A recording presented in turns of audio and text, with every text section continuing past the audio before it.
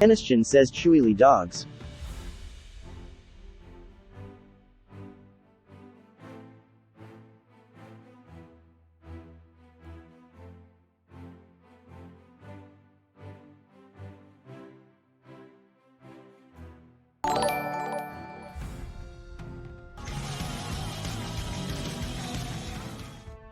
Hennischan says Cuppy FIXEFDTTS.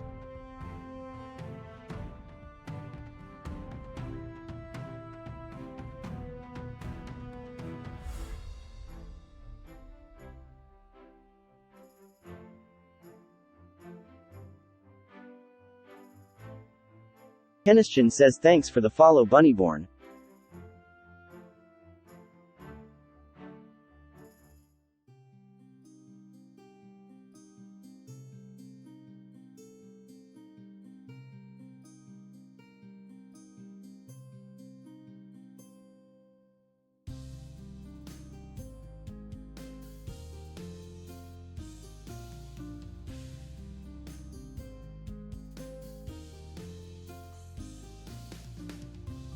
Hennischan says kind of.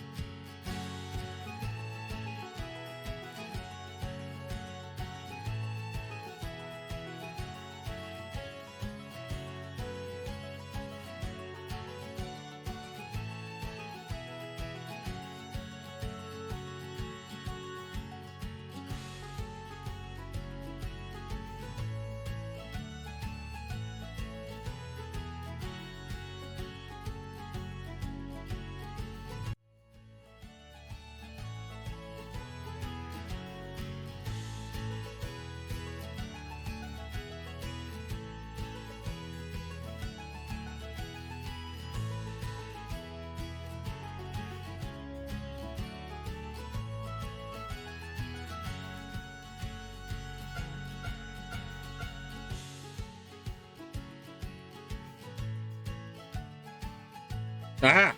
Got him. Hi. I'm still eating a hot dog. Whoops. I'm too big. There we go. Hi, everybody. It is a Ken-ass chin. Ugh. Yes, I'm equally pissed that they did not have the fucking chili at 7-Eleven. CryMeACupcake says COW. COW. They never have chili at this 7-Eleven when we want it. I swear to God. Like, every time we'll go there and they'll be like, ah, chili machine out. It's like the McDonald's, like, you know, ice cream machine level of, like, workingness. No, yeah, I know, it's bullshit. I hate it. We got tons of nacho cheese. Yeah, it's a cheese dog now. But no chili cheese, which is just... Come on. That's so rude. Also, yet again, I'm super salty because I have a package of magic cards that was special limited edition cards, and Canada Post has had them in the mail for like 3 fucking days now because they're just like, oh, it snowed a bit.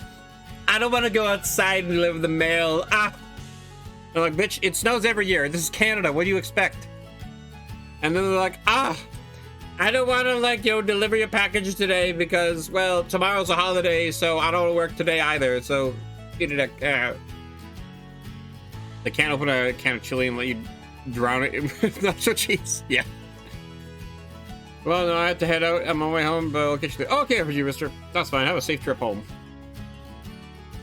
Also, I got a gift copy of the game Space Engineers on Steam for one of my friends. So now I can be a cow space engineer in space.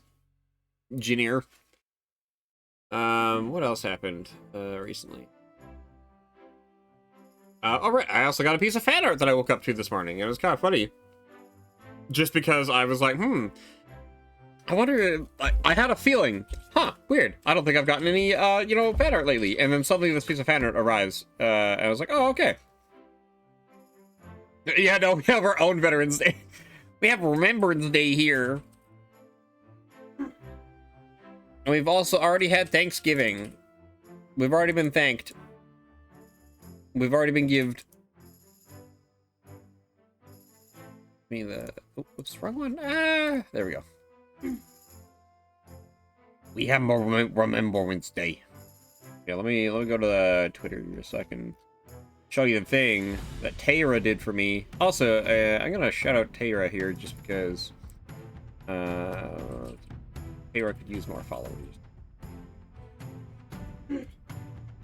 And also, Tara was very nice to draw this art of me being a me 2 days ago, apparently. It was done in oh wait, no, that was not done in an hour. Oh wow, oh whoa, Tara spent like at least 3 or 4 days doing this. Holy cow! Wow, thank you. That is very, very nice.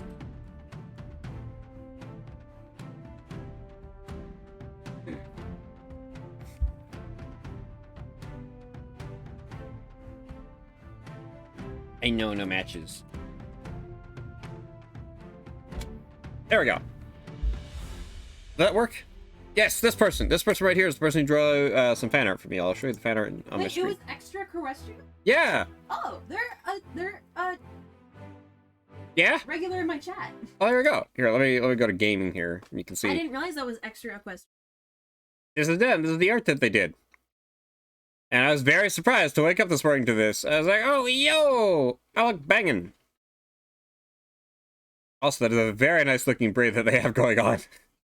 I wish my braid was as thick as it's drawn, but in real life, my braid is very thin, just because I have very thin hair. But it does look very good. And they actually did a bleppy version, which I think is just absolutely hilarious, given that cows have very long tongues for blepping.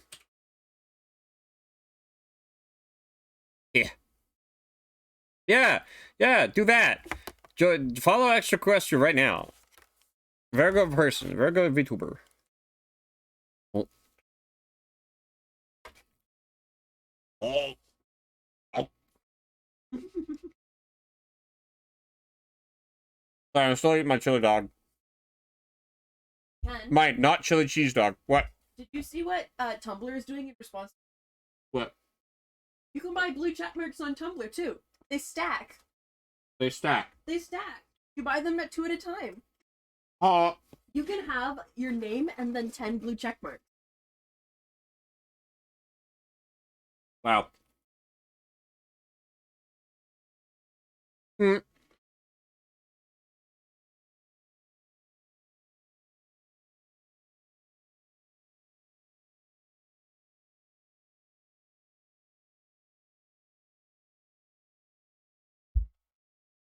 Ugh. I'm also very hungry and very thirsty because I just worked for like 10 hours, so I'm very done. But yeah, there you go. There's Terra.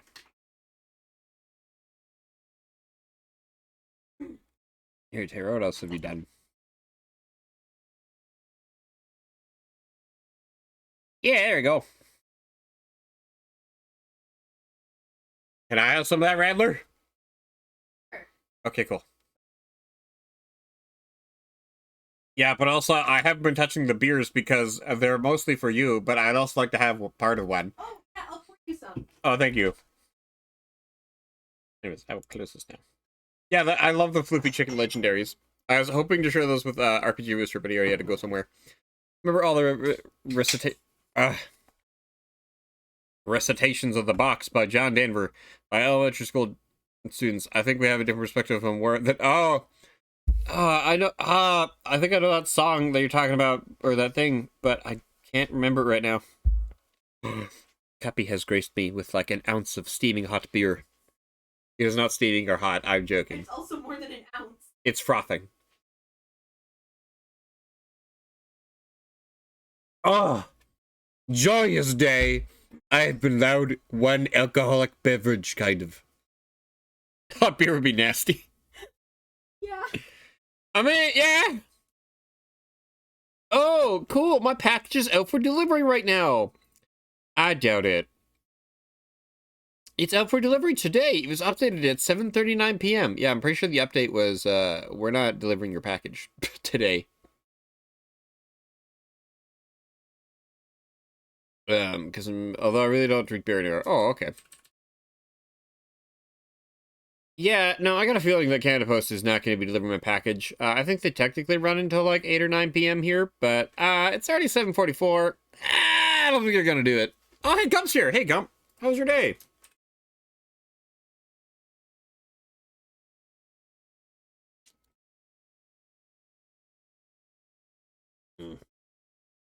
Good hot dog is good. Oh.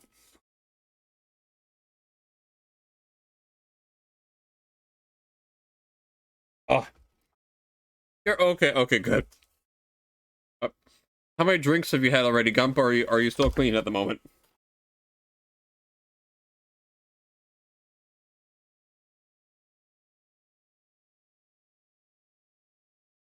Or just starting? Okay, me too.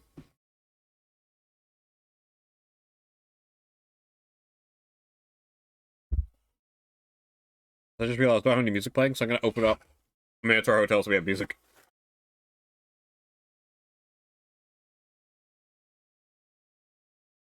Ugh. Ugh. Sorry, after not eating for so long, I'm so happy to have food again. Like, I last ate at noon. Or, like, before noon, I think, or something. Because I'm a weirdo, and I eat before noon usually sometimes. Hi, Cuppy. Hello. I'm trying to get some dip for my chip. You are. You're just scooping all of the cheese. All the cheese. This is a lot of cheese in here. Yeah. Here we go. Okay, bye. Vodka is the drink of the night. Oh, okay, Gump. Is it special flavored vodka? What? Minotaur Hotel, you okay? Oh, yeah, Gump. How about a round of golf? Just 100 proof. Oh, okay. Oh, by the way, Gump, I think I realized, Gump mentioned that, there's this one game that he plays on Steam all the time, and I mean quite literally all the time. It has like hundreds, if thousands of hours in it. Yeah. I think I've come to the conclusion that Gump has physically played that game longer than I've played games on Steam, like, combined. And I'm starting to wonder if it's like longer than even when I was like playing on my Xbox. Because I have a vague understanding of how many hours I put on my Xbox. Because my Xbox was hooked up to a projector. And that projector's bulb started dying after 2,000 hours and died after 3,000 hours. Did you actually catch a Minotaur Hotel stream at the start once? You did, Vinny. Good job. Ugh. I'm sorry it's been a while. I just have had a very interesting couple weeks. As the holidays are approaching, things are getting apparently very busy for my life. Oh, sorry, I gotta change this to like 100 and like... I think we're up to 118 days since I've asked for a Bara Bigby Daki. That's my husbando. He's a fellow streamer named Blue Arctos. We're not actually together, but I do think it's funny that this is the one person I have ever just like casually flirted with before ever, as a joke even. Like, that's new ground for me.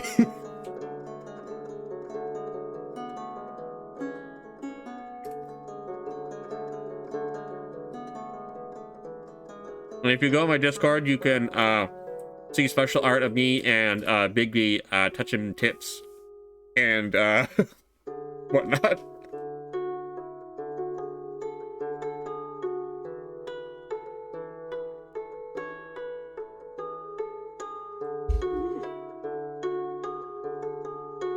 Yeah, you know, touching tips. Just the tips. Nothing more. Yeah, bros just doing bro things, like tucking each other in at night and kissing each other on the lips when we're going to bed. Horn tips, let's see. Yeah.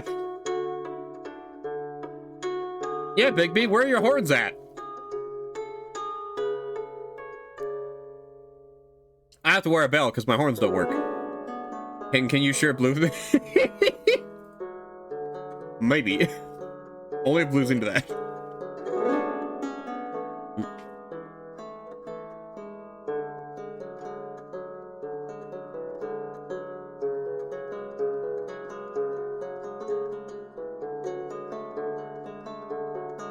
So I'm just about done.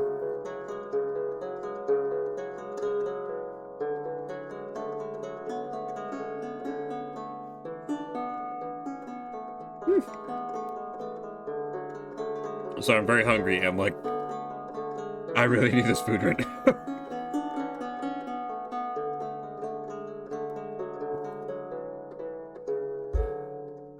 Oh. Oh, so good.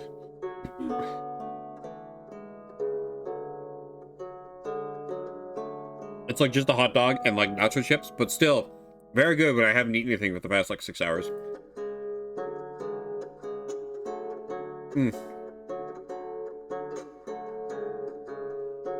Okay.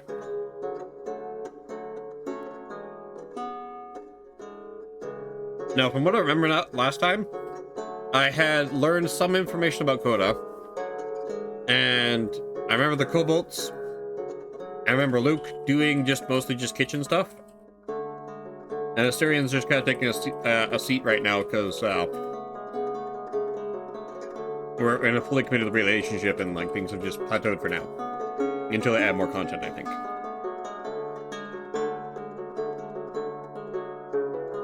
Actually, this is gonna be the first game I play on stream that I'll have to come back to when it gets updated to play the updates. Because I really do quite enjoy this stream, or this game.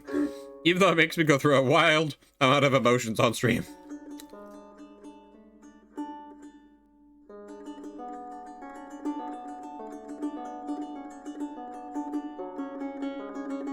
Okay, just a couple more chippy chips and I'm done.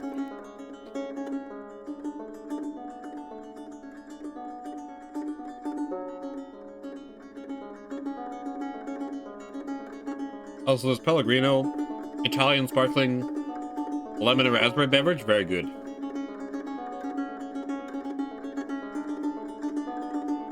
And it doesn't even have a whole lot of sugar in it, which is crazy to me. It only has like 7 grams, and I'm used to like beverages having like 70 grams. Yeah, sometimes I just help me.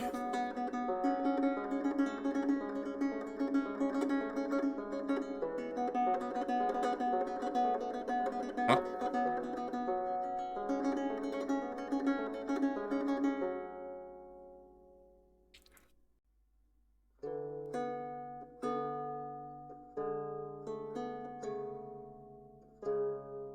Ugh.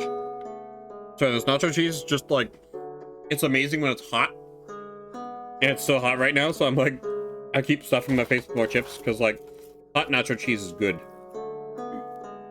Even though it's just like plastic cheese, but like still. Ah.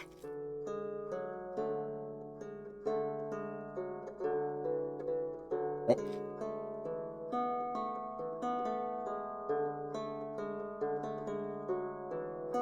Okay, I'll be done in a second here. I'm sorry, I'm just so hungry. I'm a very hungry cow.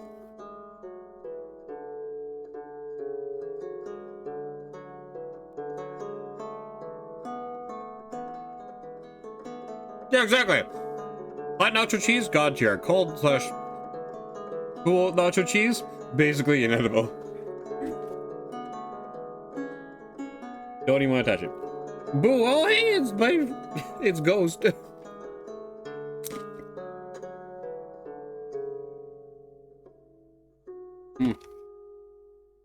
Hello.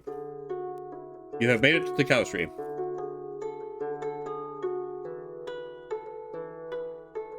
Okay. Copy? Yeah. I am giving you the rest of these. Oh, thank you.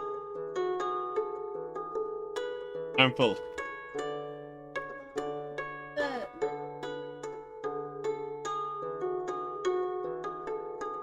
And I'll have a cookie later on stream. Ugh. So Ken, that photo I just sent you. Gup, did you send me your pee-pee? Come on, Gump. You gotta wait until Blue at least sends me his first before you start sending me your pee-pee. I gotta compare. Discord Nitro? Maybe later. Say what? Oh, what? Blue! Sorry, Gump. Don't worry, Blue. I'm sure you have enough interest to compete with Gump over here. What did Gump do? No. No. Gump just sent me a picture of Smirnoff 100 vodka and Mountain Dew mystery flavor? What? I want Mountain Dew mystery flavor. That seems cool. It's Halloween flavored. Fuck yeah. Yeah, Gump packing Hito, right? Yeah.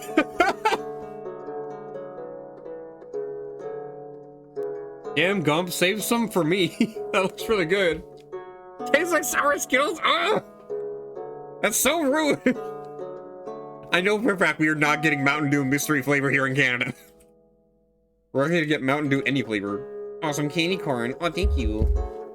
I'll have you know I'm actually almost out of candy corn because it's not in season anymore. Well, thankfully, we did find a place in a mall local to us that actually has candy corn and conversation hearts out of season. You have 2 more 12 packs. Oh my god, Gump. And let me guess, as an American, you probably paid like $5 for like 36 cans or something. Candy corn.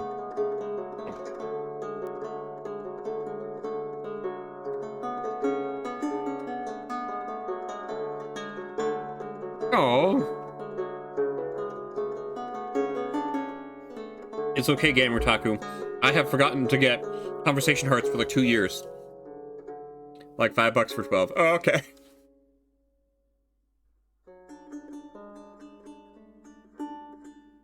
Sorry, the pricing for things here in Canada is like super fucked. And I'm used to like the American dollar just being like theoretically having way more buying power than here. You can get like 36 cans for like $8. Oh my god. It's $6 for 3 bunches of green ends right now. Oh geez. Yeah. You're having a cider, Jay? Oh, lucky. I'm having some of the beer that Cuppy is having. Anyways, I am finally satiated for the moment. What's this on the mode? And it looks like we're back to the Hinterlands 2. I think that's where we left off. Cupcake, take a shot with me. Oh, damn it, I forgot to redeem shots during Cupcake stream. That's my bad. Damn it. Also, I can never remember the voices for the majority of the characters in this game that I do on stream. I'll try to remember them as I go. That being said, though, Luke, I can always remember his voice because it's in America. I'm American. Hell yeah, baby. America. Yeah, it's just that will tire up my voice pretty fast. BS Boys Storm Time. Yeah! Wait, Venny, are you? Hang on a second. You're.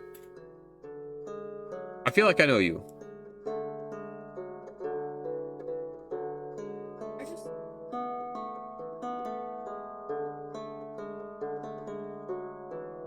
So like, I feel like Benny commented on one of my YouTube videos. I feel like. I could be wrong.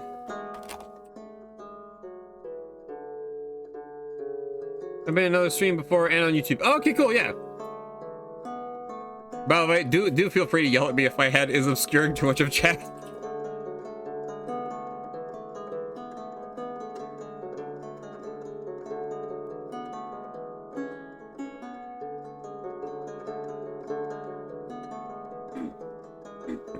Oh, America. Oh, wait, whoa, I missed a lot of messages there. Whoa. And got some milk and it was like $11.90 when Americans pay like $9. Yeah! Milk is $3 there, goddamn. Milk is like, oh wow, thank you. Milk is a solid like $6-7 now at the 7-Eleven across from our house. I think it's even higher than actually. I think it's probably like 7 to 8 now. Like it shot up actually recently. Oh, thank you, Cuppy. Oh, you're in Canada. Oh, okay.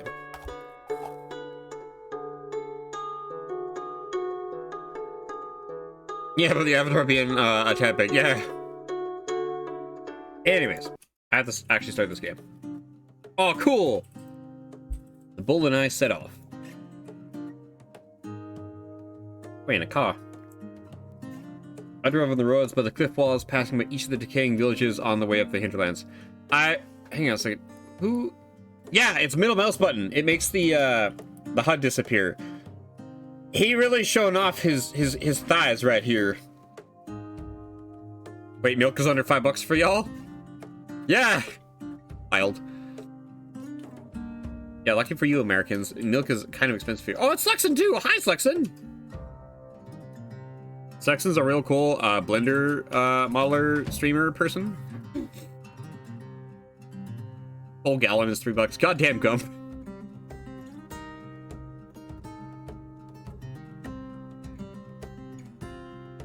Depending on where you get it, it's like $3 to $5 per amp. Oh, wow.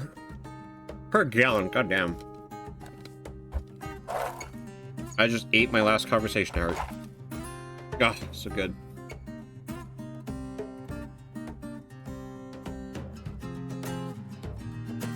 Gump, at the moment, I'd take that half of the couch. I'm falling behind a rent. Oh no!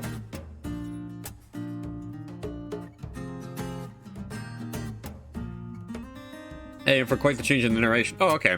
Much milk. Yeah, lots of milk discussion here, Slexon. No relation to me, of course. May contain nut milk. I can never stomach their names. Bloody Goat, Skinned Taper, and the Crown Jewel Drowned Taper. The boy asked half a dozen more questions about the charm. I answered just enough to keep him happy without having him run his mouth off.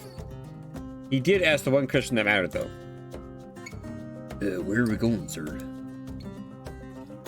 We're visiting a family friend. She's like the one who gave me a tip about a Minotaur at the bottom of the valley. Her name's Nini, and she's about 100 years old. Paralyzed from the waist down because of some accident, and then bedridden after she got a bad case of Parkinson's. Oh, that's rough. Oh my gosh, still getting from milk under $3. It's like $7+ here. Oh wow, yeah. No, everything here in America. Actually, there's a reason why everything in Canada is really kind of expensive right now, grocery-wise. Because all of our grocery store chains have just been jacking up the prices the entire time during COVID. Like, to the point that their profits were up 40%, which is, eye-watering to say the least.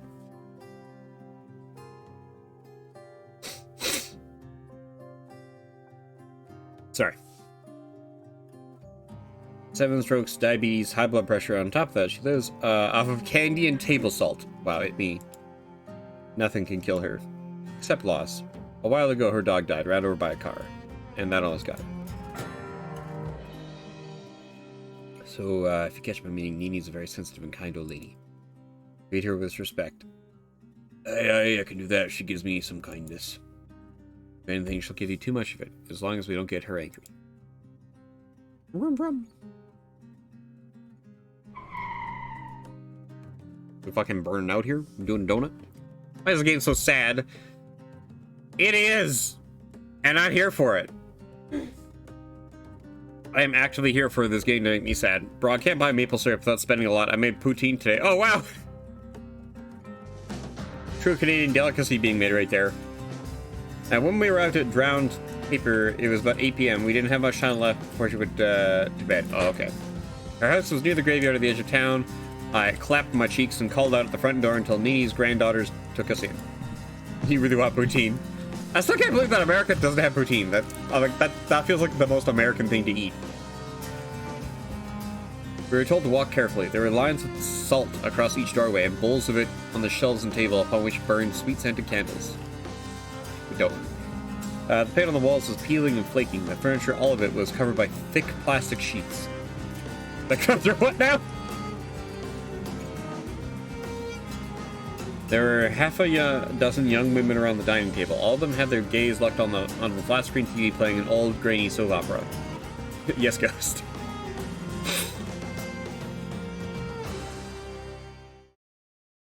From a door off to the side came a voice I knew too well, sweeter than cane sugar and more nauseating as well. By the heavens, is that an angel I'm seeing?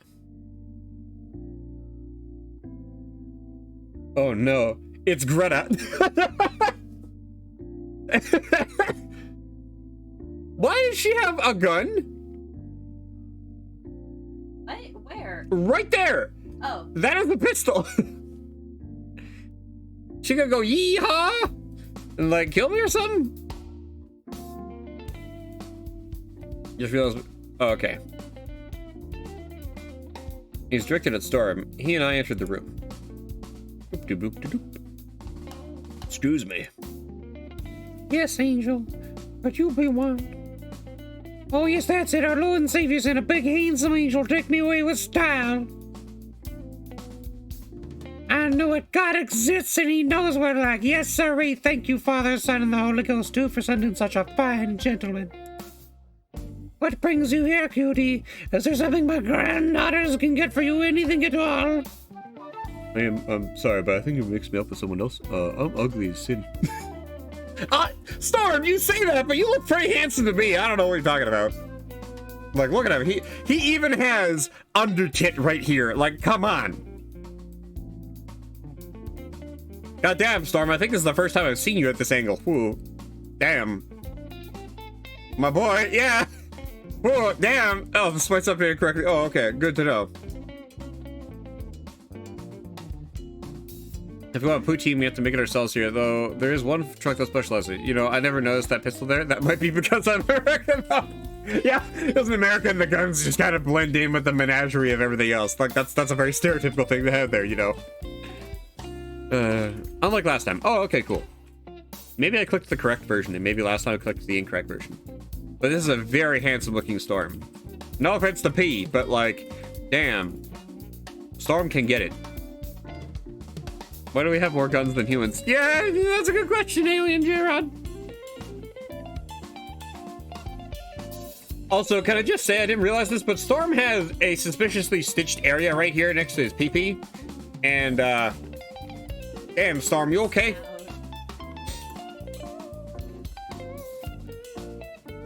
Storm really bringing the weapons out. Yeah, big bulge, yeah. As you're seeing them with their new beautiful sprites, the artist did make Storm even hotter. Yeah, goddamn. Damn, I love him. I love how his face and whatnot works. This is a very nicely proportioned Cowman face. I'm not taking notes because I have to make a Cowman fursuit head at some point or nothing. But I might be taking notes. Because I really like the proportions of everything. Anyway, sorry. I gotta keep my pants. Gotta keep going. No, sir, you're something else. A seraphim, an archangel, my very own revelation. Oh, well, thank you, ma'am. Oh, it's nothing, dearie. Always a pleasure having a guest so handsome and polite. Oh, and you? Yeah, it's a pleasure seeing you, too. Likewise, Birdie. Pity it's only been a few hours. I hope it take you longer to find him. Did you know? It's almost my bedtime, you silly sparrow, and I'm just so hungry, too. Your grandkids had plenty of food back there. Why don't you have a proper dinner? And finally becoming a furry. Indeed, Jay. I think I will try to make a fursuit head between now and the next furry convention, which is like sometime next summer. Mostly because I have all the skills and money to kind of do it. I just am too lazy and too busy usually to even think about it. But I'll put some serious effort into it coming December 19th or so, because that's when I have time off from work. You gotta do what a fursuit, but money. Yeah, I know, but money. What about a food truck that offers poutine on the Ritz? What? Oh, there's all semblance of speech memories on screen, Vinny. Oh, okay. Because at some point, the guns will need to start picking other guns up and start shooting them at each other. Oh, yeah, clearly.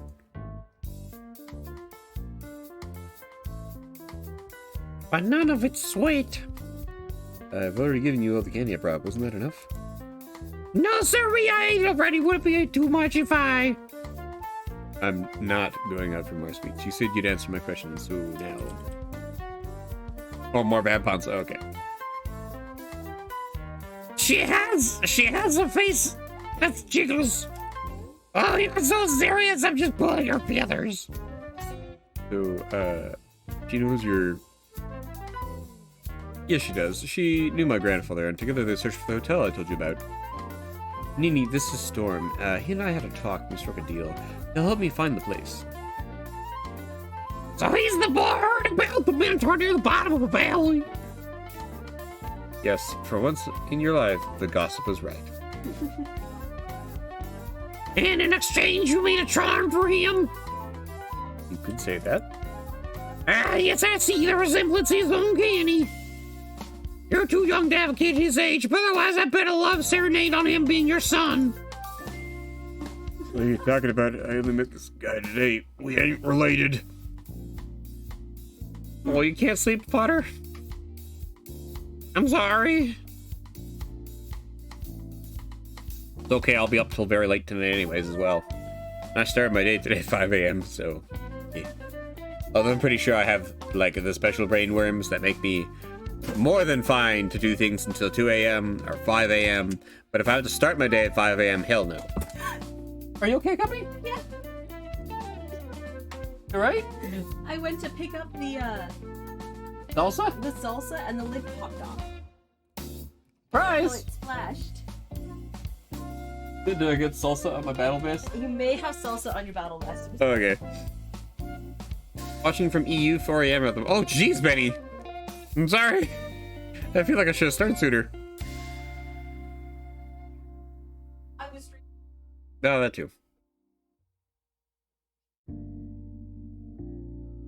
Well, thanks for coming by, though, Benny, and I understand if it's pretty late where you are.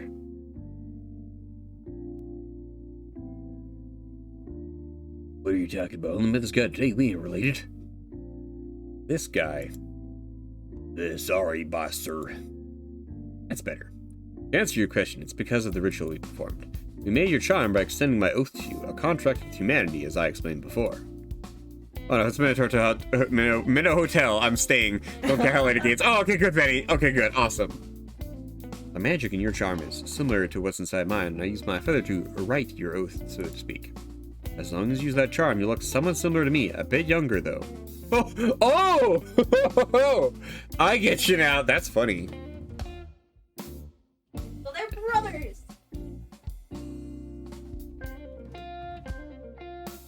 Okay, I think I cleaned up all the salsa. Oh, thank you, Guppy. Sorry for spilling salsa. Everyone will take him for your brother. How old are you, young man? 21, ma'am. And you, Birdie, are you 29? 30. We could work out our cover story then. Well, we'll say he's my younger brother. But enough of that. You were right the first time, after all. And you told me you had another lead in the hotel. Whoa. I'm sorry, baby Potter. I guess that word is kind of not allowed here.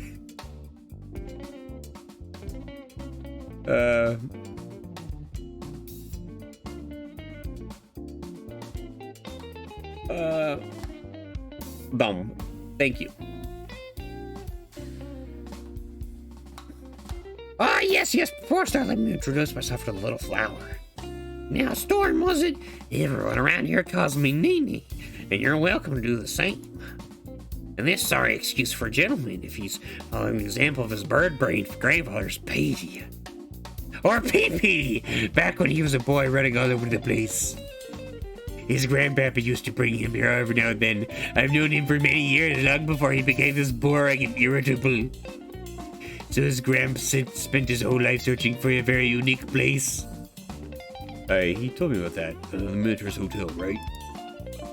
Yes, that's right, my little sugar plum. I had the misfortune of being the one person you convinced to help him find it. He explained to me that all he knew about the magic works. I didn't understand it then, but it's quite the privilege. A human being shown these old mysteries, I mean. Your whispers? Now, in all those years, I've learned a few things you two should know. The stories, the old tales, they always keep repeating, yes? Each generation is a little bit different. The details change, but their stories rhyme. They can skip a line here and there, but it just makes them return stronger.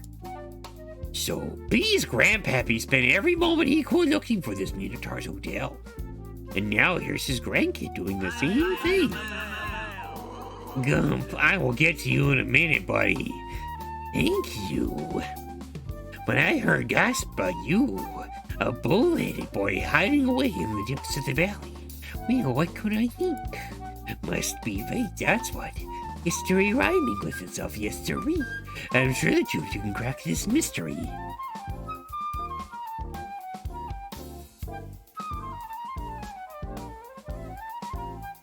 Look in whispers. Oh, okay. Yeah, I get that. I understand.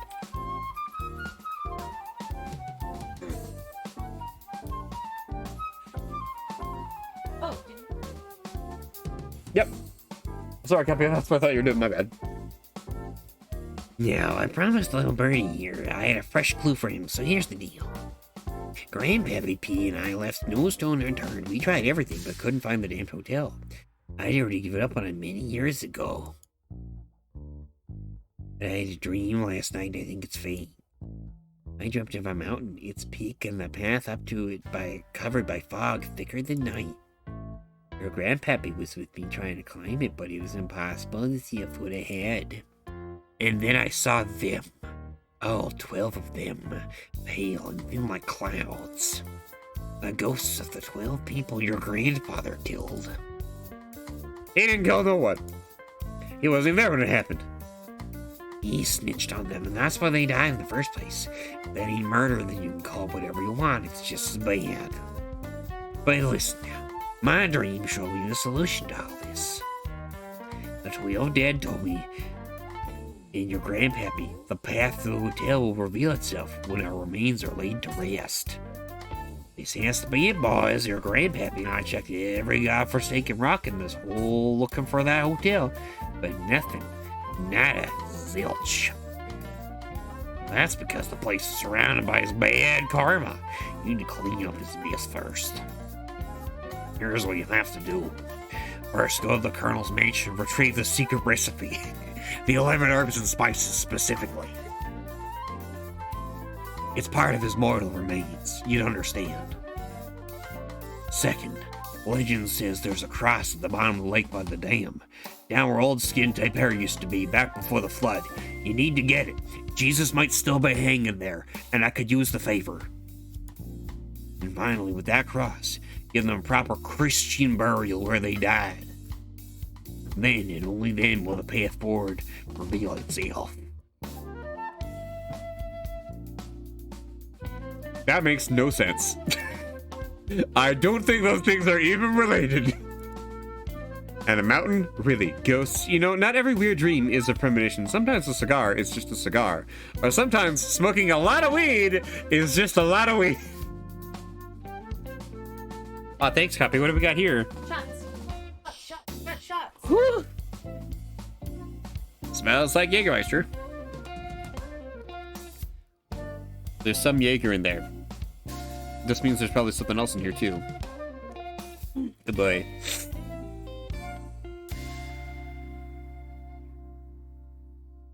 All right. Well, this is for you, Gump. Actually, Gump, do you have something queued up on your end? Are you gonna drink something with me at the same time? Where's Gump? The best. Yeah, I know, Jaeger. It's so good. So sugoi. Can I just take a picture? Here, Gump. I'll send you a picture of my shot.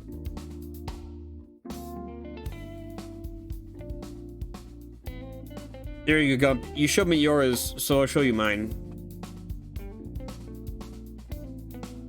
You have a giant Snorlax plushie. I'm laying on top of it, so soft. Oh, lucky.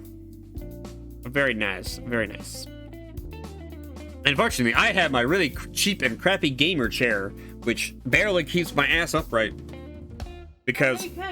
Yeah? Did you see the gamer chair? I did see that McDonald's gamer chair, and I would totally take a McDonald's gamer chair over the thing I'm currently sitting in. For all your beef. Yeah, it would fit all my beef comfortably. Because not gonna lie, whenever I sit down, I apparently set off a nuclear blast with my cheeks clapping so hard, and it causes both my pants and my chair to literally take damage. Like, you better believe this beefy boy has difficulty keeping pants together because my ass cheeks clap so hard. Are you sure you know how bad their food is in their restaurant? Imagine their chairs. Venny. On the one hand, yes, but also that chair did come with, like, a fry warmer. Ooh. Blue, just imagine you going, Sir! Sir! Please, don't tempt me. Oh. There's Gump. Here's your shot before I do too many funny things on stream.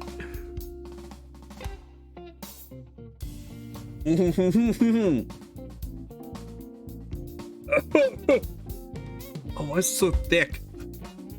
Ugh. Ugh. All right, Cuppy. What was it? Did you put Jägermeister in rum? No? I can't get the rum open. Is it the vodka tea? Yeah. Ah, okay. Maybe that explains why it's so thick. Maybe it's the tannins from the tea. Or the sugar because it's so sweet. Can you open this? Oh, okay. Oh, you've been tempted long ago, Blue?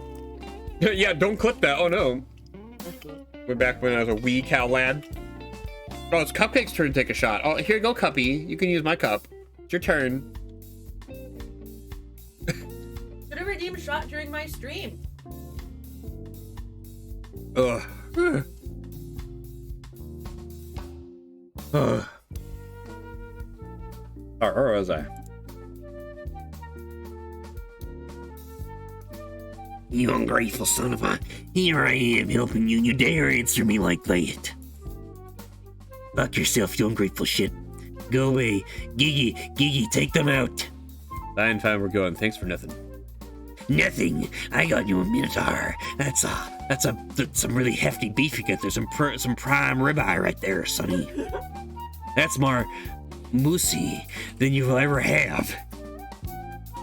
That's more than your lousy bastard of a grandfather ever accomplished. Now go, see Von Karen. Good luck finding your goddamn hotel. And that's how our meeting with Nini ended. They drove off and parked on the town's pizza. How's that? Pizza. Okay.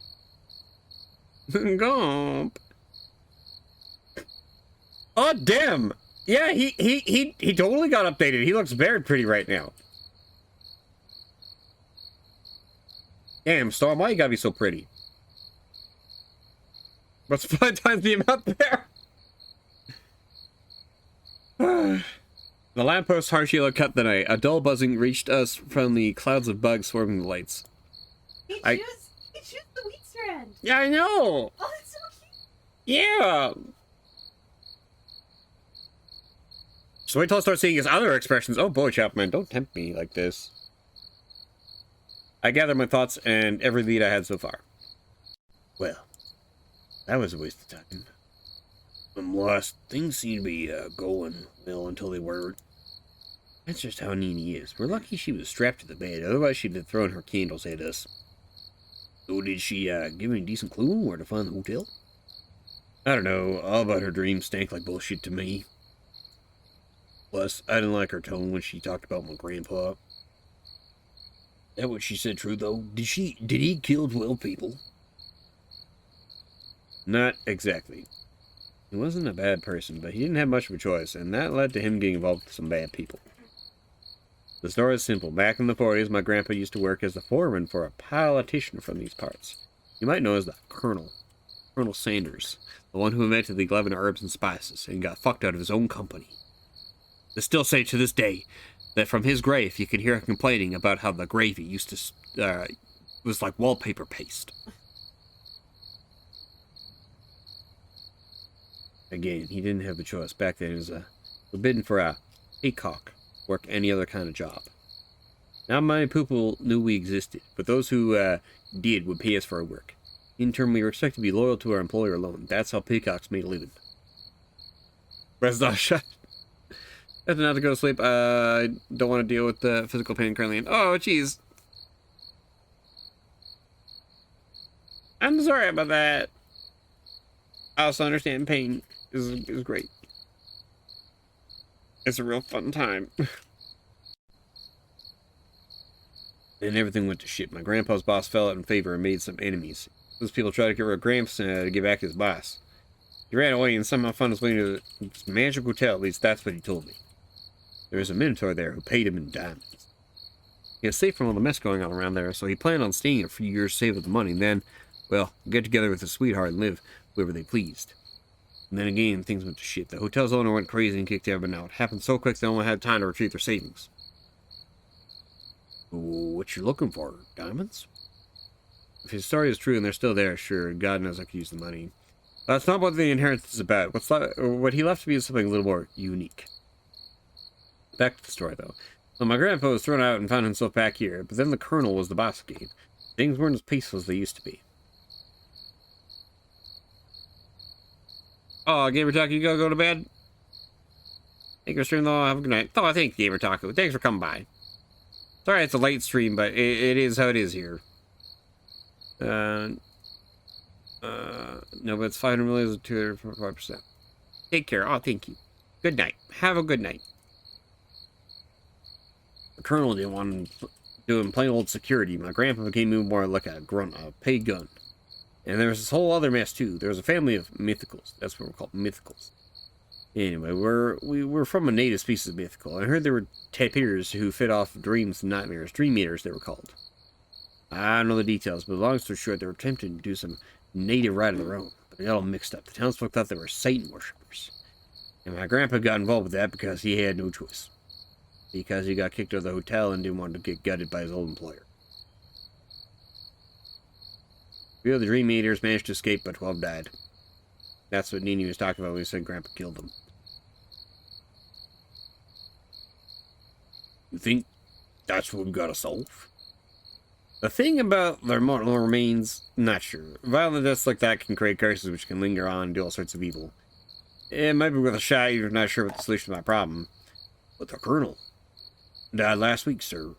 Rumor is his wife snuffed him out to get the inheritance. There's a whole lot of shit going on over there with the Colonel's relatives showing up for revenge. Would be smart sticking her nose in the middle of it. Good to know. Anything else I should keep in mind? Well, there's plenty of weirdness going on around these parts. Seen a thing or two myself. The deeper you go in the hinterlands, the worse it gets. If you're looking for any sort of magical thing, then I think you should look in the deepest parts of the place. Good night, Gamer Taco. There's no hotel there, but if you're looking for weirdness, that's where you should go. That's so. You're saying you're used to seeing weirdness. Not seeing exactly, but I hear things from people who have. Good to keep in mind. I might have to pick your brain for info as we go. For now, though, you're homeless, right? Oh. Yeah. You okay to stay with me? I booked a room at the inn, so you'd have a bed at least. Oh, spicy. Ugh, sorry, I need to moisten my throat. Those voices do actually cut on my throat quite a bit.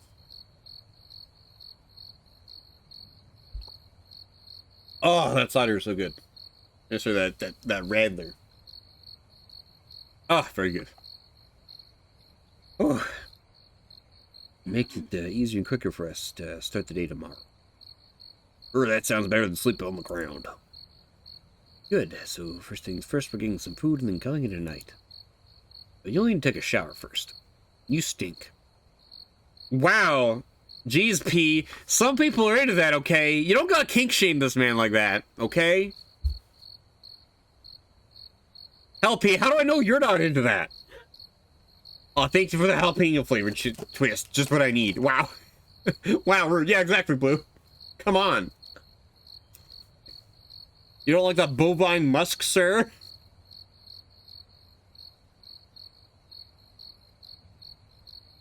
Ah. How do you know exactly? But the spicy things are spicy. Ugh.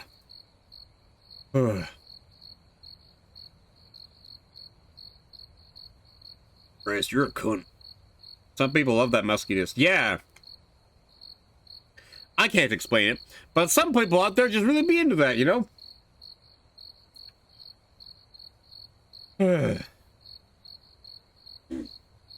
That being said, though, if I find any artwork of this character, and that is involved, I will know. I will know that I was correct. By the way, when you get to Hinterlands 3, make sure to make a separate save. Why you say that, Benny? Benny, what do you mean? Okay, I might need you to remind me. Ream. Just make sure. Oh, okay. We drove off. Oh, chapter 15. Oh, that dazzling dawn has put asunder. New arrivals follow the same general pattern you witnessed with Greta and Ishmael arrived, with Asterion displaying unmatched charisma as he danced around the fact that, yes, he is a Minotaur. Me when my coworkers asked me what I stream as. Jeez, Ganesh, what do you stream as? I stream as a caveman on the internet. What? Yeah, so double reason. Oh, it's for good reason, but it also happens that this update with the new sprites can get bugged to that point. Oh, okay, cool. Intro of a beloved character. Oh, okay, cool. He's done this thousands of times already, taken in guests pulled from dire situations who must now face the reality that there's much more to the world than what their eyes can see. My guy, mega kink shamed him. Yeah, exactly. Around 4 p.m., the last of the new guests trickle in. When you finish some leftover paperwork, you tell Asterion to relax a bit. He grumbles and mutters a thing or two about his duty, but you insist that resting during downtime will give him the energy to be more productive later. The line of thinking is enough to convince him. Yeah, can sheesh kink shame people who like smells? Yeah, I know, right? Crazy. Next thing you know, I'll be kink shaming people who like feet or something. What's another funny one?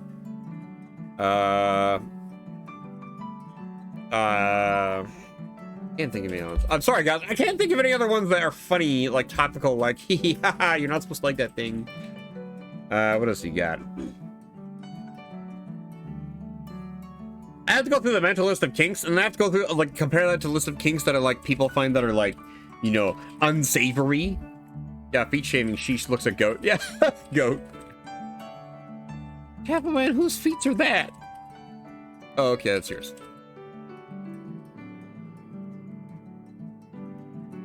Yeah, there is one in particular, but it's very hidden. Nah. What do you mean? What do you mean it's very hidden? What, you got, what, Asterion's got some kind of, like, hoof fetish here or something? It's a yoga stretch. Ah, clearly. Clearly. Is this fetish content? Is this fetish content? You gotta go have a good rest of the stream. Oh, thanks, Torres Bro. You too. Sorry you had to leave as we discussed, you know, musk fetishes and foot fetish. Have a good night. Don't dream anything weird. What? He's still... Asterion is still in his swimming speedo. Here you go, Cuppy. Here's Asterion in his swimming Speedo, which he forgot to change out of, I guess, since the beach episode. Dang. Whoopsies. Damn, Asterion, you're a real nice cow there. Woo, yeah, wooga. He's Woo. even got the little, like you have. Oh, yeah, it's a little floof. I know what little floof you're talking about there. Yeah, chat, guess what little floof that I have that apparently Asterion has as well. Oh. It's definitely my shoulders. I do have hair that grows there, and it's really annoying. Whew. Goat doesn't have foot fetish. They just send unsolicited foot pics to people because they think it's funny. Oh my god. They do. That's a new level of funny, all right. What is that? Pro logo. Oh, the floof. Asterion looks happier than last time. Yeah, he's very happy. He's a very happy boy. We got him a swimming pool, and I guess Asterion hadn't swam in a while, and you better believe this cow is hauling ass. He is causing some waves, all right. He's very nipply. He is. Asterion is very nipply and very top heavy. Anyways, he goes off for about an hour, after which he returns with his lyre in tow. By then, the sun has begun to set, and the reception area is quite empty. Lilac and orange clouds snake from the valley's west and over the hotel, reaching out towards the horizon to the east. Pancakes? And space duck. Neat. Behind them, the sky has taken on purple hue, starting at a pale shade and darkening a notch every time you glance outside. That's a lot of pancakes. You lean back in your chair, basking in the natural light. Oh, you want pancakes? Oh, fuck. Oh no, guys, you said the magic word. Cuppy want pancake. Oh, so Cuppy has... Oh, so Gump has thighs? Oh, thank you, Gump. You got some Cheeto Puffs! Oh, fuck, I need a Cheeto Puff emote. Type yum. Puppy fucking loves pancakes! Oh, yeah, thank you for the jalapeno flavor twist. My jalapeno flavor twist, because I haven't changed it. It's actually a flaming hot corn twist. And these things legitimately give me heartburn. It's epic. I love it. I love intentionally giving myself heartburn.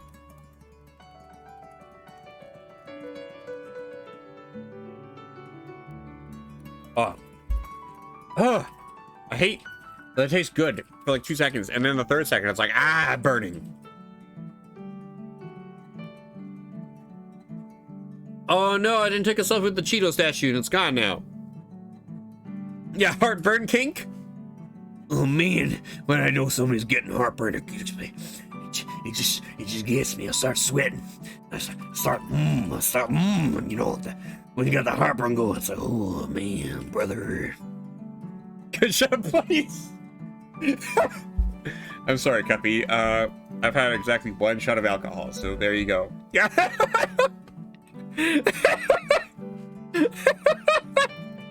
I'm sorry.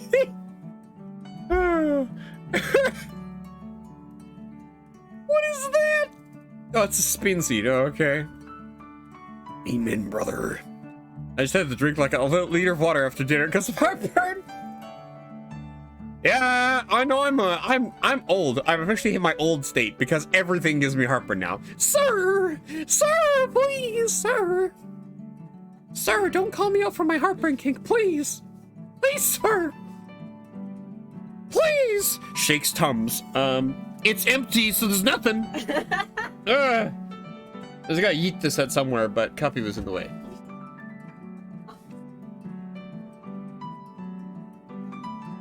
Sorry, Asterion, I shouldn't leave you hanging. Oh, thank you for the pancakes.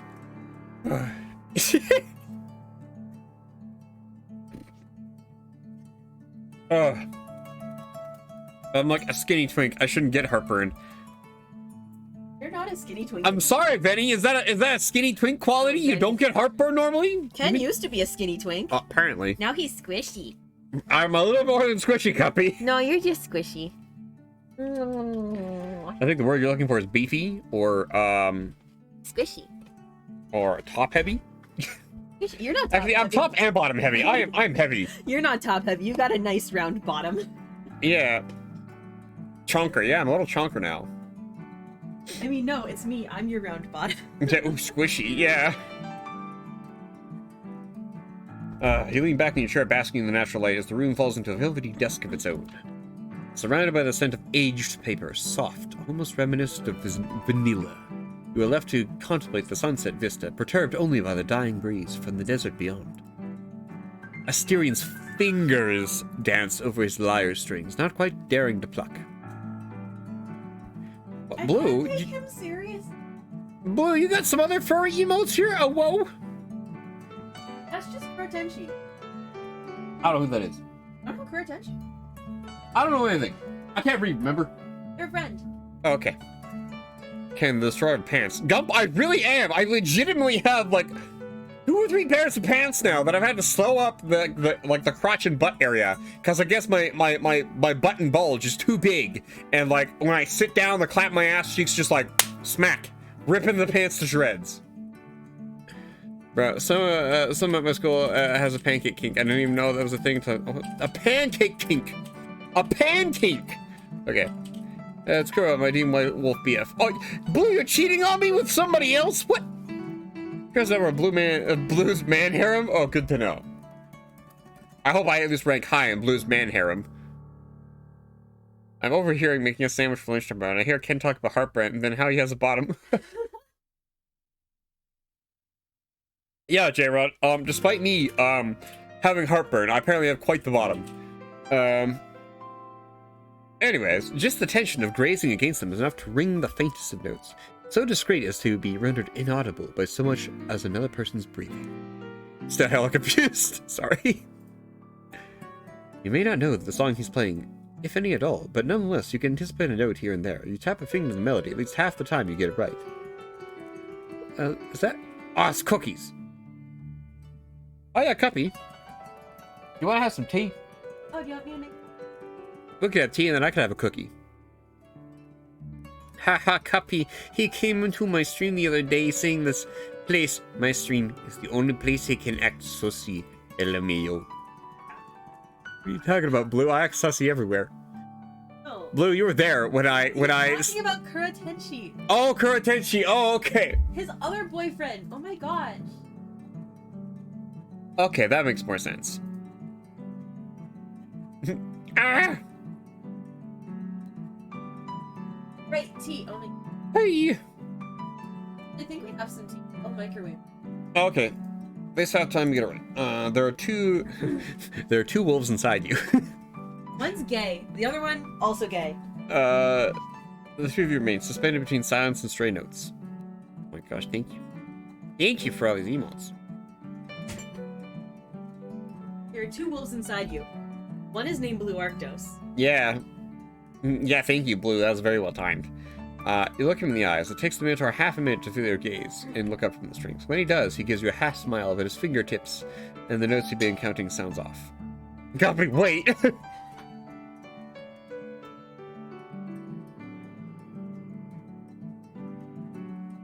You look away, he does the same, and then they both meet again as if on cue. Aw, beep. Got some bings. You chuckle, he grunts, his lyre continues its meandering song. His gaze turns pensive, however, when it falls on your armband. Because you're married. Yeah, it's because we're married. He's this part to say something, but an approaching discord makes him freeze. Outside, you hear a car approaching. Ah, gross, a car. Be back soon, mate. Lunchtime. Oh, yeah, Blue, lunchtime. Quote-unquote lunchtime for you. Uh-huh. It's okay, Blue. It's alright. I understand. Oh, this is like an early lunch for you, Blue. Oh, it's time? What do you mean, Betty? What do you mean, oh, it's time? Yo, what do you mean? Yeah, Blue, you're taking early lunch at 11:41 a.m.? That's fair. That's probably when I took lunch, like, here today. You're hungry. That's fair. Oh, damn, Ghost. You got a lot of emotes. You got bussin'? Dad, question mark?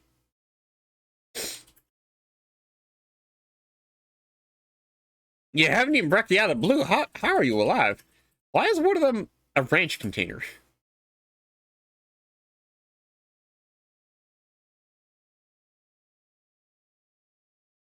Sorry, if I'm a little sniffly, it's because it's cold here. It's not. Oh, wait. I imagined you were also in a Speedo? Speedo. Copy, I'm Canadian as hell, okay? But I'm not sitting in my cold ass house wearing nothing but a Speedo Canadian. Oh, okay.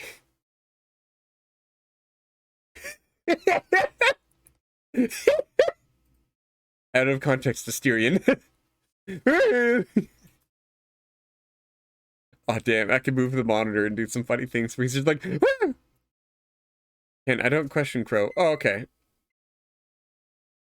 It's one because of the 100 proof. Oh, okay. No, J-Rod, I'm not the Canadian who wears shorts in winter. Those people are built different. Yep. Believe it or not, when it's cold as hell here, I'm actually wearing leggings underneath my pants because my pants are so thin that I need to wear leggings underneath them. And when I do wear leggings, it's great because it feels like I'm wearing my pajamas all day. There, okay, good. From your respective angles, only Asterion can see the car. He lets out a sputtering cough just as a large presence trundles in. What are we getting today? Oh my god! Good afternoon, gentlemen. The creature between you and Asterion carries a suitcase in either hand. One small enough to be carried at his side, the other storage trunk too unwieldy not to drag. Who is this, like, Deathclaw Daddy we got going on here? The absolute Chad! Demon Daddy! Oh boy. Demon Daddy Simulator would be great. Hold on. He gives Asterion only a passing glance before settling on you. Yeah, he's like, begone, bottom! He got teeth. Yeah, he got teeth, all right. He's also got horns and an extra eyeball. I always have shorts on because 60% of the time I'm in my wheelchair because I don't always have feelings of legs. Oh, okay. That's fair.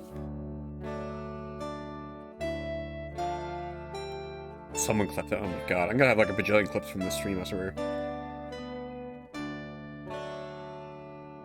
Because Bean is a great old catto. Pardon my ignorance, but is this establishment a hotel? He snorts, but his hard nostrils do not flare. His throat lets out a grave hum, almost a purring. His body emits a bonfire's warmth. Ah, yes, this man's the true Canadian, all right. Yes, this is a hotel. He remains unfazed by your delayed response. You see the sub emote? I might not have seen the sub emote. I'm sorry, which one's that one? I got gift sub. I can't quite tell what it is, though. Oh, damn it. I clicked off anyways. Okay, well, I've already clicked off, so give me 1 second. Goated. Goated with the sauce.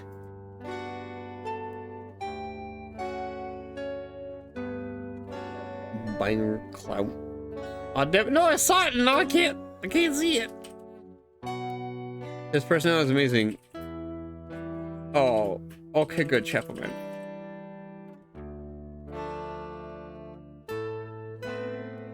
My health phone turned off. You didn't hear us use it. Oh, okay. All I said was I couldn't see the thing because, like, I had to click off and then I lost it.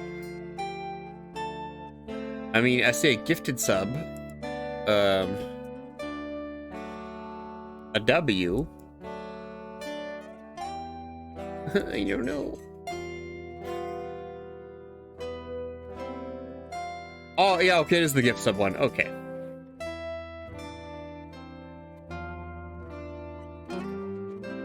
Anyway. He remains unfazed by your delayed response. Is this just like a red dragon? What is he? Excellent. Once more, pardon my ignorance, I saw no sign on the road indicating this place's nature or its name. Regardless, I am glad the directions were correct. Please excuse my untimely arrival. Assuming you have a vacancy for a guest without a booking, I would like to check in. Oh, thank you. If possible, I'd like to stay for 28 nights. He pulls from his pockets a booklet and credit card and lays them on the desk. You will find my documentation is in order. My name is Robert of Geneva, and you may consider me a Swiss citizen. Ha! Robert of Geneva.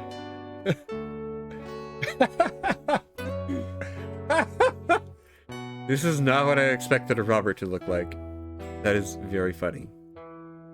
This is the most un-Robert looking Robert I have ever met. That's funny.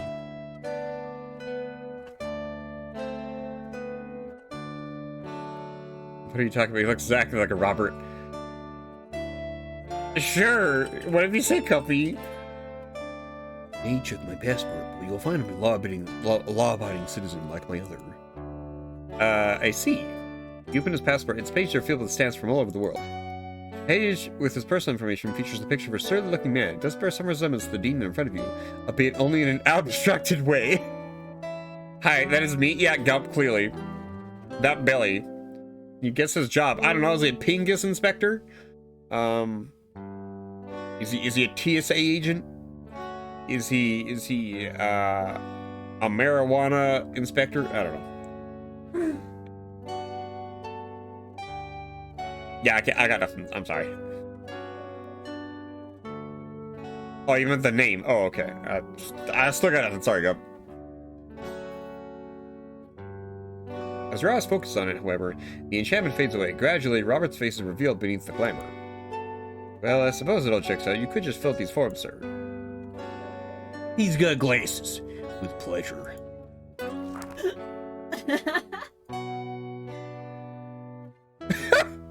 Wait, he only gets 2 glasses, not a third one, though, for his third eye. From the attitudes, I take it that my kind are not welcome here? Or not unwelcome here? This hotel takes in those who are lost. If you find your way here, then I take it you fit the bill. As with my other guests, will be welcome as long as you abide by our code of conduct. You will find a copy of it included with the paper.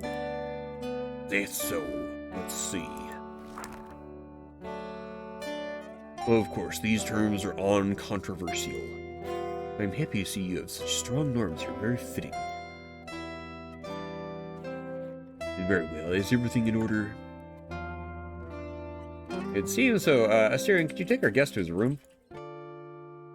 Yes, sir. Please come with me, my Mr. Robert. Allow me to take your luggage. How courteous of you, but no, worry not. I'll take it myself. Let us proceed. Robert has been checked into the hotel. I mustn't forget.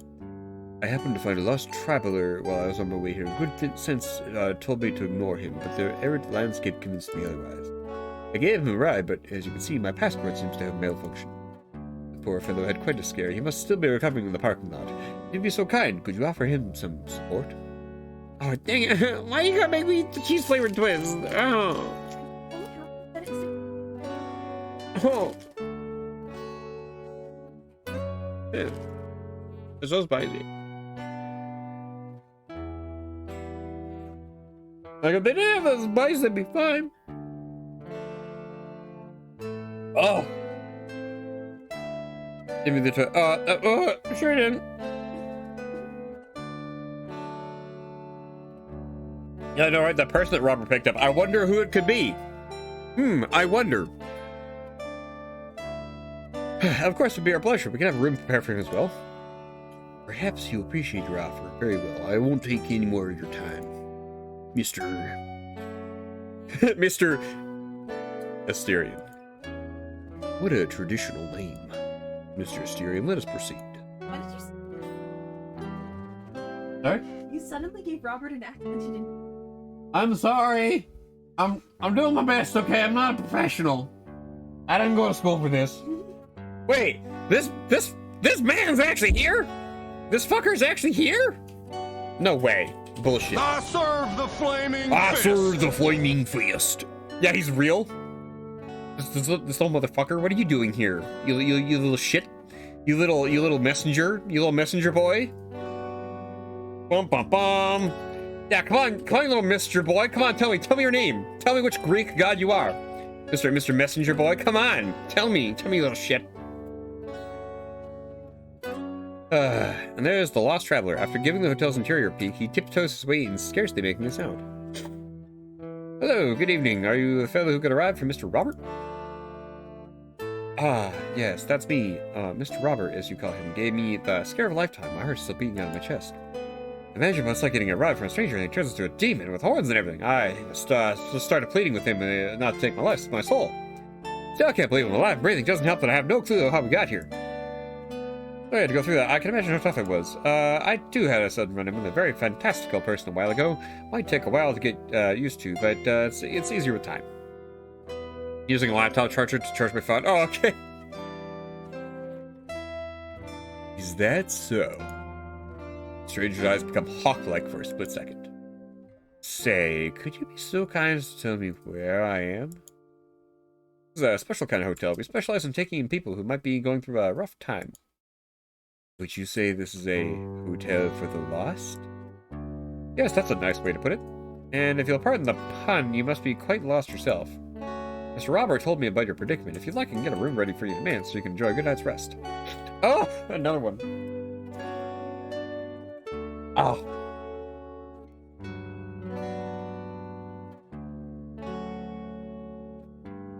Oh, that is good beer. Okay. What a kind gesture. I would gladly accept, except I'm afraid you haven't mentioned the price. And I'm putting some of your screenshots in your Discord. These faces are top tier. Ah, thank you, Cuppy.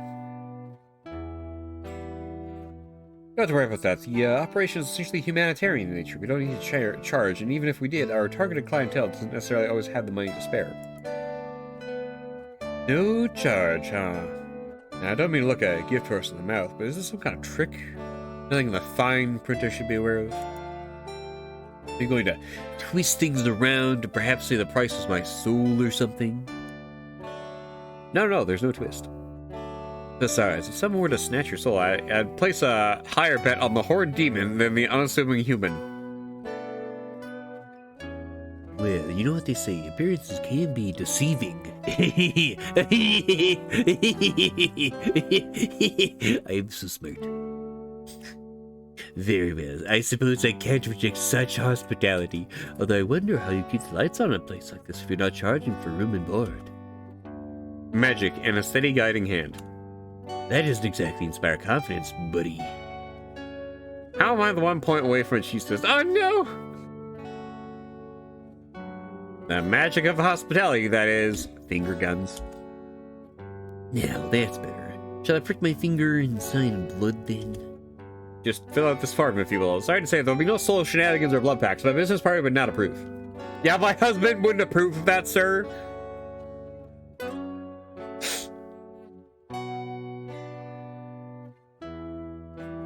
The traveler's hand flows over the paper, leaving behind an uninterrupted trail of fine calligraphy. He passes it back to you with both hands once he's finished. I don't recall giving you a pen, stranger. You need to do a double take and make sure you got it right.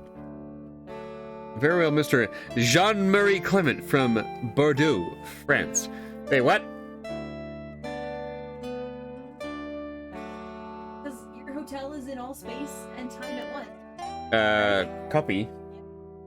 You don't remember a certain Jean-Marie Yeah, who died? I know. That's why I'm like, is your hotel's in all space and time at once? Is he the former hotel guy and also the... Yeah, I don't know about that. I guess we'll find out, eh?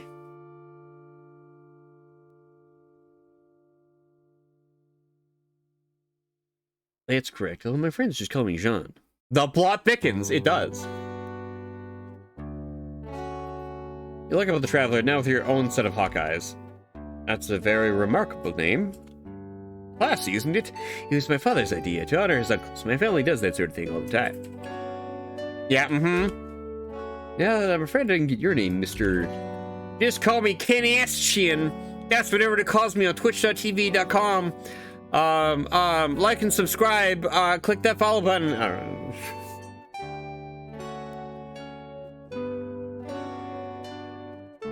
I suppose you must be tired. How about I give you a quick tour of the facilities and escort you to your room? Yeah, here's my Twitter and my YouTube. I also technically have a Discord as well, but the link to that is usually broken because I am, unable to read and write. And Nastion, now that is quite particular. I'm a delivery man, you see, and I was tasked with making a delivery to a certain hotel for the lost for a man called CryMeACupcake. What a welcome surprise. This was perhaps the hardest job of my entire life. Finding you was nothing short of a Herculean task. The only price to stay at the hotel is like, to like and subscribe on all my socials. Exactly. But it seems fate in the form of a demon has brought us together. I suppose getting to this hotel might be an arcane task. Indeed, sorry to cause you so much trouble. That said, would you rather leave business for later tonight? You are a guest, and it would be awfully polite of me to afford you the chance to wash up and have a proper meal first. Ah, hospitality still lives. Very well, I'll take you up on your offer. We can reconvene later tonight after we've had some time to relax. Yeah, he's gonna fucking disappear, isn't he? If your facilities are half as good as your manners, then I'm sure they'll have nothing to be desired.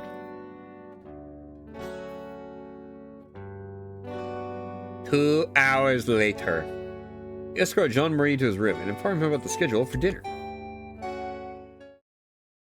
Hey, it's Luke! Later that night... I don't know why Asterion has a book closed back on. Nono fetches you in Asterian's order. You didn't even have to correct his notes this time, or remind him not to walk in the kitchen on all fours! Fucking love the kobolds, okay? They're one of my favorite parts of this game. Asterion plays with a few crystals from the jar you had left on what seems to have become your designated table. A killer day, wouldn't you say? We'll still need to get... Ah, yeah, I do need a kobold emote. Not every day we get... a Frenchman! Yeah, not every day we get a Frenchman bangs fist on table! Say a please, Frenchman. Like, I remember, like, there was this one thing, where this one meme where it was just like, you know, oh, fuck, the punchline was something to do with, like, you know, not whole... There's, like, you know, animals, and then there's, like, Frenchmen, and then there's human beings. Frenchmen are completely something else. That choice killed you? Oh, okay. Hun, hun, hun. Do you remember Mr. Robert mentioning that he gave someone a ride here after you left? He came in, and there's something that doesn't sit right with me about him. Best connection. Is that... The Minotaur's ears twitch. He cannot contain a groan as he scratches at his cheek. Could it be that you are British? Is that why you do not like him? Yeah, that's exactly it, Asterion! Because I'm fucking British! I'm fucking drinking my tea! Ooh, the Queen! That's the fucking problem, Asterion. Oh my god. Hope I didn't wake the neighbors up at 9 p.m. Long live the Queen and a cup of tea! Ugh. And have a biscuit, a crumpet, a Jerry Dodger! You can't say that anymore? Oh yeah, you're right. We have to say, like, you know, I can't wait for the king to die or some shit. A crumpet in it! Why go body your head, wanker? I don't know. Master Jean-Marie was a good and kind lord, and he told me all about France. That it was a beautiful land, rich with culture. I assure you that Frenchmen are not all bad. And he was proof of... I don't know, Asterion. He still sounded bad when you talked to me about him. And also, I detest that. I think all Frenchmen are probably not the greatest. Hey! I have French ancestry. Yeah? Oh, you're right. It's 2019, so it still would be the queen. Oh, there we go. There go, Chapman. There's the save. Wait, what? No, that's not what I meant at all. I don't have a problem with French people. My point is that he's an odd Frenchman. Yeah, look at this man. There's something wrong about it. His name is strange. He's volatile, mercurial even. His chin unsettles me. There's something about his chin. It unsettles me. It can't be right. Don't like his hair either. There's something reproachable about having curly hair, my connection. My brothers all had such fine locks. That's the problem, Asterion. He does not look French. I think this man's fucking lying. Yeah, that's what I mean. It's hard putting it into words. I wouldn't say his chin is just a bit too perfect. Yeah, look at him as he puts his fingers there. Stop hurting your boyfriend's feelings. He's just too handsome. Ooh. The Minotaur's ears continue to flick. His thoughts surge like a turbulent tide behind his eyes. It takes a moment for him to react to your words, perhaps to the ideas which your words have inspired. They're gonna make him jealous. Asterion tries covering his mouth with a hand, but that small gesture cannot hide his giggling. Could it be, my good lord, that you covered his fine features? No, I never want his chin on me. I don't know what I do with it myself. I see. Well, you know best, so perhaps I should take your wisdom to the heart. I shall fear the chin and avert mine gaze from it. Yeah, thanks, Asterion. Thanks, Asterion. You're a funny little man, Asterion. Should I forsake fine curly locks as well? No, Asterion, that's not what I... Your conversation is cut short as you and Asterion notice a duo approaching your table. None other than Jean-Marie the Deliveryman. Delivery man in heavy quotes. And Robert the Demon. You and Asterion just straighten up. Good evening, gentlemen. Bonjour, what a fine night you have so graciously provided. Robert and I could not let it pass without taking a minute to compliment your hospitality. I'm doing the worst accent here. Your accent is awful. You gotta be like, what a fine night you have so graciously provided. Roberta and I couldn't let it pass without taking a minute to compliment your hospitality. Yeah, I just like to imagine that John's putting on like the worst French accent on purpose, and Asterian's just going like, yeah, no, that's Your legit. hospitality. Yeah, those French people are sure known for looking Mediterranean. You know. Indeed, you are leading a fine establishment, Mr. Kadesh, and it's truly a sight to behold. It is very kind of you. It's a relief to hear such words. I'll take them as confirmation that we are succeeding in our mission. That said, I can't lose the chance to clarify. Mr. Robert, my dear friend Asterion here, is co-owner of this hotel. Truth be told, he's both the brains and brawn of the operation. More often than not, I find myself playing only a supporting role in facilitating his good work. Aw, Asterion has a very cute face when he looks at you directly. Oh, you got a C copy? But he is. He's cute.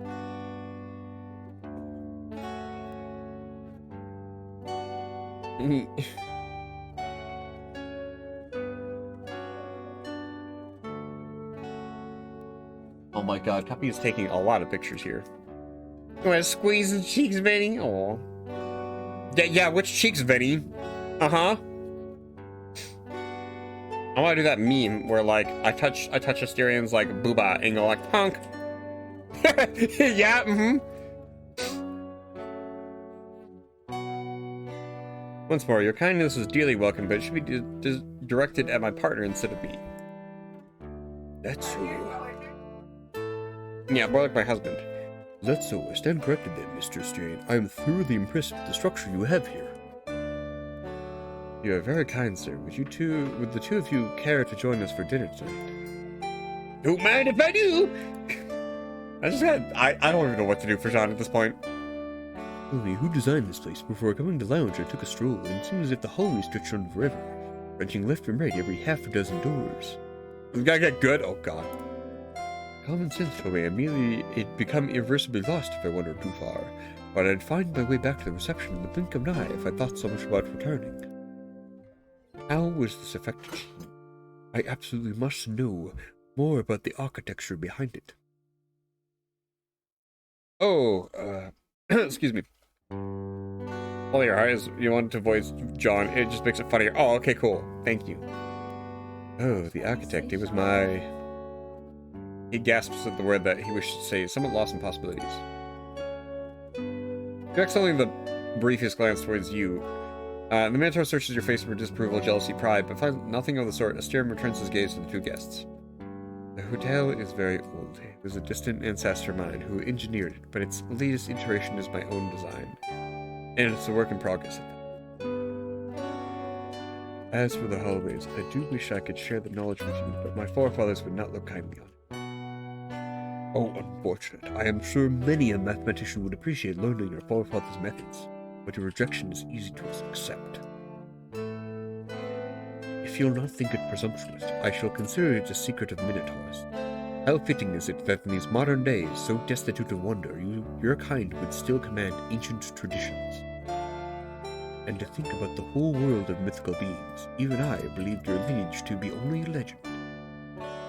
Pardon, buddy, if you excuse my bluntness, you're demon. Likewise, if you understand correctly, you are talking about the place like some kind of infinite hotel. And then you may say mythical people think Minotaurs are just a legend. How can that be? Isn't that quite the hypocrisy? It may seem so at first, surely. There are many kinds of supernatural beings, roaming the world even today, thanks to the child. It does not mean that every legend, myth, or folk tale is about the same unseen species. For centuries now, amongst scholars of fantastical nature, it has been firmly believed that Minotaurs are just a myth. That the old Greek legend, Cretan, it is a Cretan legend. Pardon me, I suppose that would be a point of pride for you. Very well, it is believed that the Cretan legend of the Minotaur hid a more mundane truth. One of the hypotheses is that the so-called Minotaur was merely a priest or holy man who took on a helmet shaped like a bull's head during certain ceremonies or sacrifices. But as far as the story of how he came to be, well, as the myth goes, the Cretan queen took the bull's lurch with the assistance of crafty Daedalus, correct? Is this man a historian? But the motif of a divine woman consorting with a divinely created bull is recurring in the Minoan royal lineage, so it is speculated that his tale is merely allegorical. Oh heavens, I'm rambling. I'm sure our fine host knows much more about the topic than anyone ever could, though I would not be surprised if he's somehow bound to secrecy. Nah, he's just a nerd. The Starian's also flare as he lets out a long breath of air. You can just notice him biting his lip, but overall that doesn't seem to distress in him. My family has its own version of the story, one of which I believe to be accurate. The Minoan royal lineage was closely tied to the gods in many ways. It was common over the generations for the Olympians to take on the transitory form of a bull, who blessed that generation's queen with a special air. To summon a god, the king would offer his own blood in what was a holy and revered ritual. It is said that the child descended both from the king, whose blood had inherited the right, and from the god who answered his call. Wait, so if queens often did that as a respected ritual, what made Persephone's actions any different? There was no blessing in her case, only a curse. Starian's eyes wander to yours. You blink, and he does the same with a face as stoic as stone. Fascinating, and I take it you are sure that this is the true story. Has your family kept records? Pasiphae, not Persephone. Different people. I'm sorry. I autocorrected that wrong. And apparently I can hang with Robert, Margaret Euler, recruiters for the staff. Okay. There's no doubt about it, Robert. Look at his eyes. Never has a man said truer words. Yes, that is the truth. As accurate as an arrow is sharp. Ooh, this night is getting better with each passing minute. I love my vacation here. I can only tell. That's what Chapel said. You absolutely should. Oh, okay. I'm glad to hear that. More than you can imagine. It has been such a short while since we reopened the hotel. But it's brimming with life already. People seem to be happy here. Sometimes it's hard to accept that things are going so well. You better get used to it, buddy. If it's up to you and me, they'll just keep getting better and better. Aww. Yes, they will. I can see that. It would seem Rome really was built in a day for Romulus and Remus got it set up so quickly. If you'd care to hear, I have a suggestion how to improve your fine establishment. It's the thing, Robert, the one we talked about just a minute ago. He's standing right there. Oh yes, that is a good suggestion. Here it goes. There's no sign, nothing in front of the place telling people what it is or what it's called. Does this hotel even have a name? So far, I've only heard people referring to it as the hotel. Oh yeah, that's a valid complaint. We've been busy lately with getting the essentials in order. I never thought about that. So focused on your work, you forgot to give the place a name? If you'd care to hear my thoughts again, I say Canastion's Hotel would suffice. That everybody would read it as Kensation. Simple and to the point, wouldn't you say? And so the seed has been planted. And you're pronouncing too many letters. He's French after all. I don't think I have it in me to do something like that. Honestly, it'd be way too gaudy for my taste. Astarian, what's the traditional tradition around here for that? The owner is allowed to rename the hotel as he sees fit, which is made official through a customary celebration. Connections Hotel would not be in any way unusual. No, hotel! It may not be the usual, but it remains gaudy and creatively bankrupt. We can do better. We can do better. I don't know if we can do better. I thought the name was Minotaur Hotel. That's what the Wi-Fi's network name was. Oh, and Astarians stare at each other for, the Minotaur, perhaps without thinking, puts a hand on his bicep where the laurel weed sits. Aww, creepy. An ass shift. Wait, does Wi-Fi? What's the password? Oh, the fuck. Robert, you can't say a word like that. I can't say that word. It's Neswork dis Schutzsetzung Zigetsgen with a capital N. Disgusting little thing that is. Ah, fuck. He's Swiss. Of course! He's a Swiss demon from the Alps, I bet. He speaks like 4 languages. What? Wait, network enforcement act? Let's see, that isn't working for me. Let me type. Excuse me. Let me type it for you. Give me a little phone, little man. I'm sorry, my voice is starting to get pretty ratty. There's so many characters and voices, and I can do like maybe 3 voices a day. I put honey in your tea for you. Oh, thank you for putting honey in my teacuppy. Unless you want Robert to suddenly have the voice of like, Okay, I'm going to New York. Brooklyn. Why are you blue?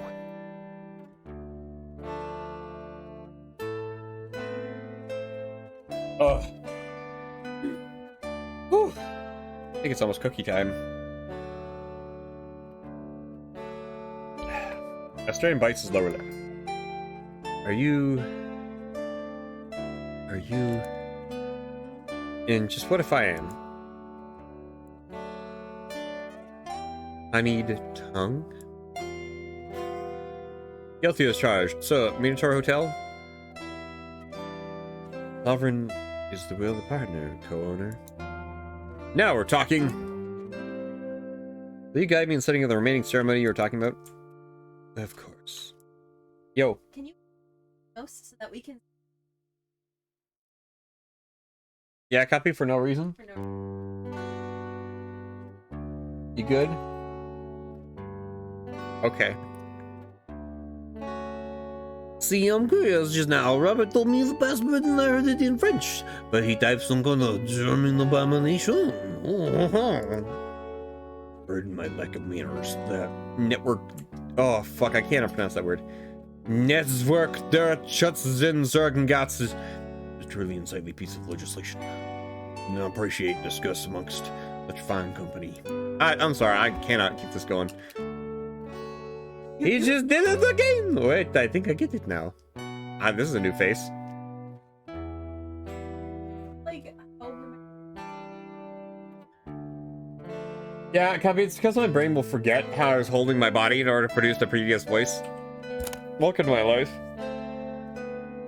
I'm just here.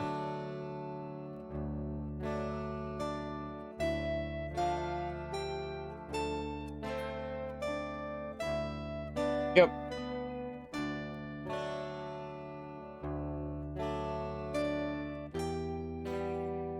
doing. Sorry, I just realized there's instructions on these earplugs and I had to read them. It's just out of nowhere. Oh shit, oh shit. Copy.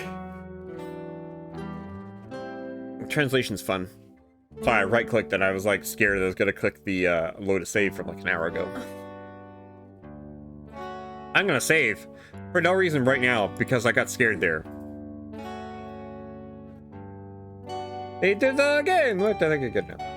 When we were in the car, we talked English, but as soon as the landscape changed, I noticed Robert speaking a very eloquent dialect of French.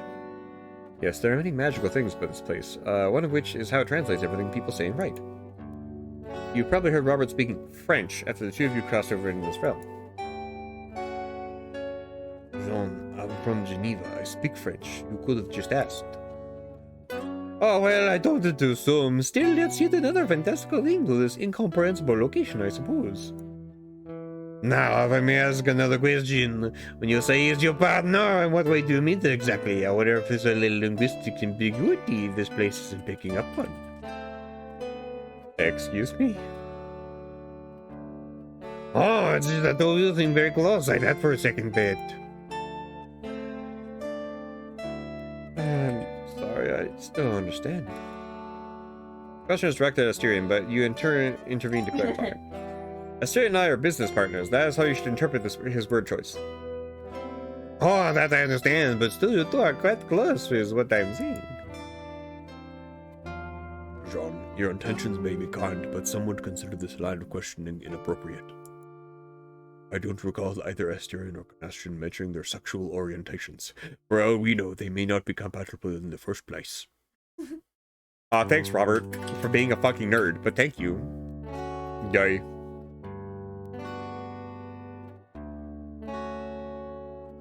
Even if they are, communing on such matters may still be unwelcome. And that doesn't even touch on, well, Asterion being hung as a Minotaur and Canastrian being a Minotaur. Midway through Robert's speech, Asterion leans closer to you and whispers, yeah, Asterion? Also, this whole scene is incredibly funny to me because Asterion's still in his fucking beachwear and nothing else. Did I forget to put clothes on Asterion today or something? Asterion, what are they talking about? Don't worry, I'll explain it later. Gay husbands!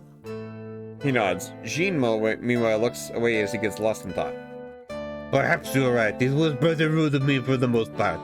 You know how it is talking about sexuality. That's the world where I'm from. I admit I may have been too forward in that regard. How has Luke not looked over and yelled at this man? That was the last thing he was wearing before the start of the Hinterlands 2. Oh, okay. But when it comes to good Asterion here being a Minotaur, why should that be an impediment? I may not know much about traditions or like what you shall say mythical beings, but who consenting adults love each other, nothing else matters, right? Jean's a furry. And it's John. Jean. It's like John, but with a sh. This is the first time I would say Jean in this fucking face. They're all I had a kid, you know. He was born different. On the day he was born, there were people who couldn't look past it. Not everyone, though. There are quite a few blessed souls who could see through his differences, and like him for who he was. He's no longer with me. But that grace, the blessedness of being able to love even different souls, that I carry with me to this day. So what if Asterions and Minotaur? That shouldn't get in the way of love. Aaron groans and hunches over himself, then looks away from the two guests. Make it clear, I do not disagree with you. However, I do think this topic is inappropriate at the moment, Jean. John. I'm sorry. Copy. If you want to play your own version of Minotaur Hotel, where you get all the characters' names correct and the voices correct, feel free to. I'll just keep correcting you on John. Like Jean-Luc Picard. Exactly. Jean-Luc. Yeah. So I read it as Jean the entire time because I'm blind to the French language. Oh, okay.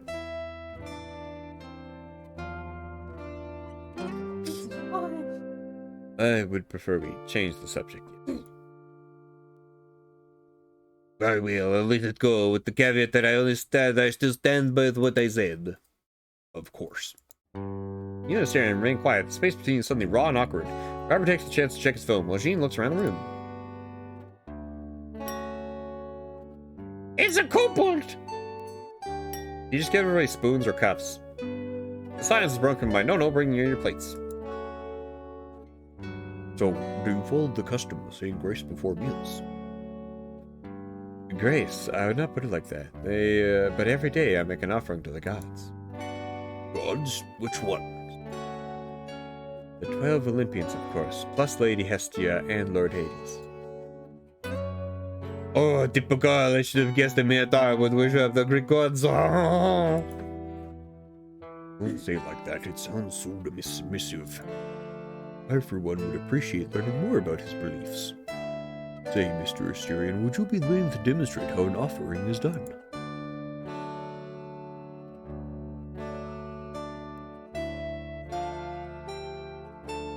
Of course, it would be an honor.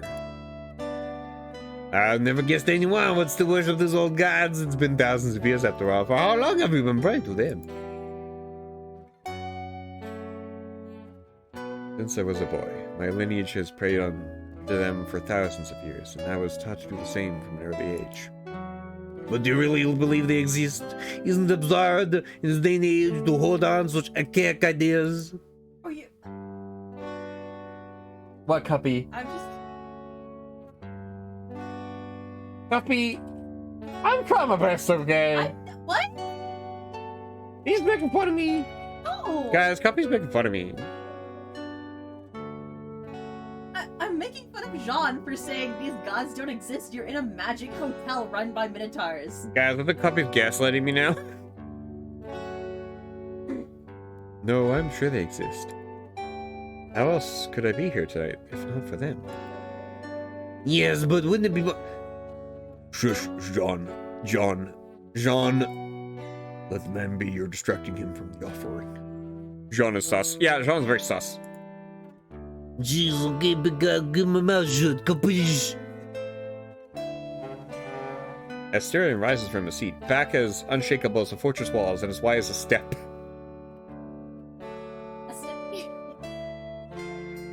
It's Jean Lacan! He hums a song all too familiar, summoning a bottle of wine. You and the hotel respond in unison. Before proceeding towards the hearth, he glances at you. The corners of his lips curled into fine crescents. Aw, pee. Would you care to join me, Kanesh? It would be an honor sharing this with you. Oh, get that with my boyfriend! My husband. Raz just as high as the Minotaur did, and together you stride to Hestia's fire. He kneels by the hearth, and you do the same. When he raises his arms to the ceiling, however, a sense of shame stops you from bringing yours as high as his. My husbara. Conversation and laughter, cutlery clinking against dishes, and glasses clanking on wooden tables. Every little hum and slug life, it all fades, as though velvet surrounds you in Asterion.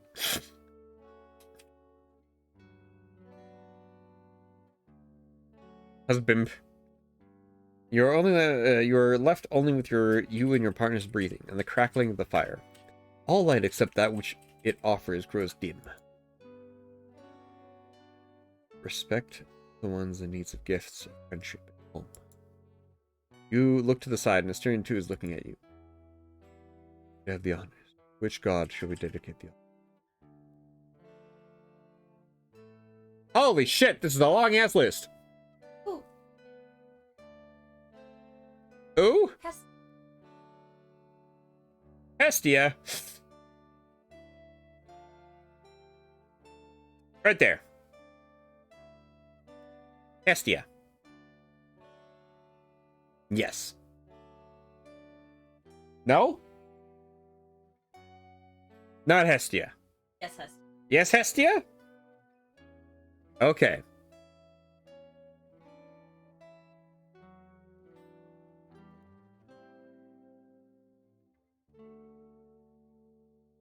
Huh. There's a lot of options here. Holy cow.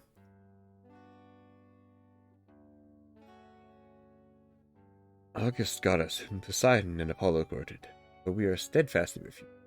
Stay ever shining in the hearth, and all temples of the gods, the holder of honor. Among all mortals, honored is the eldest of the gods. Stern lays a finger over the wine ball's opening and lets out only a trickle of wine. First to pacify the ashes around the flame, and only later to battle against its might. We shall remember you tonight as always in our heart. We shall find wine, and if your mercy would grant us excellence in all things, we shall tell tales and sing songs of your feats. Hesia is the one who didn't get married. Lots of people consider her an asexual icon. Oh, okay. The velvet's running dissipates, allowing sound to break through once more.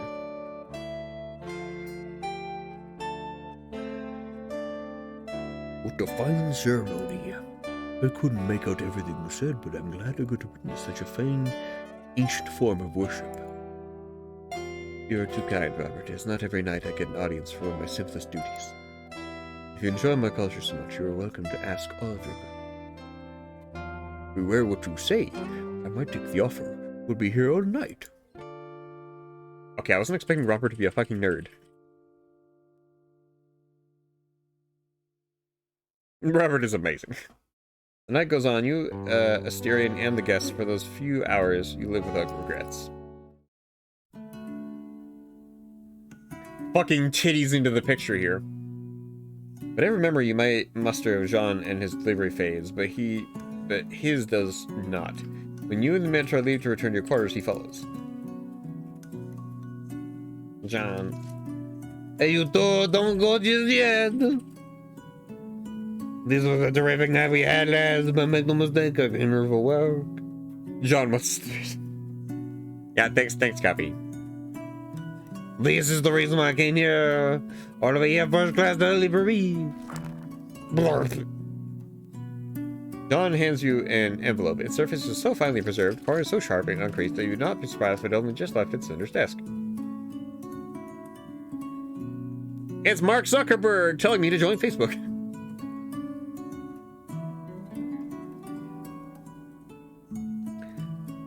Do you know who sent it? Would the rest of his body be too handsome? Oh my god.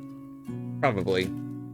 This man probably has the finest, well-chiseled balls and, curly pubic hair, knowing him. Marbled pecs. Can't say I do that. Someone to mention the client's name, but I cannot recall it. It came from headquarters just like these with 7 instructions on how to get through, which weren't on my help, I can tell you that. I was, however, told that if you have any response to this message, I shall take it back to headquarters and get it shipped right back. Asterion affords you privacy by turning around while you dig a finger into the crisp paper. Oh, what? Oh, okay, fine, sir. Sir, why you turn around? Get back here. The letter itself, an A4 white sheet, has not been graced with such divine perfection. It has been folded 3 times, but unevenly, and with its corners rumpled. What? You unfold it. It takes you a few seconds to recognize the symbols on the paper as they swim round and stitch themselves together with aid from the hotel's translation. You stare at it, waiting for the contents to reveal themselves, but the letters melt away and become unconnected scribbles. You force your gaze further, and by your command, the letter's contents coalesce back into their original shape. What lies revealed to you is an incomprehensible mess of childlike scribbles flowing first from cursive-like characters into snaking lines and then something like the ridges of mountains on the horizon. For a moment, you consider the possibility that this may be a map, but were that the case, the line it depicts is one and the same with the sea around it, like a ruptured cell spilling its contents. When that fails, you fear for your mental health. Could you be having a stroke, rendering you incapable of reading and piecing things together? But the gods are not so terrible. Your brain is fine, and the truth of the matter is that this letter, for the most part, contains only incomprehensible scribbles. Take note, however, for at the very bottom of the wasteful exercise, there are 2 lines which your mind and the hotel can interpret. I'm sorry for not being good enough, P.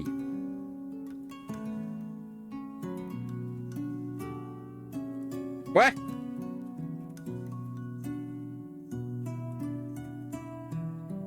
Jane gives you a sideways glance. You turn to him.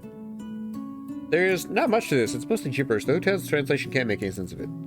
Whoever wrote this wasn't all there in the head. The gods are terrible indeed. Forgotten evils worm their way in once more. Connections, everything all right? This is a letter from, well, it's a bit upsetting. I think it's from the man who gave me the hotel's deed. Oh.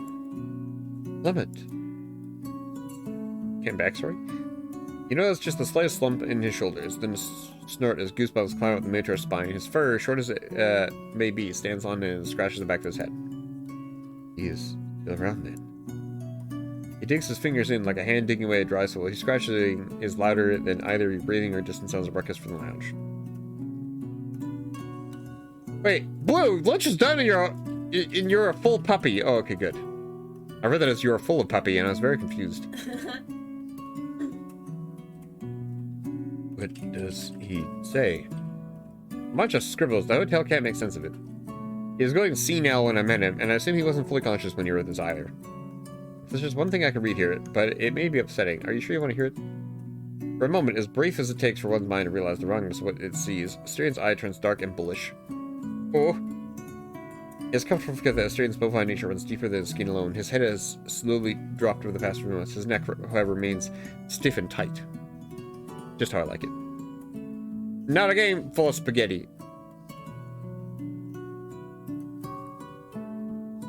This is the face of a bull about to charge, featureless, lacking, cornered, blank.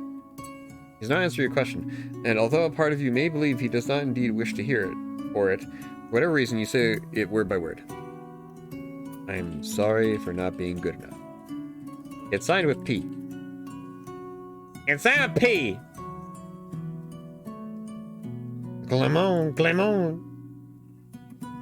Oh, that's right, I recall now. That's the headquarters mentioned. Clement, the Frenchman, correct? Oh, sorry, I would seem interrupting something. I will take my leave now. Bye.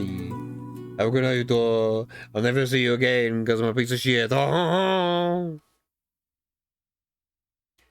That French accent is a fucking killing me.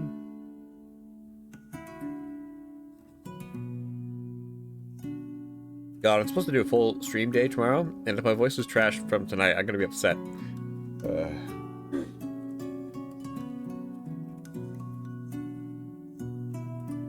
Oh.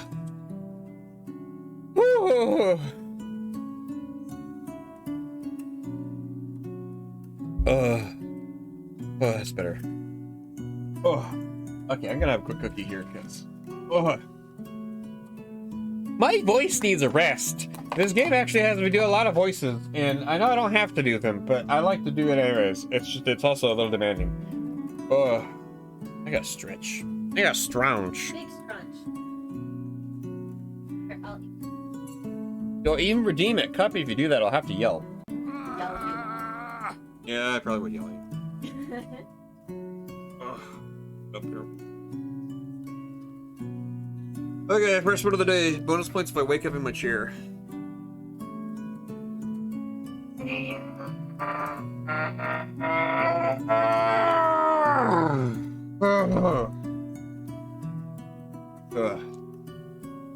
have been worse.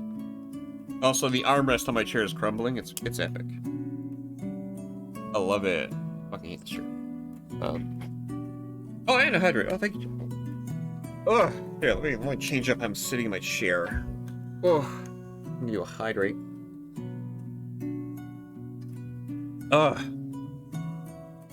Alright, I hope y'all are doing okay tonight and having fun watching me play the Minotaur game. Yeah. I'm having a great time. Copy's apparently spamming a bajillion faces somewhere. Sit here. Oh, just in my general chat, okay. Oh, let's have a bite of this 7-Eleven cookie.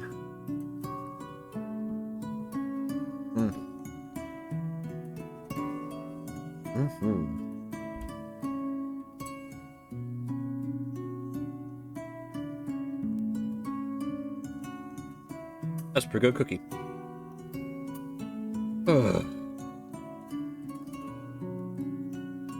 That is a good cookie.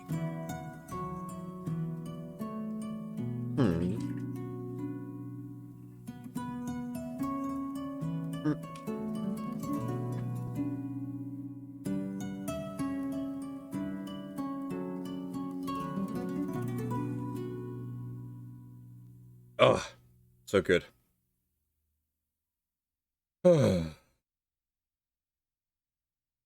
That was a very nice cookie. Also, I like whenever Minotaur Hotel shares my or like retweets my tweet, because then you better believe I get a lot of traffic from very particular people on Twitter, and it's just funny to me because I'm like, this was not in my my like, you know, things that's gonna happen to me when I'm an adult. You know, this wasn't where I was expecting, but like, you know, I'll take it. Yes.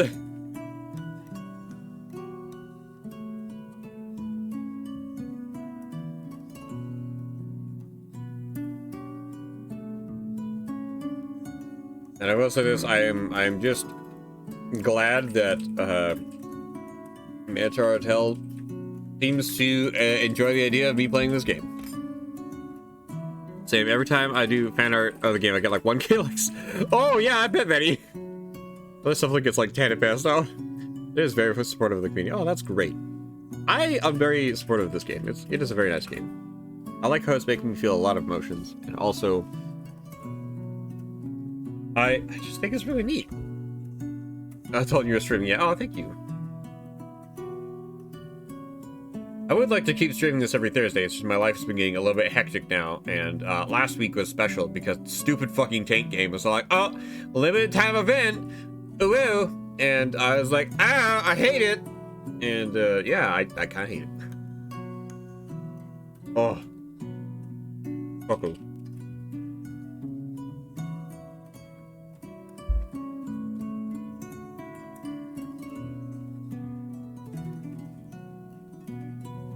Wait, Benny, do you stream your art anywhere?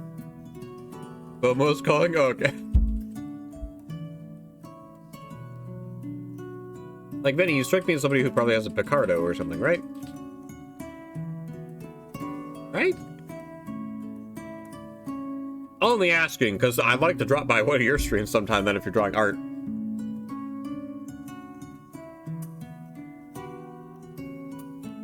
Sorry, I'm almost done my cookie.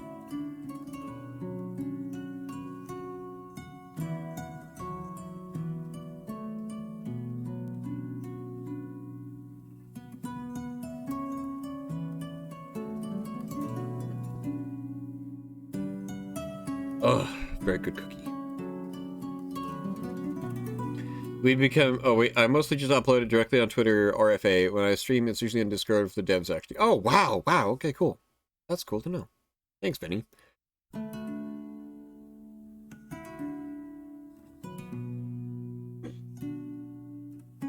Well...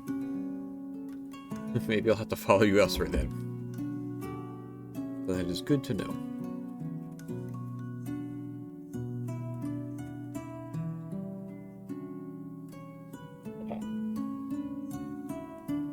I got like one more bite of cookie after this, and then I can go back. I'll poke you on Twitter so you can give it a look. Oh, thank you, Benny. That would be very kind if you did. I might not follow you, but I can at least add you to a certain list.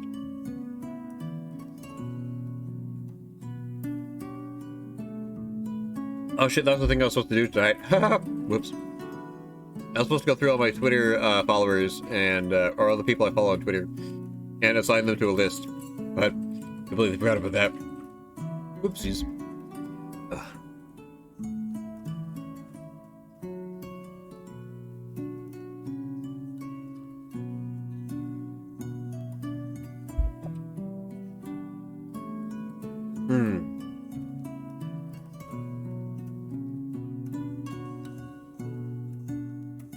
Let's go! Thank you, Vanny. Oh, I am following you, Vanny, already.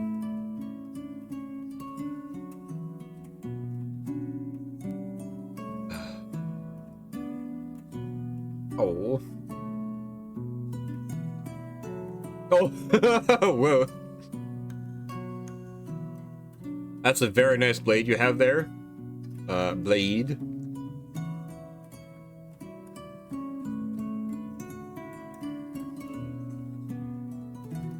And there's a very nice storm.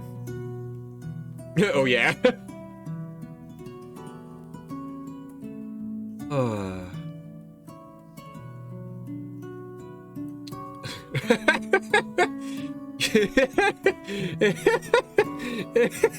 You drew a Styrian in a very funny shirt. Freaking bribe you to waste 100 hours playing the simping game. Oh.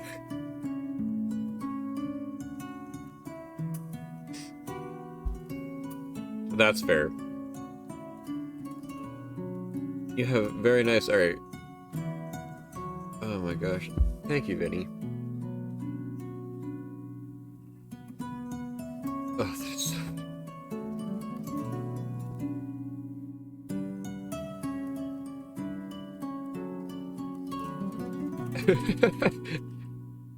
These are great.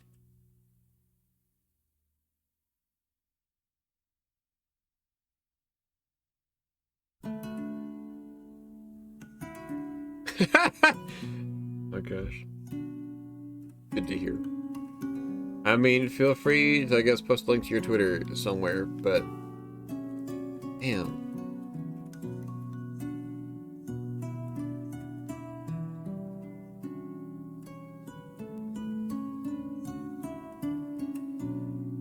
You draw very nice.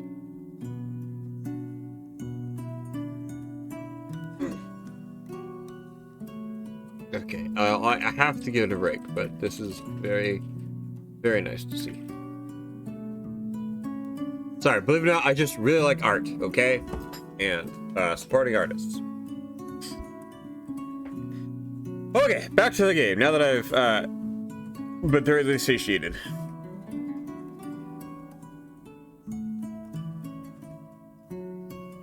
Yeah, the kid storming Pete, yeah.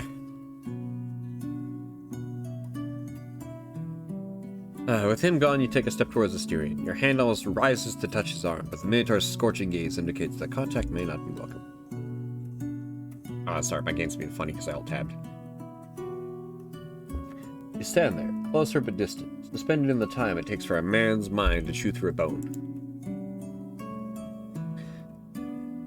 I will absolutely get Mino to write that, what if someday, whatever it takes. Oh, okay. He is alive.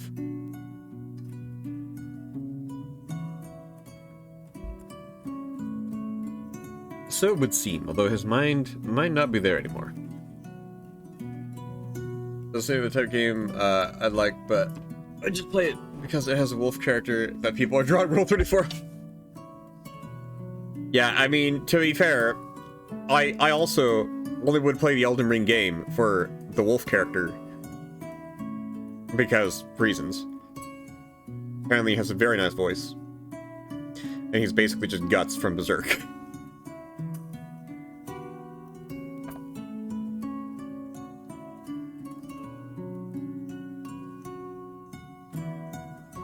Rended from himself. Old age may separate body. Soul from body long before death itself existing halfway is. Wretched. This takes half the goodness out of a man when he... The Minotaur swallows, then breathes, and hitches through his teeth. Get to where the wolf's clothes, that alone made it much better. Oh, okay. Yeah, I also would not be the biggest fan of the combat, because, I can, my ideal kind of game is where I don't have to actively be, like, you know, doing button mashing and shit, and well-timed and shit. Not my favorite thing, mostly because it requires too much, I guess, effort from my brain, and when I'm trying to have fun, like, and relax, that's not the thing I want to be doing. There's just a flicker in his eyes to signal a plea for help. You cover the last stretch and hug him. Aww. You gather the man, you gather the bull, you gather the friend unto himself. As you enfold him to try and mend the broken pieces, the pressure from within threatens to boil over. I don't want to know the story, trust me. Okay. Wait, you hope he doesn't wash it before he gives it to you? Oh, okay. You squeeze. Harder. And the more you do this, less claw-like his hands become. F the goddess. With your face buried in his chest, you cannot see, but the hallway echoes the snaps of his tail and ears, followed by the beat of his hooves as he shifts left and right. He does not hug you back. His heavy head leans hard onto your shoulder. His hooves don't stop shuffling, even while his arms remain still. His head is monstrously heavy. Is he bearing down on you? He curls around you and between snorts and grunts. You hold harder, lest all the pressure inside boil him alive, and you turn your friend trembles. It feels as though every cord of muscle in him could not be drawn tighter. It seems to fight against, struggling away.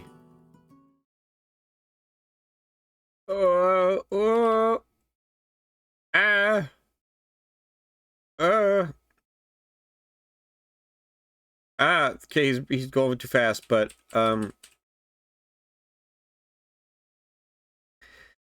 Asteria's not having a good time.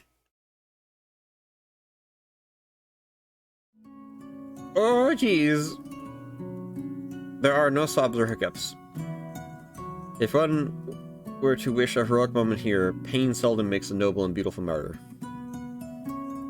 Hack attack again. Oh. No, this grief makes monsters out of men, and if one is to find beauty here, it is because of the man, not for his suffering. Hands squeezed into claws, back hunched over you as you hug tighter and tighter, jaw tensed. Clement, what goes through his mind to send a letter now of all times? Shouldn't one such as he have the shame and grace to die far away? Minotaur's hands, only half gnarled shut, press against your sides in stiff and confused jerks. He's not coming back, I won't allow it. Asterion snorts and bangs the hoof crashing down the top floor. You look up to find his eyes inches from you as dry as a desert. It's not sadness. Please go home. He complies. By hand you guide him.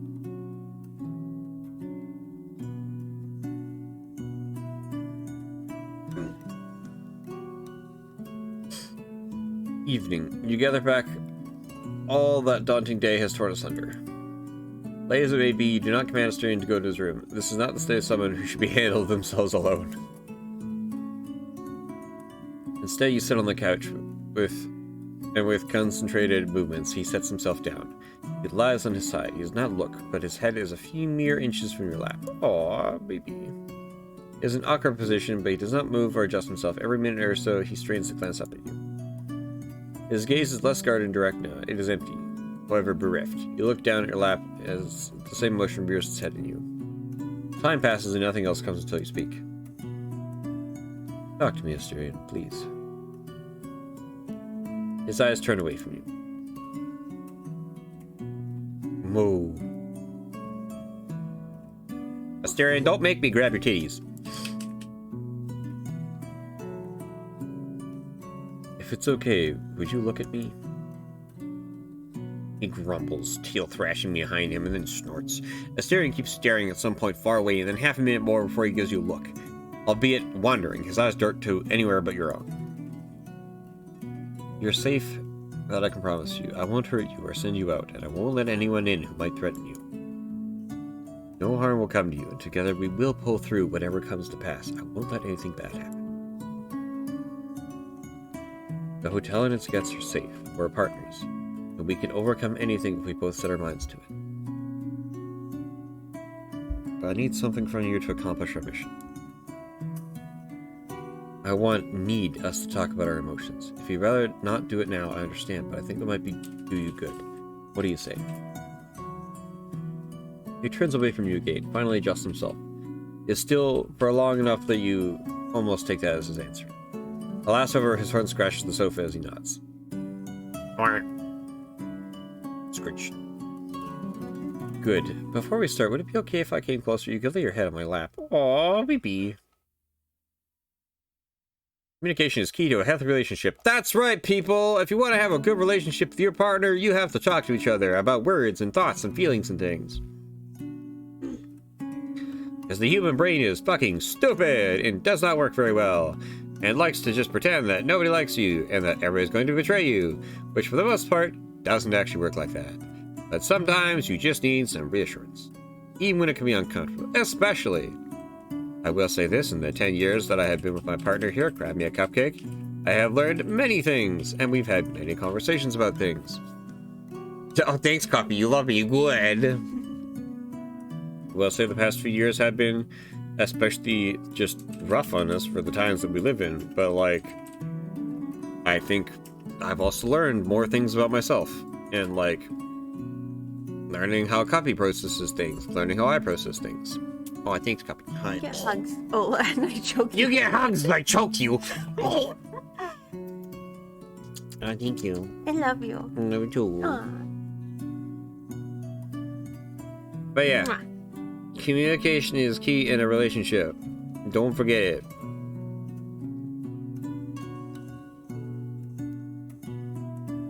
Yeah, sorry, that's your TED Talk for today.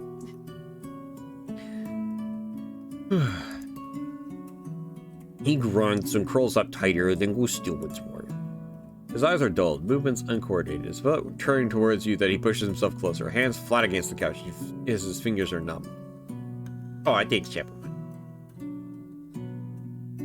His head is heavy, but a brief readjustment fits you and him together, like a pair of seashells stacked. He is frozen at first. Every one of his fingers and lungfuls of air comes in bursts and switches. The memories of childhood, common across thousands of years, spring forth. You lay a hand on his head and tidy his fur. Aww, pee-pee. Short as it may be, it can still rebel. But 2 or 3 caresses are enough to straighten out the back of his neck and explore between his horns. The fur here is longer, a tad closer to human hair. Better to sink your fingers into it. Do all children enjoy this? A parent, a sibling, a friend upon whose lap they can find comfort? And do all who benefit from it grow to share it with others? Running a hand over a friend's head. What a dear old gesture. One may be forgiven for doing it without asking permission, as long as he keeps himself quiet. Be very silent now. Let the man's breathing settle until it's less like a struggle and more like the usual rhythm. If another sound comes, a sniffle or snort, do not inquire. Know your place. He'll take all the time he needs. Meanwhile, you can ponder some great questions yourself, such as whether or not all humans could, perhaps should, share a sense of borderless fraternity. Or perhaps you should ponder your own emotions, the multitude of affections a man may feel for another. Whilst these thoughts dance, the Styrian reacquaints himself with sound, flicks his ears in unison, swishes his tail, readjusts his head, and legs into a more comfortable position. In response, you hum. First the Psychos epitaph he taught you, then all the songs you remember from his concert. When those are over, you go on with the nameless melody you once heard from piano, or perhaps it was from an acoustic guitar. Or perhaps it was insert popular band here, from the 90s. Song fills the void until Styrian's ready to take on the task. I apologize if I forgot what you have said tonight. Sometimes I can barely hear anyone. What do you mean? Between my ears, sometimes it is all rain and wind and roaring thunder that never strikes. Sometimes I can't hear anything at all. I apologize that you had to deal with that, like some unmanly, unruly calf. I apologize if I'm lacking, but tire myself in these states by the 12. I've had long enough to learn not be bowed over by living. That's the name of the song that's using the theme of the title screen. Oh, cool. Yet living can be too loud for me, perhaps. I apologize. There's no reason to. You did nothing wrong, and if you did, you would have my forgiveness, whether you or not you asked for it. Are you feeling better now? A little bit. He scratched the top of his head. He does not shy away.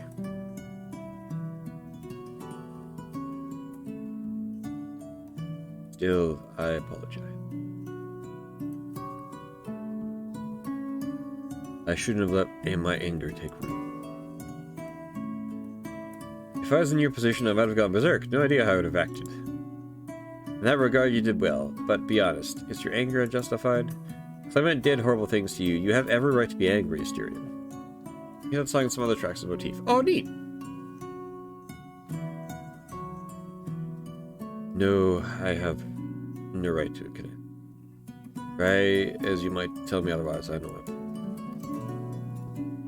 What Clement did was only a return to form. The prisoner should not feel anger at the jailer for doing his duty. But if not for you, then what about the guests he kicked out? Can you be angry on their behalf? Styrian does not answer. He chews on his own tongue and looks away, but a glimpse of emotion and thought flash behind his eyes. You let him be, and when he leans his weight on your hand, you renew your scratching. Gather the bull, gather the man, gather the friend unto himself. You lean back on the couch and close your eyes for a minute. Just a few minutes. Then, if he's feeling well, and being left alone doesn't give the impression of being abandoned.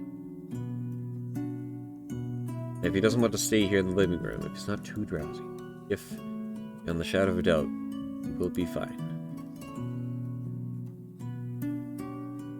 He's asleep. Aww, the baby falls asleep. That baby coming.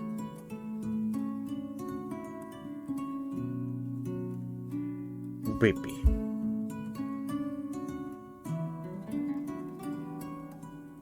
Familiarity vanquishes shame. Asterion wakes before you, heads to the rustic upon your lap, just as the dawn breaks and slips in through the window. For this, he accepts that the charade is gone. There is no need to self-flagellate with this kindness. In fact, it would be ungrateful, indecent perhaps, to make a scene out of it. No, this mercy he must enjoy. He stays in place, still in silence, so as not to wake you, and closes his eyes once more. Narrated as the memory of the previous night crossed into his mind.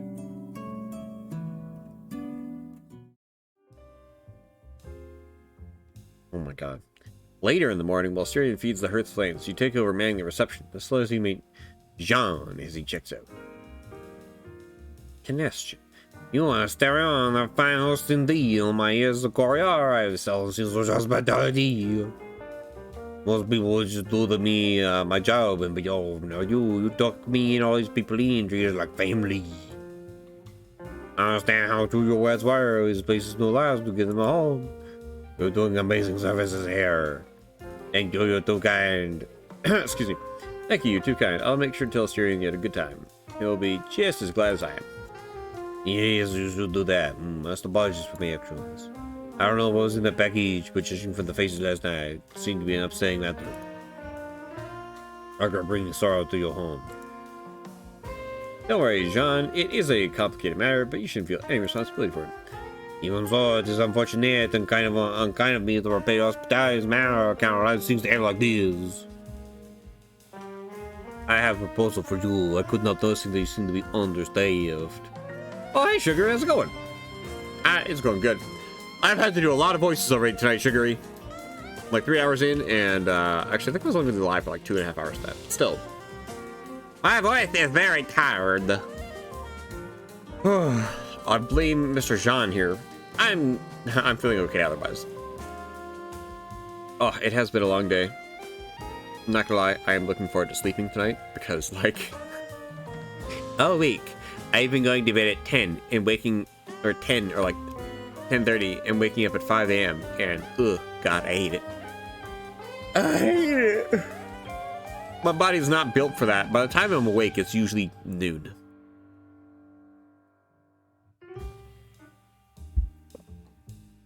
I'm very much an afternoon kind of individual. As you may guess, I travel a lot and come across all sorts of wanderers. If you want, I could keep an eye out for possible employees. I can spell good news about this place. That'd be very kind of you. We could really use a few extra hands. Much yes, because anything else person you need some help with, you give me a rough idea of what you need. It'll be easier for you to find someone who can get the job done. Think about Jean's question. What are some positions you need to cover? The lounge has been a lot more hectic lately. Well, a new guest coming in. Luke is getting help from the kobolds, but he's still having a hard time handling both the kitchen and counter duties. Not to mention, you're getting a little sick of barbecue and burgers every day. You could use a cook. Okay. I already like where this is going.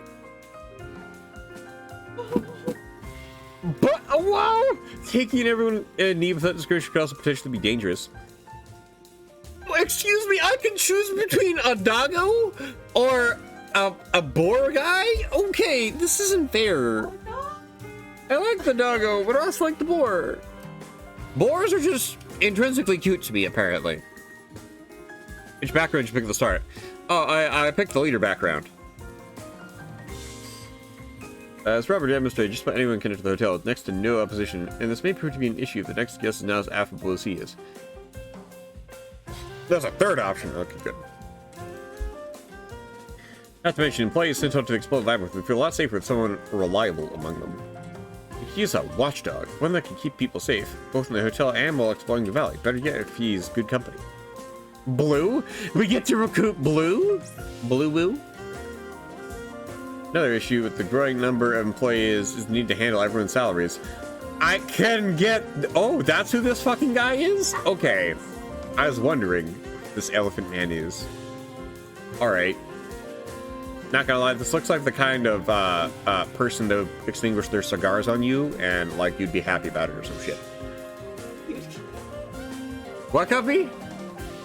I can think of just like, or my calling him daddy. This is a difficult choice. No kidding. Emba is a total top. Yeah. So far, I've been paying your employees in precious gems generated with Labyrinth, but you could be endangering them, making them carry such valuable items when they leave the hotel.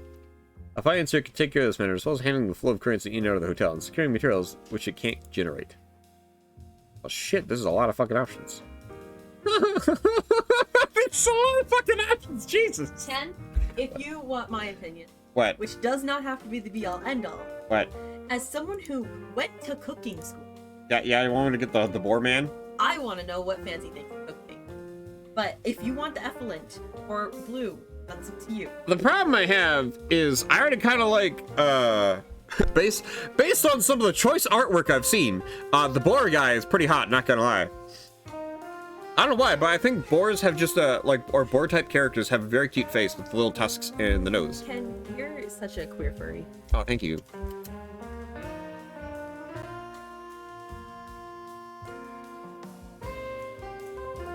It's a fairly big investment. Boar has the most content and probably the most wholesome one. Elephant has the most lore. Wolf doesn't have much. The elephant has a history with the steer elephant. What? The fuck? But you can't hang out with him. How the fuck are you supposed to bang the elephant though if you can't hang out with him? What? Excuse me? Well shit, you can't just throw me all these choice daddies and be like, nah, you're not allowed. You only hang out with Board at the moment. You can't hang out with the wolf or the elephant yet. Oh, okay. Boar. Okay, that makes more sense. It's like bored. It's bored. Okay, I might go for the boar guy. What copy? Like, oh, you can set up a poll. I mean, I can set up a poll. Also, you have what do you mean I have a limited time? What do you mean I have a limited time? It is build. What do you mean? Temple, what do you mean I'm afraid now? The hang out with it. Oh, what? Shit, I did not realize that. Oh no. Okay, I didn't know. There's a limited number of hangout scenes. Oh, what the fuck? Ah, shit. Okay, I was kind of hoping the game would let me do this forever. Uh-oh. Uh-oh, that's not good. That's not very good. When I only have limited time to do shit. You need 5 if you want to recruit Robert, I think. What the fuck? I didn't hang with Robert 5 times before Robert's yeah, I guess I could work here. 4? That still seems like a lot, okay? Alright, I'm gonna go back. I'm gonna say the cook, because I like, well, actually, no, Cuppy. Are you setting up a poll, Cuppy? Yeah, I'm sure. Oh, okay. Cool, y'all can fight over who I should, date. I mean, sorry, hire next. Meanwhile, I'm gonna eat some candy corn. By candy corn, I mean the candy corn pumpkins. Who knew friendo? You should pick who you think will be interesting. I mean, hey. Feel free to vote, everybody.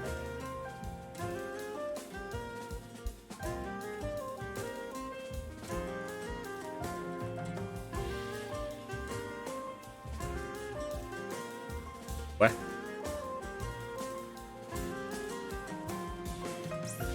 That's weird. I just got an email from Streamlabs saying that my stats from my stream for tomorrow. Why do you even get Streamlabs? You don't even use Streamlabs anymore. No, I don't, which is weird.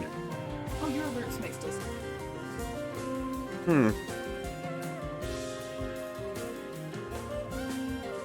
Oh, poll's over already. Goddamn. Oh, Boar, 2 votes. Well, there we go. The other thing is that you also have Luke and Coda to hang out with as well. It's already tomorrow in Europe. Oh, okay. That makes sense. Okay, well, I want to go for the board man anyways. Well, that's cool that you have this many options.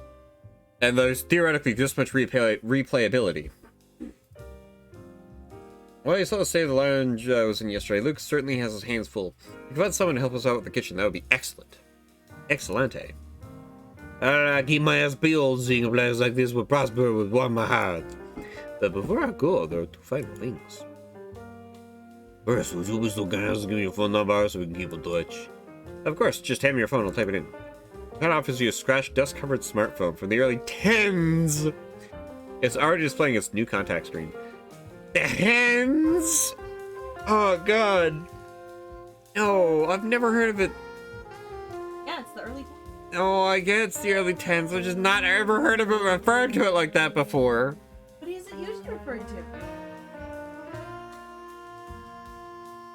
I still refer to it as the 2000s because I'm actually a boomer. The 2000s is before it hits.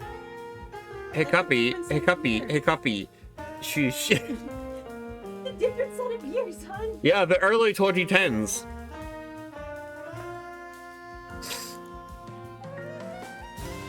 You input your number, and when it comes time to input your name, you can't help cracking a smile as a devious idea rises from the depths of chaos. You could perhaps, maybe put in a silly name. Fucking pick something else. Oh, I get a choice? Guys, what am I putting in John's phone?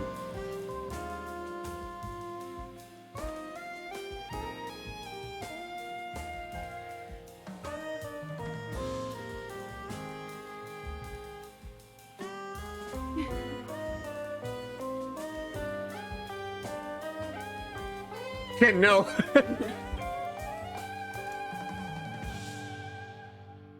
And it needs the quad ends, otherwise it's just not right.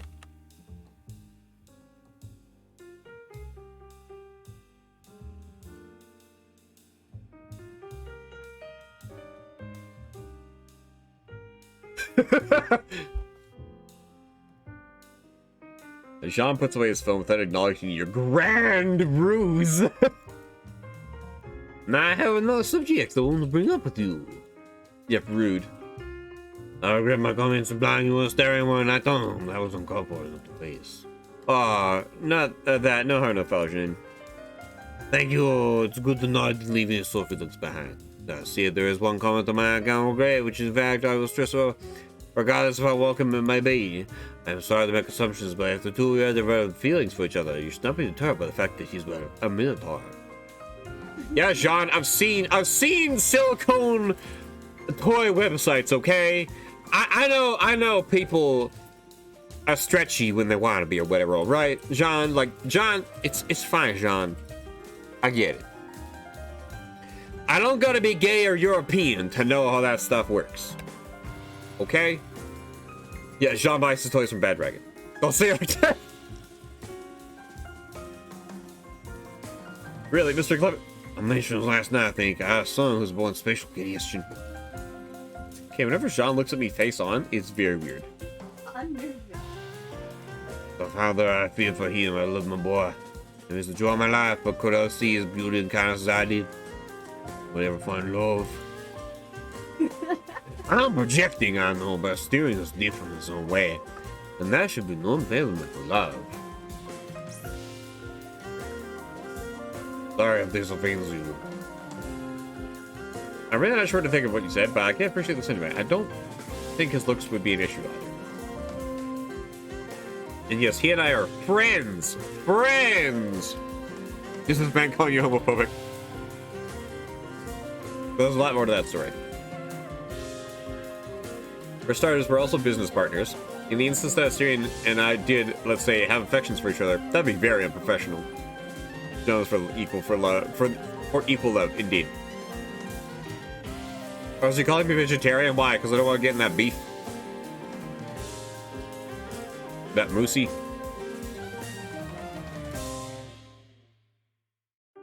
Blue said that word. I can't unsay it now.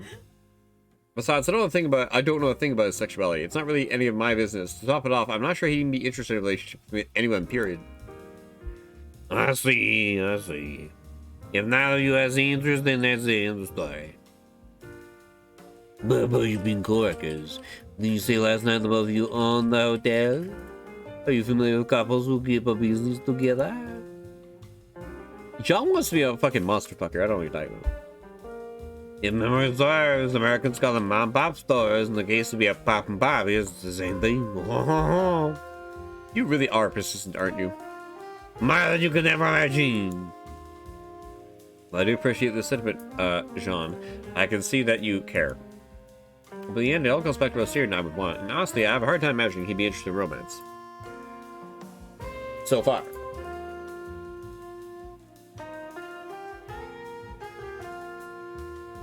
He really wants to be your wingman. Would you be though? Me, with Assyrian in particular? Of course. Okay, now you're getting a little invasive. Oh, please, entertain me one last question. Let me rephrase it.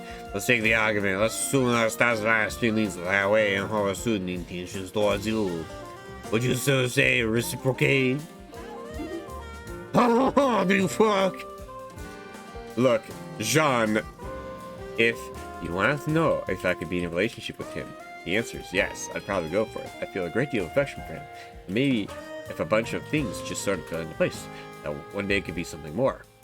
Jean really wants you to be a furry brother, apparently.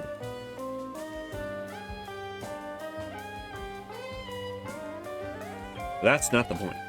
Because he's my friend, first and foremost. I understand that romance isn't what he needs right now, and I'm uncomfortable being probed with the idea of pushing myself on him.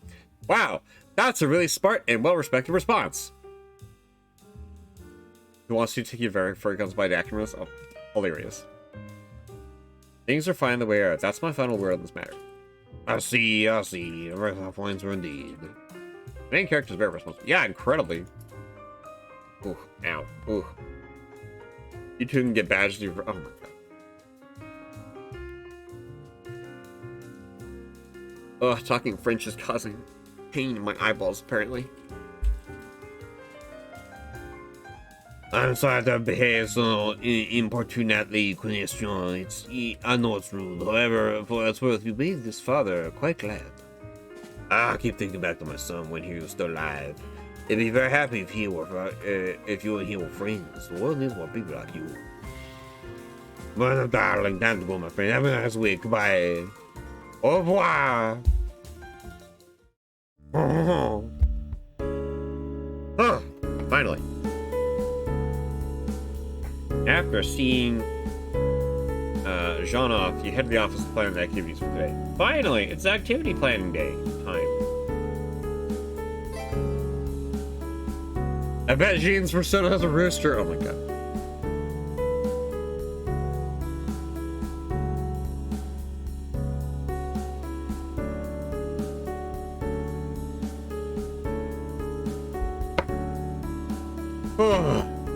I thought it was a baguette. Oh, jeez. Yes, that would be a funny persona for Jean.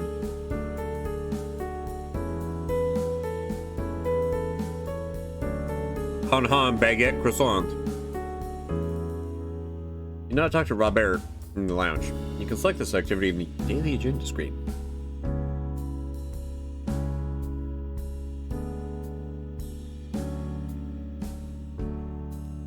I'm gonna customize Asterion. Just because I think it's time to put some fucking clothes on him. There you go. There's a look for Asterion. He's an anthro baguette with a French hat.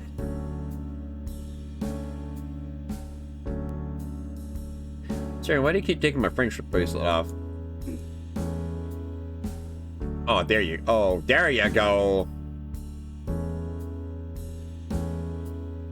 Oh, ow. Yeah, I just feel like I have a headache suddenly. Probably because I've been yelling in French for the past hour. Maybe. There we go, we're gonna keep Australian like this for now.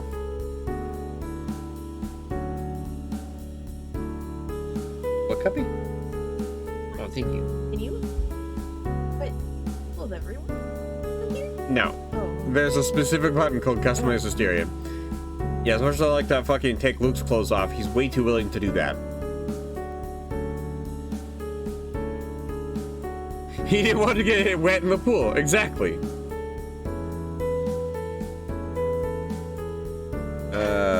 Fuck. Hang out with the staff, work on a steering project, talk to Robert in the lounge. What's Asterian's project? I can't fucking remember. Ugh. I'll talk to Robert a bunch.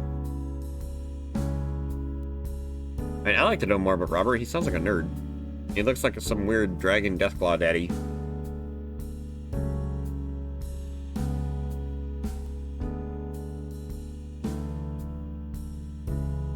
Oh, his language project. Oh, thank you. Okay. Actually does sound important, though. What else is there? Oh, pending projects. Mythical gem. Poolside bar. I need 5 tech, 10 contract, 5 materials. Oh, God. You would recommend hanging out with Robert. Okay, cool. Takes up all the hangout time to go anywhere with it at this time. Oh, okay. Let's hang out with Robert. Oh, I love him. I love the picture.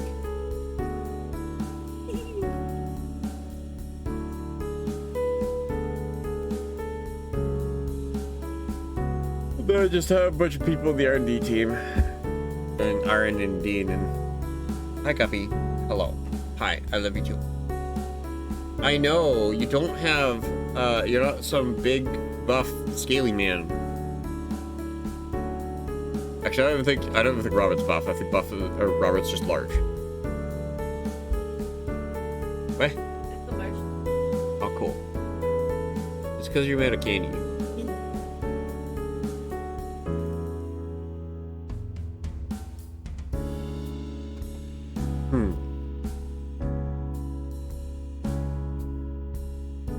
Yeah, do Robert until you get bored, then do Boar.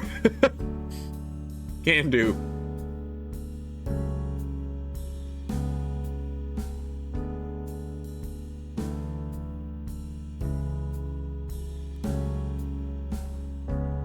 I mean...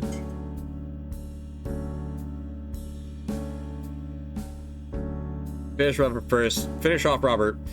And then Boar. I should have been more specific. Oh, okay.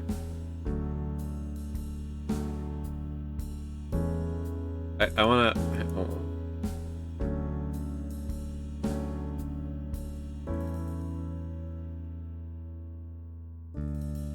My current plan for the day is talking to Robert in the lounge. Okay.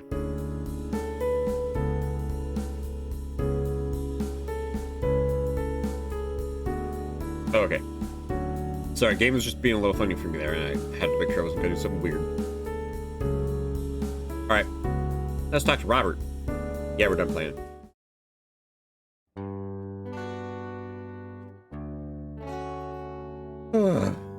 Ever since Robert had arrived at the hotel, he had claimed one of the tables in the lounge as his own. He had spent hours there reading, seemingly paying no attention to the rest of the guests. Reading! Okay. He is officially the nerd.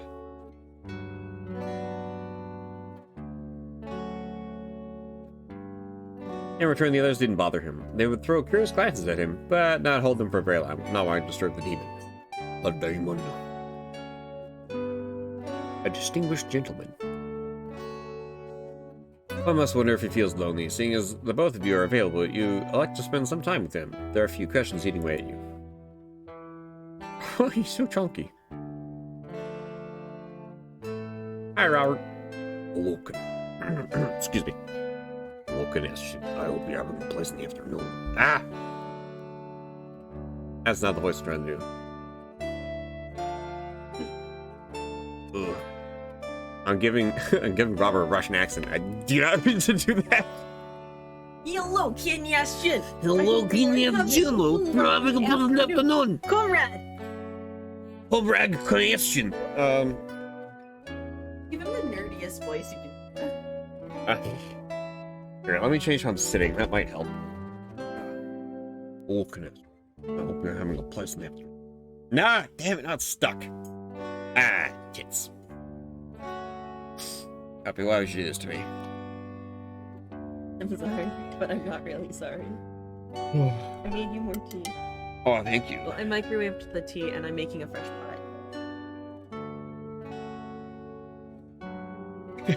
Wait, I just realized Robert's wearing shorts. Yeah. He's wearing a shorts and like A sweater vest. sweater vest combo. Huh. He is very much a nerd. All right. Love him. He would play Magic the Gathering with Hello, Ganesh. I sorry guys, my voice is broken. Fuck. Let me make some tea.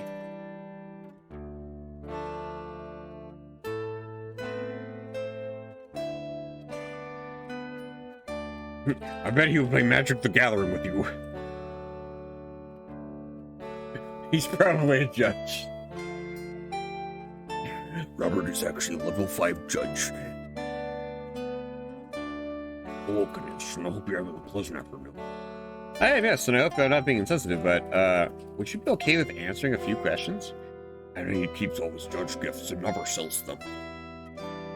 I suppose it's only fair. Esther did entertain my questions about his culture, so I should follow his example.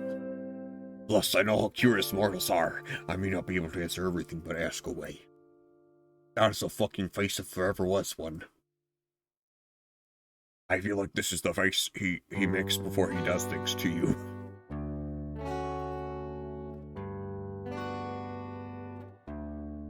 For starters, I want to know a bit about where you're from. I assume it's Hell. Hell.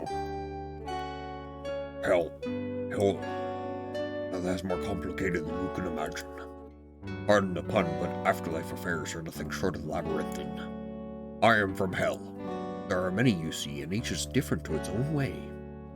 Robert can do what he wants.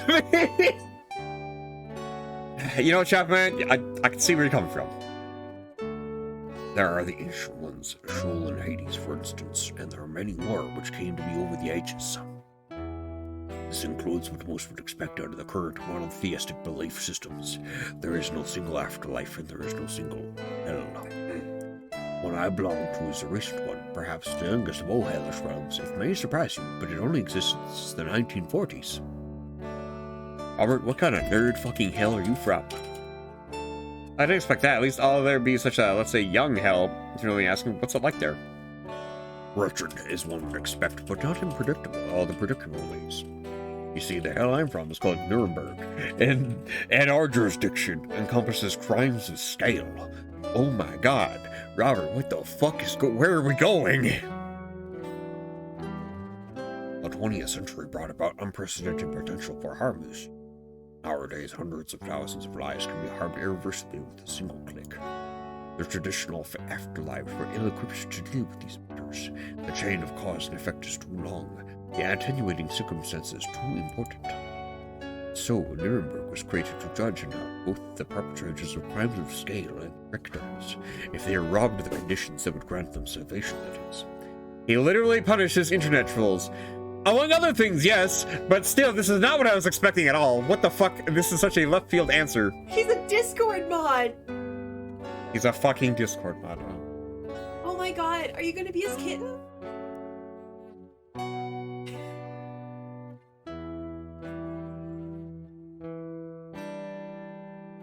Put it bluntly, one can be massacred by circumstances that they never stood a chance. The perpetrators toil so as their victims may yet achieve salvation. A very unorthodox hell. If that's not enough to assuage your worries, you should know my role in Nuremberg's not unsightly. I am a prosecutor. I prosecute criminals of scale, and by extension defend souls of those they harmed.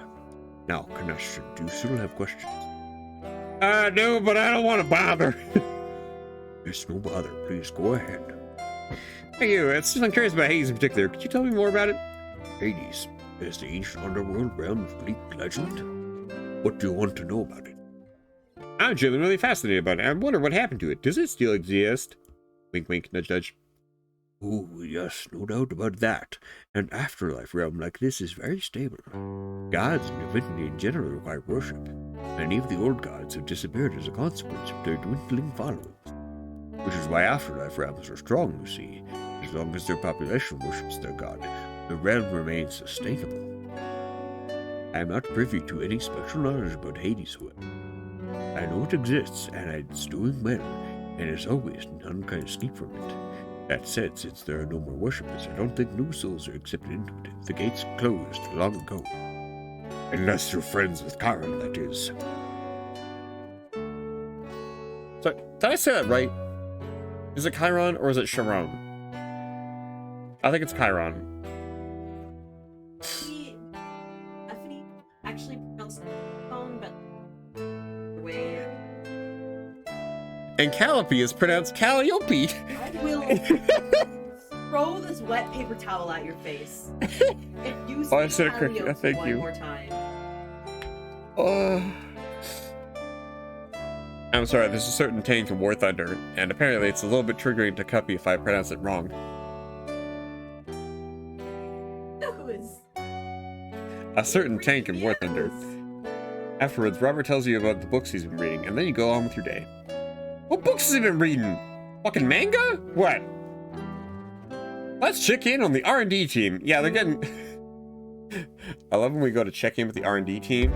It looks like Asterion had to take his shirt off because he was working too hard, and he's just like, "Oh, I'm sorry, everybody. I gotta keep my pants on, but my shirt's just soaking on my sweat. I just gotta rip this off for a second here. Don't worry, my suspenders block my nipples. It's not weird." What I do with suspenders? Look old? I already look old. Uh-huh. Yeah. Nothing more. Your R&D team made some progress, but no project was completed. Let's check out exploration time. Oh wait, there was none. Oopsies.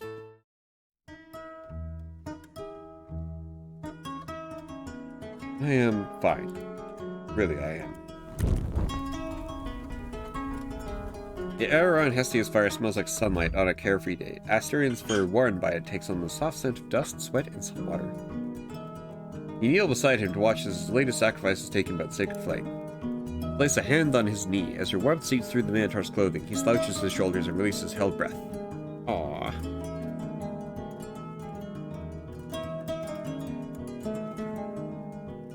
His hand settles atop yours, fingers splayed like a child too tired to make any attempt at being tidy.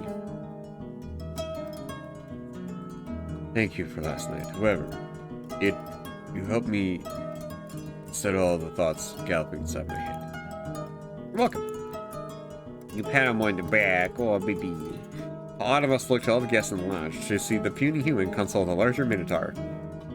By now, of you, kings of this realm, could care about that. After all, the Lord gifts men with the most noble shamelessness.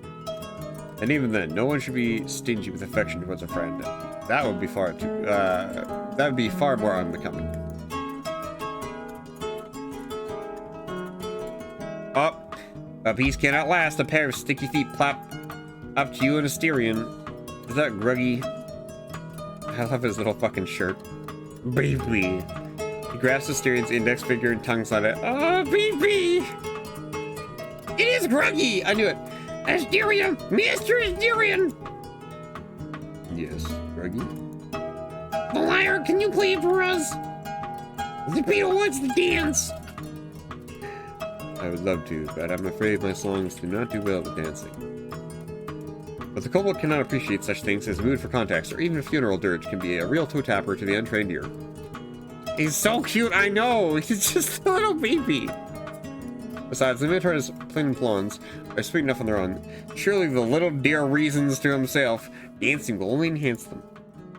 Yorgi tugs on Asterian's finger again. Please! You and Asterion exchange a glance. Together, you get up and return to your quarters to retrieve the Minotaur's lyre. Yeah! On the way there, each of you holds one of Greggy's hands. Oh, baby! As though he were your own child. You lift him up a few inches from the ground and swing him gently to and fro. Oh my god, I fucking love him so much. His delighted giggling patterns through the infinite hallways of the hotel, banishing old pains. Baby. Henbish 1, where good men used to meet. Oh boy! Detected by the cover of night, aided only by a Soviet-era flashlight, the young man hunched behind the steering wheel threw a set of bone dice between his thighs. 3 dice thrown 3 times, all results tallied in a yellow notebook, and the same process 2 times more. His notes were as follows. 1 equals 9, 2 equals 7, 3 equals 5, 4 equals 3, 5 equals 2, 6 equals 1. That's all the 7s. No. That's a 7, that's a 7, that's a 7. That's an 8. That's a 9, and that's a 10. I don't fucking know. Excuse me. Oh, he rolled the dice 6 times. Oh. So the I'm sorry, I'm stupid. Starting with my favorite character, but after they added Cambash's hangouts, he came a close second. Oh no! Alright. He chewed on the pencil and checked the previous pages for guidance. He had gotten his combination once before. What had resulted was his truck's tire bursting during a road trip, which had almost ended in it rolling over. Oh no. His father got it thrice. A camel's kick had missed his jaw by an inch. A thief had stolen a foal during the night. His dog had disappeared for 2 weeks and returned with a crippled leg. Oh. Stomach felt as though filled with coals of living fire, and the bristles at the back of his neck stood on end. He could give up and return home. His father would compliment his prudence. There was only one final calculation to be made: money. And as bad as his luck was, the risk was worth it, considering the scale of his family's need. The young man closed his eyes and swallowed the wild lightning, which threatened to spill from his throat. Yeah, it's dice rolls. I thought what he looks for is not quite clear until he explains it in his hangout. Oh, okay. One by one, he pushed aside all thoughts of disgrace and tragedy until his hands became steady enough to hold the steering wheel. And off he went.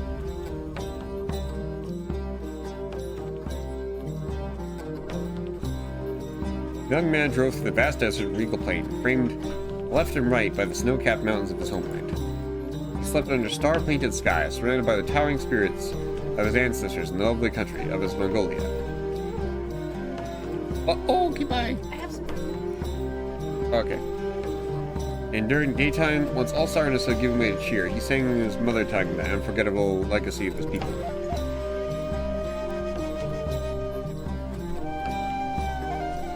Oh no, I have no idea what voice to do for him. He looks so nice though and friendly.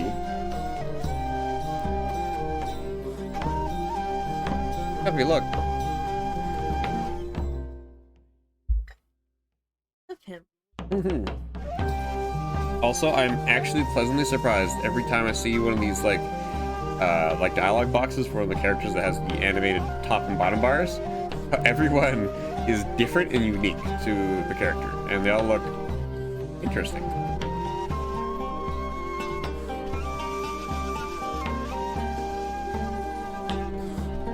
I don't know, what kind of voice should I give for Kimbish? What'd you say, Guppy? Oh, so Guppy, is that your toast in the toaster? Oh, okay. Oh, okay. Oh, your hours Olgo old toast.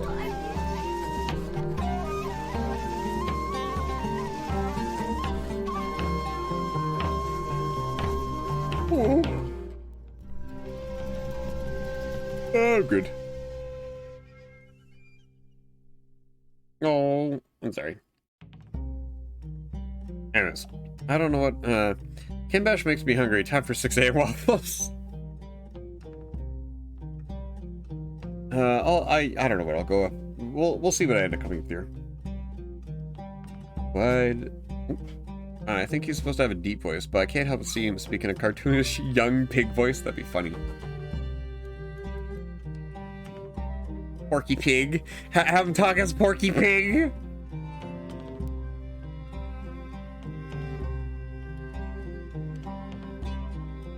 He's quite young. I think 21? What? No way. There's no way this man's 21. Excuse me, like, I already have to deal with enough of this shit now as a grown-ass adult where I'm like, young people, ugh. How dare they be young? Because apparently that's an emotion I've discovered recently, which I think is fucking hilarious to me. Oh my gosh, Ken, really? Yet again, it happened where I was like actually envious of a young person just for being young, and I was like, the fuck? I've never had this before. You're not even 30. I know, and it's stupid to me. Yeah, I think he's in his early 20s. Oh my god. Like, I found out a coworker of mine the other day. Turns out she's actually only a year older than me. I thought she was already in her like mid-30s because she looked very put together. Like her life was like put together. She's in a higher, better position than me at the current job I'm at. She has a car and like, you know, all this other shit. And I was like, nope, she's actually only a year older than me. And I'm like, ah, shit. Yeah, because we're frequent as you get older. Oh, okay. It's just crazy to me because for the first time in my life, it happened like I think maybe a month ago, and it was odd. Yeah, I guess I get that too. But But artists are fully established in the kingdom. Like, sorry, I have to go to school because I'm only 16. Yeah. Weird. Wide are the steps so noble, white the covering mists that lift the clouds. Fly, grandson, ascent on the wind, while safe in the gur is sweet. Mighty was his journey to the capital, but mightier was his spirit. And vast was the land, but greater were his ambitions. Around 21-24. Oh, okay. Okay, you're not some grizzled, crusty old man like I thought. Sweat of effort from man and steed, swearing poets, cheering grapplers. Swearing poets, cheering grapplers able. Sweet aromas of boucher and other foods swell into cheer. Unadam greet. Ulaanbaatar, Mongolia's capital, welcomed him into its bustling streets just in time to join the country's greatest event, the Nadam. Centuries old, it comprised the 3 games of men: archery, horse riding, and wrestling. Wrestling! The young man had competed many times, but only in his province. His performance had never been quite good enough to classify for the national celebration. One year, his bowstring snapped. Then its wood had splintered. On the following, his wrestling garments had come undone. They're in the middle of the ring, and on the next, his horse had fallen ill the night before the event. Oh no! He's Mongolian, so be prepared for Mongolian food names. Oh boy. I'll try my best, Chaplain Man. But that mattered little now, for he's in the capital on a different mission. To cook, sing, bring cheer, and earn money to help his family. Days of old pass. Fathers hunch over. Daughters, sons carry on shoulder. Dappled steeds spring families plenty. Damn the souls who can't provide, the camels bleed. He's the oldest son, and with all holding with this distinction, he was given the finest his family could provide, which, for their humble condition, amounted to scant few privileges. Still, he enjoyed one luxury none of the siblings did: a proper charm to hide his true nature, a boon he was eager to repay. Kimbesh was the young man's name, and to accomplish his goal, he needed one thing: money. He parked the truck near the stadium and then got to work.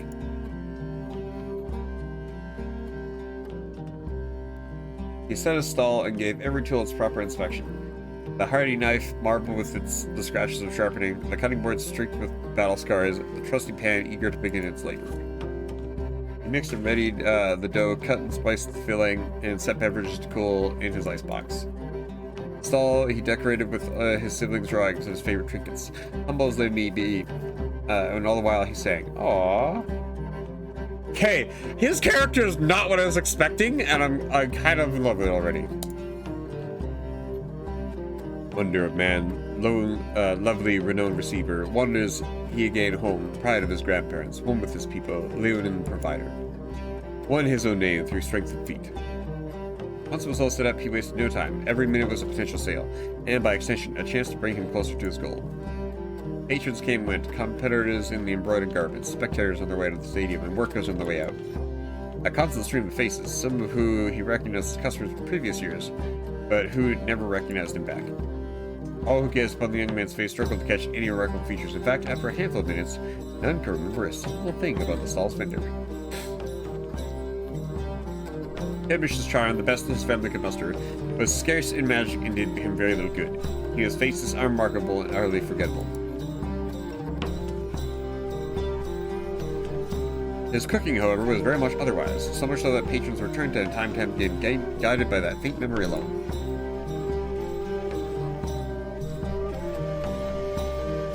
Always they found the same service, well into the night, which was when a familiar face rose in the crowd. Kimbesh looked at the man, eyes quivering, neck tense, bristles standing up as though electrified. His breathing had ceased altogether, and he felt old sense. That man's sweat mixed with grass and tricor as they had wrestled. And his breath, while rough-knuckled fingers had brushed the boar's wrist, the honeyed taste in his mouth, and the sweet emptiness left by his departure. The man looked at Kembish's general direction, and drew a breath and swallowed the cold, living fire stuck in his throat. The boar dreamt that he would be recognized this time, and indeed their eyes met, gaze lingered, hair stood on end. And apprehension covered the man's face as the stranger stared at him so fixedly, like he was expecting something. The boar's stomach dropped. Before the coals could burn new, he spoke. The guy? The last shred of hope remained. Maybe he remembered Kimbesh, but it was only pretending not to. It did not seem nearly as bad as the alternative. Well, I know you. Yes, we come from the same province. We wrestled back home 2 years ago. You beat me. And nothing. Naguai's face remained the same. Mouth hanging open, brows furrowed, eyes shifting left and right in search of a memory lost. But Kimbesh was nothing sort of a gracious host. For any humiliation could rise, he gave Naguai a way out. You treated me to a drink back then, and I understand if you don't remember me. But I promised I'd give you the same courtesy. That pricked her right up. For what hot-blooded man would reject such an offer? And so the bar served him only overfilled cups and plates well into the night. Kimbesh led the conversation with questions far too precise to come from a stranger. Has your mother stopped smoking? Did your father's leg heal well? Naguai answered kinder, sweeter with each question, but also more sorrowful for not remembering this man who knew him so well. When the time came to say goodbye, he gave Kimbesh a bone-crushing handshake, followed by a hug that lingered both for too long and not long enough at the same time. Hi, Cuffy, goodbye. Sorry for not recognizing you. I must have been so drunk. Even now I struggle to remember our match. It's fine, man. I'm not very remarkable. I get that a lot. Plan on coming again next year? I do, and if fortune smiles, I'll be attending our province's competition as well. Then we'll meet again and fight again. Kimbesh, right? Bar nodded, eyes frozen, drained of emotion. We'll see each other next year, and I'll treat you to another drink then. Next year.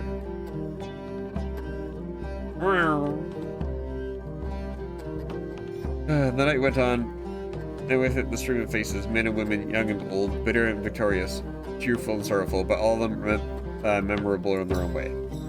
Late into the night, when the streets became as quiet as velvet as soft, a man of unfamiliar traits slid in without making a sound. Fucking Jean. Instead of scoffing at such a late client, Kimbesh received him with overflowing food and drink, but none of the day's work would go to waste. After swallowing a bite of who's sure, along with a plentiful gulp of liquor, the stranger at last spoke. The boy answered the traveler's every inquiry, but he none himself. His father had taught him that it is impolite to ask questions of guests before serving them. Hey, look at this. Damn good food at home with everything that's out tomorrow. Your praise is appreciated, sir. If you don't mind me asking, where'd you learn to cook? A bit from my grandma's Russian cookbook, a bit from the radio and television, but mostly from my ma and pa. Ever since I was a boy, I dreamt of having my own restaurant someday, so I can imagine how much I practiced. I took another bite of the kosher. His shoulders slouched as he looked down to the ground.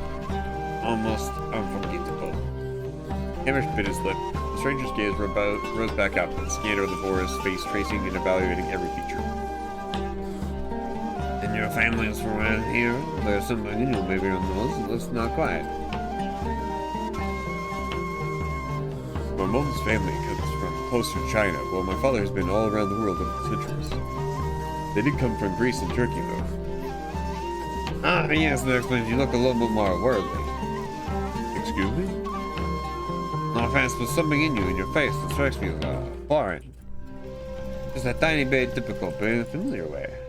I don't mean this a bad way, it's just you got me a bit of a wistful nostalgia keep. I don't follow, but I hope it's not a bad feeling you're getting. No, I just miss the good days when you won't come back, you know?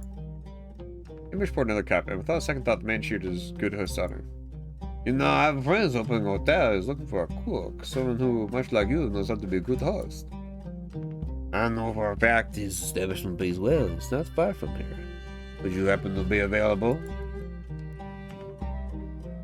That's kind of you, sir, but I'm not great at holding down a job. How is that? Let's just say I have a terrible case of bad luck. Things never go well for me. Plus, all the time I keep trying to do a job, ending with people just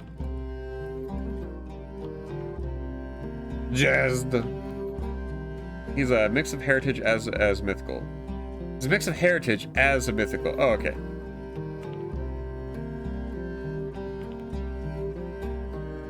Interesting. I do feel a little bad, Shopman.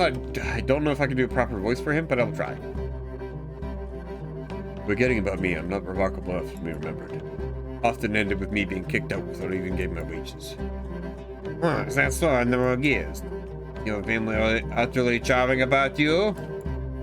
Ambash's hands froze, while his eyes burned a hole in the stranger's face. Maybe it's in the ears and nose, or your tusks. The bar bit his lip and swallowed, already anticipating a gush of living fire bubbling up in his throat. But instead, his heart settled as the tension in his shoulders came undone. He breathed free of all pretense of falsehood. How did you know? Your charm was malfunctioning earlier. I passed by you a few times today. I saw your tail coming out of your pants. Even now I can see the foam covering your hands and is approaching your tusks flush for just a second. Good thing the streets are empty. But have no fear, I'm a friend of people like you. You can call me Jean. My name is Kimbash, and it's a pleasure to host someone as understanding as you. The pleasure is our name. Literally, the food and drink are exceptional. Now, if you'll allow me one more thing to do, there's a cloud of misfortune going to by, dark and thick. If you know what's good for you, you'll back up and go out tonight. Kimbash looked at the stars and did the math. How much he had spent on gas and how much he had sold today, and the odds the man's forecast was accurate. I can't, not yet. I haven't sold enough to pay for the gas to spend on my way here. As soon as the words skipped his lips, he thought back to the bone dice and what they had said about his luck. I know as of now, I'm going to lose them more than just the money. Besides, that place I told you about, when looking for a cook, you'll find many kindred spirits there. John took a napkin and scribbled a rough map onto it. On top of that, he laid both his payment and tip so generous it made the board blush. Tell him Jean sent you, I wrote the red copy. The man got up and his footsteps made no sound. Before you go, how did you know there's bad luck coming? The stage of madness. There's someone unhinged and bitter on his parts. The guy of who hates himself so much that has caused trouble just to keep the discontent at bay. Chances are they'll latch on to you for not if you're as unlucky as you said you are. Then he was off. Under the cover of night, along with his flashlight, Kimbash threw the set of bone dice between his thighs. 3 sets of throwing 3 dice 3 times. His hands started shaking midway through. 13, 8, 5, 1, 0, 0. The fuck? What do you mean 0 and 0? I have no idea. Worse by far than previous results. He bit clean through the pencil as realization set in. He didn't even have enough money to make the trip back home. The whole catastrophe would set him back by months. If I was to get a gig nearby to make some quick cash, then that could go. Movement, whispers, footsteps approaching, then stopping, the wheezing of someone looking around, an exasperated sigh from someone else. Kimbash held his breath and breathed, and listened.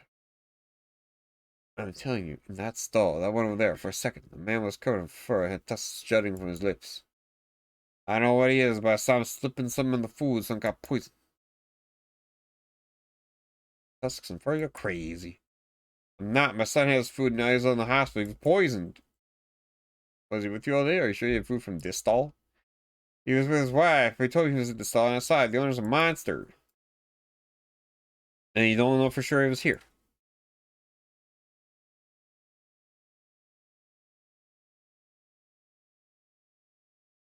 You can go, if you can get proof of this local poisoning, pass by the station, I can take a look at it, but don't bother me otherwise. I'll show you the man is normal. One of the men, the police officer, walked away, but the older man remained pacing for about a minute. He spoke again. Meet me at the street corner in 10 minutes, and you help, but devil poisoned my son, the police won't do a thing. Bring your sons, we'll need the help. Woo-hoo! He walked away, still talking. As soon as the voice faded, Kimbash got out of the truck and sprinted away to collect his belongings. 7 minutes later, there was no evidence the stall had ever been there, and when morning broke, no one had noticed its absence. Oh God! Poor Kimbash. Imbish drove through relentless desert and desolate plain, framed left and right by haunting emptiness.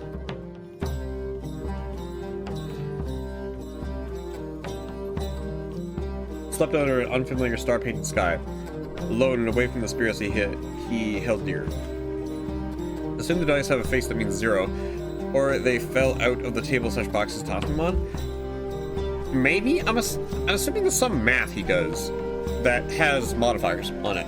It could also be that bone dice doesn't mean a dice maybe. Just a type of person. And also have a 56.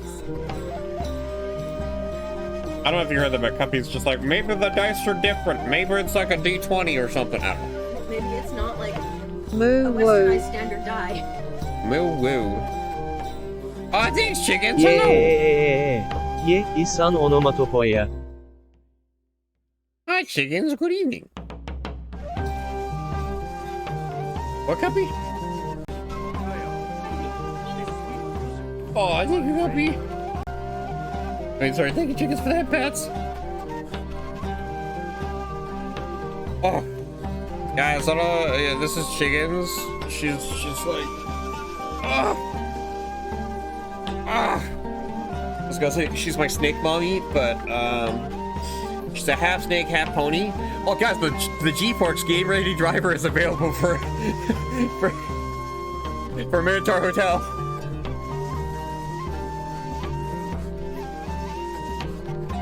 Cannot take you drivers.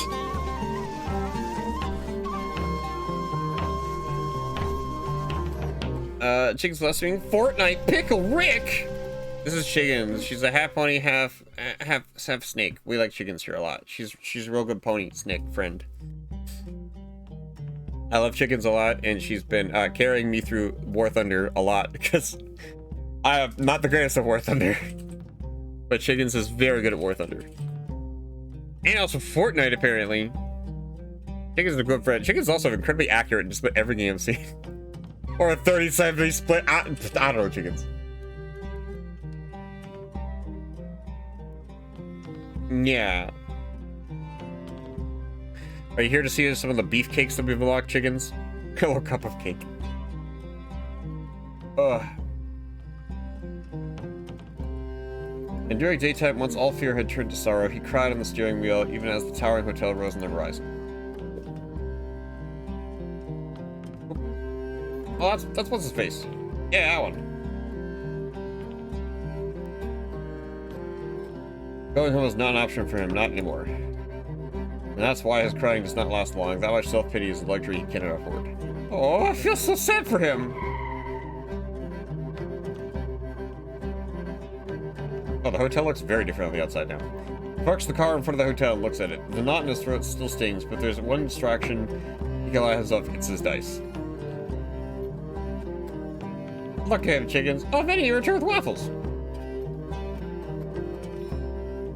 3 sets of rolling 3 dice 3 times. The first done with dull-eyed depression, the second done with curiosity, the third with alarm. Oh boy. The results are as follows. 5, 4, 4, 5, 4, 5. Okay. It's Bormero. Yeah, that one.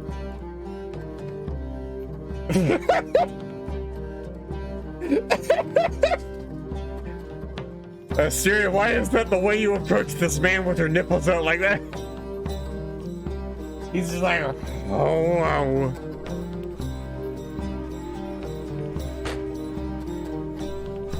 Bora had become so consumed with this dice rolling, he hadn't noticed someone approaching but the truck. Is everything alright? Kim Bitch rolls down his window. Yes, I think so. Are you unsure? You've been here for half an hour. If you want, I can at least get you some water. That's not necessary, but thank you.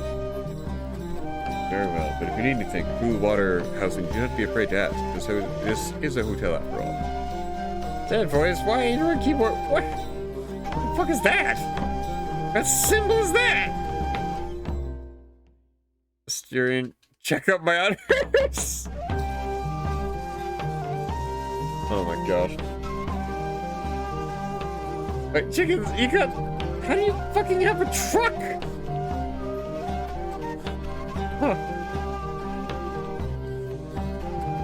Nipples away. With that, the Minotaur turns him around and strolls back towards the hotel entrance. Until his Kimbish figures out how to open the door and falls out of the truck. Wait. Jean sent me here. He said you're looking for a cook. Jean did? Well, that's so kind of him. It's true, we are in need of a cook, and you accept mythicals? Yes, of course, it'd be very hypocritical for us not to, would you say? And where's your charm? Why are you... Charms do not work here. There's a reason not to worry. We have no prohibitions against mythicals going about without them. Just to be sure, you want to cook? Do you want the cook position? Oh boy. Yes, I do, and I can show you how good I am. Just give me the chance, and I'll prepare anything you want. Very well, I'll take you up the offer. Now, come in, and we'll get you a room and proper meal first. Only then we'll go about detail about employment matters. I am called Asterion, and I am co-owner of this establishment. I ask you your name. Timbish, sir. Thank you for this chance. It'll be good. I'll do good, sir. Oh my god, look at his face! He's so wide. Okay, I really like Timbish. Pay him! Oh, I'd love to pay him. All the characters in the game are so goddamn cute. Adorable. Hi, Cuppy. What's up? Where's your pet? Where do you keep? Where do you keep my pet? I don't know. Cuppy, you're scaring me. Man, you're. Sorry, Cuppy's taking away the mouse. Oh, Cuppy, what have you done? You've all tabbed. What is? You have something called image. I know. I didn't set up shit. I don't know what you're talking about. Yeah, apparently. Part of overlay? Is it? Oh my god. Oh my gosh, indeed. A copy. A copy. Oh, okay. I know you want to pet the cow real bad, I want to but like pet the boar. pet the boar. I'm gonna organize your overlays at some point here. Oh my gosh, I'm so lost. The companies are like, oh, I can answer your overlays are everywhere, and I'm like, I didn't set up anything. I don't know what you're talking about. Let's look back to this. The Kimbish is such a cute face.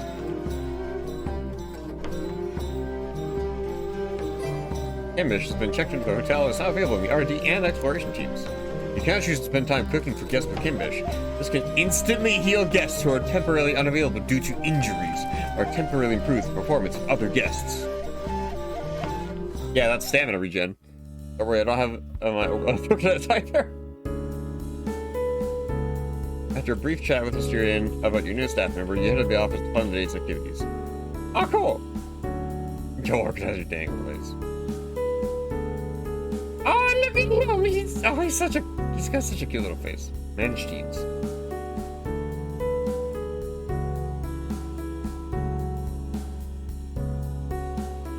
Huh. Luke has serving 3 and artifact 1. What do you have? Oh, you have fucking... Okay, well, it looks like Kimbish is somebody who's supposed to send out to explore. Oh, and R&D is full. Okay, that's as well. What do you mean danger? Oh, shit. Kimbish, why are you in danger? What the fuck? Why are you... Why? He has a black hug of... Oh, yeah, because he's really unlucky. That's why. Okay, hang on. Fucking... Shit, alright.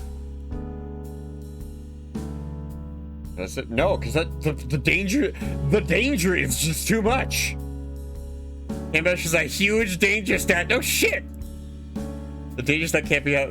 I know. I'm not gonna do shit. Don't worry. But that's fucking wild. What if it's time of surveying? What and Kimbish go well together? Oh, okay.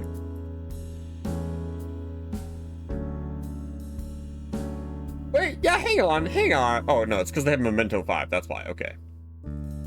Poor unlucky guy. Yeah, that's wild. Luke gets put in nerd duty. Apparently, I don't want to put Luke in nerd duty all the time. But yeah, apparently okay. Wow, I got 4 people here. And then we got to talk to Robert in the lounge? Or should I cook with a guest with Kimbish? Because he said that I do have to do things with like Robert like 4 times in order for anything to work.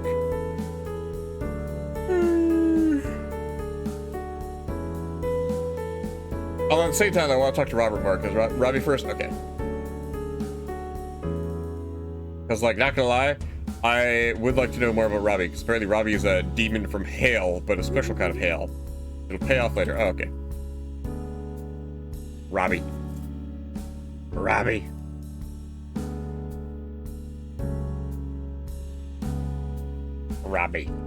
Okay, cool. We'll confirm plan. You have so many little emote faces for everybody. Yes, Robert, because then you'll get to use him on Teams. Oh, okay. Alright, here we go. Better not fuck anything up. You head to the lounge, you look towards the familiar corner of the room and find Robert alone as usual. Oh, he's wearing different clothes! This time, the demon waves at you while you pass by. You stop for some chit-chat. Wow, okay, cool. Oh, he's so cute. Well, what's today's curiosity question? Is this Tumby out? Or is this belt? I think his Humvee is a little bit out above his belt. Just click middle thing so we can see. Done. Humvee.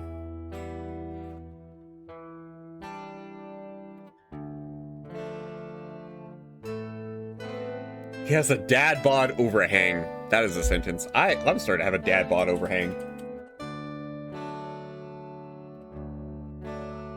Like your Sprite. Oh yeah, like my Sprite right now.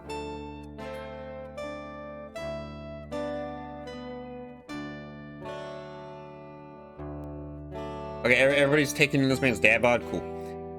Eager, I didn't even have time. I didn't even bring it up this time. I've come to enjoy our talks. It's not often I have an open conversation with a human who sees my true nature. Yeah, when he makes that face, woof, damn. In that case, would you be up for telling me a bit more about the true nature? What is there to know about demons? Damn, what? Yeah, peak male body. Yes, upon my being. Very well, then I can answer, although I'm afraid what I have to say is underwhelming. There are many kinds of demons, and I can only speak of my people from the realm of Nuremberg. Let's make a comparison for a second, Canestian. I met the Coda fellow. The dragon. He has a bit of divinity in him. Not much, just a flickering flame, but it is there. Meanwhile, Luke, he prefers to be called, he is closer to you and I. He told me of his family, and he is from an old pedigree, that of the Greeks. The old mythological beings all carry a fragment of humanity, and some argue their oldest ancestors were humans modified by the gods. Yeah, Coda's part god, apparently. That is the case for Asterion, but I can see it in him, finding a steady flame of humanity. Mixed, however, an exquisite thing his soul is. On the topic of humanity, there is very little separating you and I, Canestian. The demons of Nuremberg are imbued with a great deal of that which makes humans unlike most others of our species. Oh, he's straight up a river deity? Oh, okay. Shell, however, is different. From a human's chaotic, chthonic matter, magma, as you can see, makes good armor. The life of a demon is often dangerous, and so we are all equipped to defend ourselves.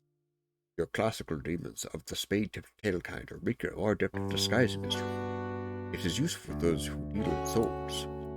My kind has no need for disguises.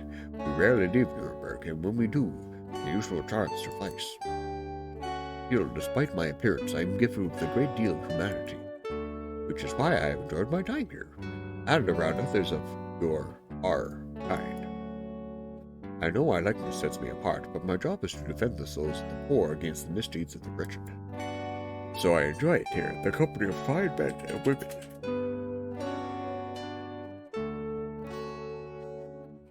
I like Robbie too. I hope my company somehow enlightens you. Your day is well, Canastia. You and Robert enjoy some time together, talking about his appreciation for humanity. Leave with a spring in your step. Aww. The R&D bros. Your current team can complete a project. Oh. You want to complete your research work? Just what? How to bar to the swimming pool? Fuck yeah, gimme.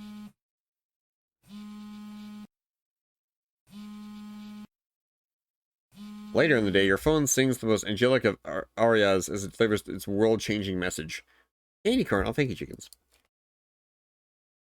I'll have no chicken. This is the last piece of candy corn I have. Oh, and hydrate. Thank you. By the way, chickens, what are you streaming tonight? What are you up to? Oh, play on, Bart. Oh, thank you. Tis sweet music to my furry friend. I'm sorry, my head isn't quite there.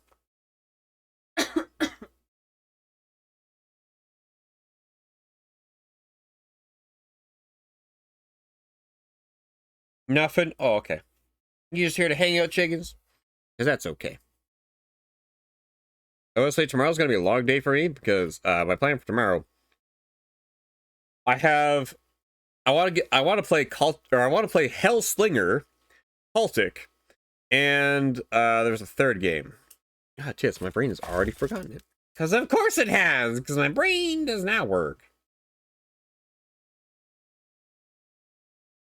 Good thing I cheated though and wrote it down.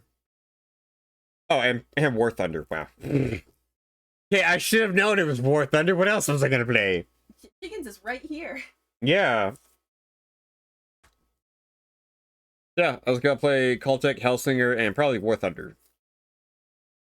And then tomorrow, I'm not sure if I'm streaming because I have a local convention I'm going to again, but only for a day, and I don't know how long we're gonna be there. But so, like, there's a chance I might not stream Saturday. A chance. Yeah, I know. Oh, and then yeah, no idea what's going on for Sunday already. I already think about Sunday. Fuck.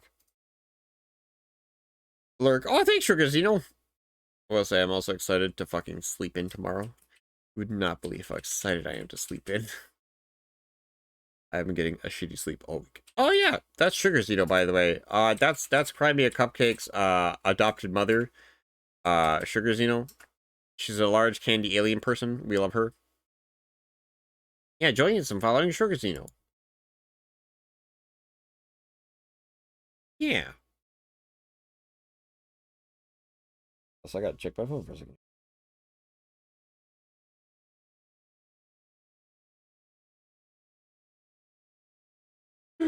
I have memories to look back on today in Zuckerberg. Wow. Oh, wow. That's funny.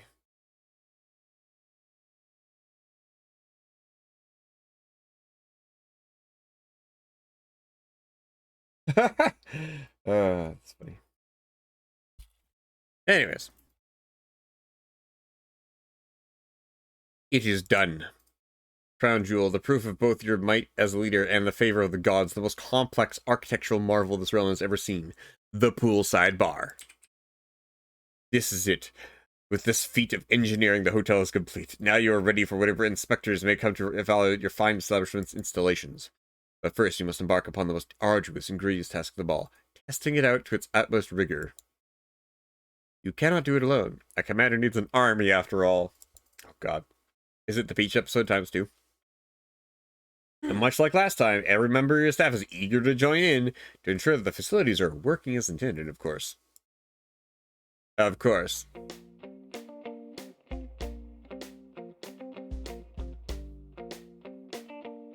After finishing up some paperwork in the office, you head out to the pool. There you find a certain bovine companion who is taking advantage of the temporary closure.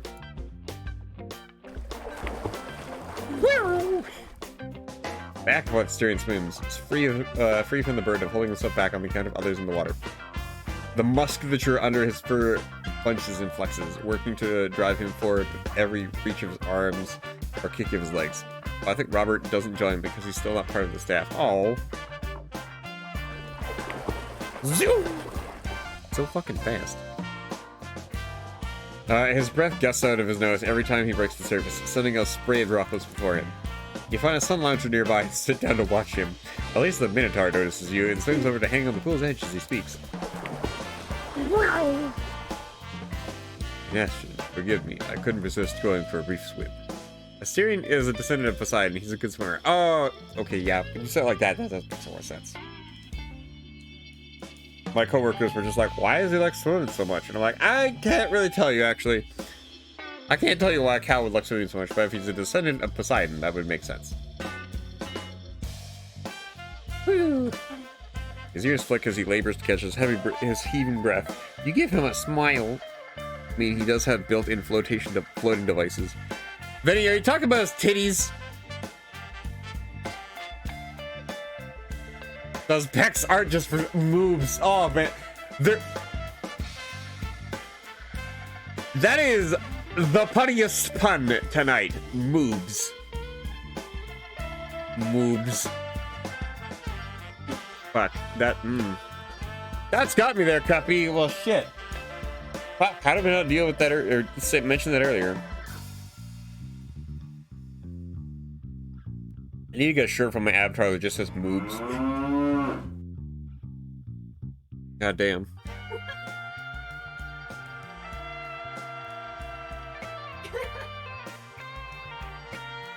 Oh, save. Oh, thank you, chickens. I can't actually do that. I can just go. Whack. There's nothing to forgive. In fact, I had thought to bring my swimsuit. I might join you for a little while. You having fun? Yes, I am. I'm glad. But it sounds like you could use some refreshment after that swim. Now come dry off and head over to the bar and see how Koda's got everything set up. Sploosh! He nods and takes a more leisurely swim over to the steps side of the pool. You follow him along the edge, meeting him as he rises out of the water, and stand by as he starts toweling off. Oh my god. This absolute hunk of a cowman over here. This fur of mine, I apologize. This might take a while, game. Might be a good idea to find a solution for that, especially if you start getting more mythical guests with lots of fur. The weird transition episode, I remember this, it was a bit off, but what? What is the weird transition episode? No, maybe a breezy cotton shirt could help. You think so? Couldn't hurt, and what more appropriate for sipping drinks by the poolside? The scream wipes, oh, okay. I think they're great, I think they're funny. The Minotaur shifts from hoof to hoof, still scrubbing away at himself with his towel. Finally defeated, he turns to hanging over the back of the lounger and gives you a nod. If you say so, then I'll trust your judgment. You close your eyes and hum the tune, already picturing the garment's pattern. The color, however, remains in question. Let's go green. Wet t-shirt time? Oh, okay. At last, you decide upon a green Hawaiian shirt. Yeah, but it's fun to say it wipes as a steer movement. Yeah. If you choose poorly, you get sent to the valley? What the fuck do you mean? That just poorly gets sent to the valley? It's a fucking shirt! What? What am I gonna do right? What? At last you decide upon a green Hawaiian shirt, your always preferred color. You have been so much fun watching today while I game. Wait, you've been watching the whole time, Melanie? Oh, okay. Jeez. Hi, thanks. Oh yeah, they rated. Read with. Oh. Scared. I thought Melanie had rated me while I was here, and I'm like, oh, I'm sorry. You said Cupcake. Oh, okay. Well, thank you. Oh, that's okay. I was just concerned because I'm like, oh shit. Anyways, you've always preferred that color, and the column hue will go well with the pool's relaxing atmosphere. Huggies. Oh, thank you, Melanie. Huggies to you too. It materializes in your hand, perfectly sized for Syrian and ready for the Minotaur to wear. Here, try this on. Wow. Yeah, the shirt's really helping him keep dry, that's for sure. Asterion dons the shirt, allowing it to hang open over his broad chest. He rubs the material between a thumb and forefinger and shifts his shoulders to feel how it brushes over his damp fur. Like it? Yes, it is very comfortable, and this pattern seems quite joyful, even carefree. Even carefree. I've always liked flowers, so I must admit I'm unfamiliar with this kind. Oh, it is so fun. It's the move window. Oh, that's exactly what I need to have written on my shirt.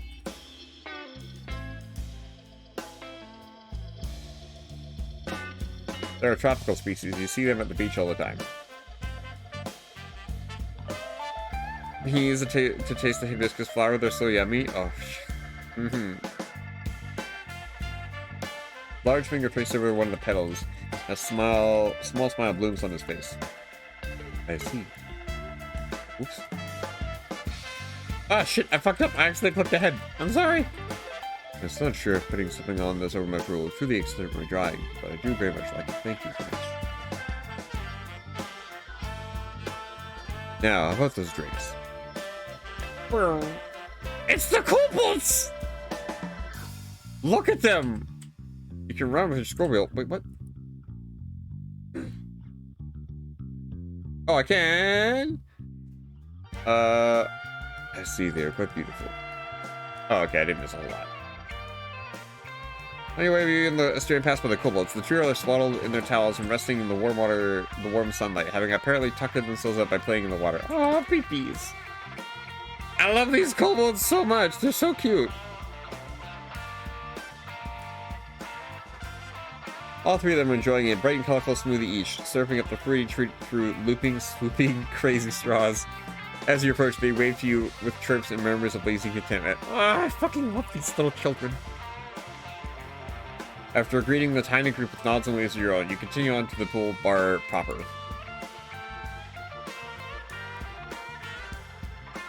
Oh, Kimbish is already here wearing just... Wow, geez, Kimbish, you got a lot of hair going on there. I'm not looking down to make sure I have the same markings or not as Kimbish.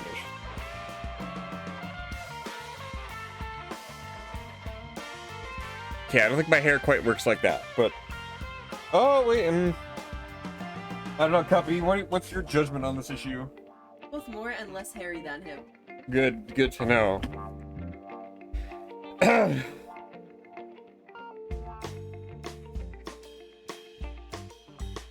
you still comparing your hair? No, it's just, Venny mentioned the happy trail, and I believe... Do I have one of those? You've got more than a happy trail. Okay, I have a happy highway. Or like a joyous highway going on there, Kimbish. Here in different places, yeah.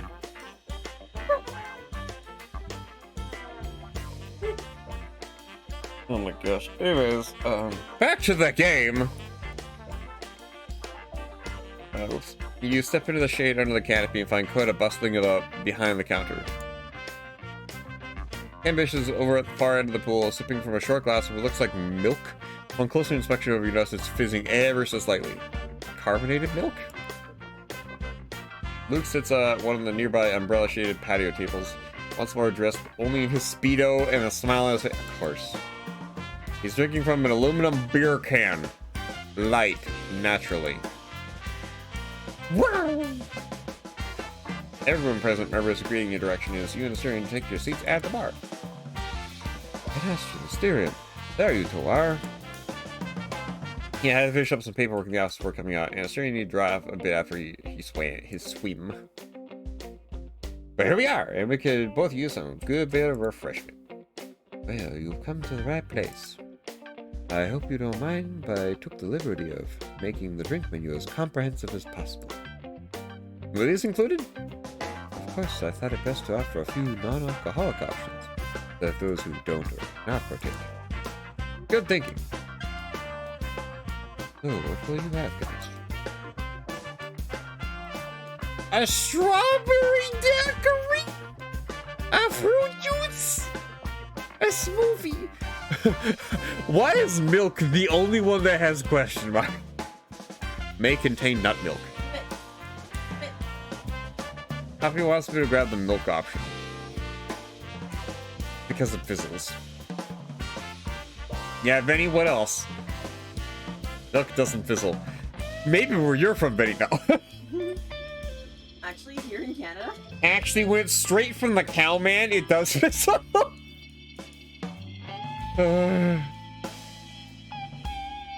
Take a look at Red Kenbish. Oh god. I just had Chalky Book with my mouth.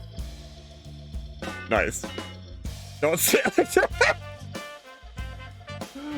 What, you want the fizzy milk straight from the cow, man?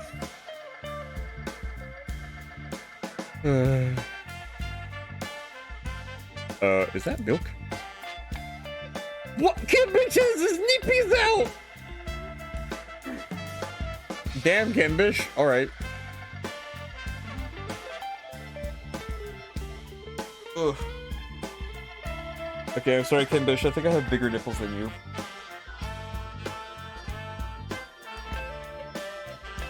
I don't know. Who has more cleavage, your company? Oh boy. Why is the song go no?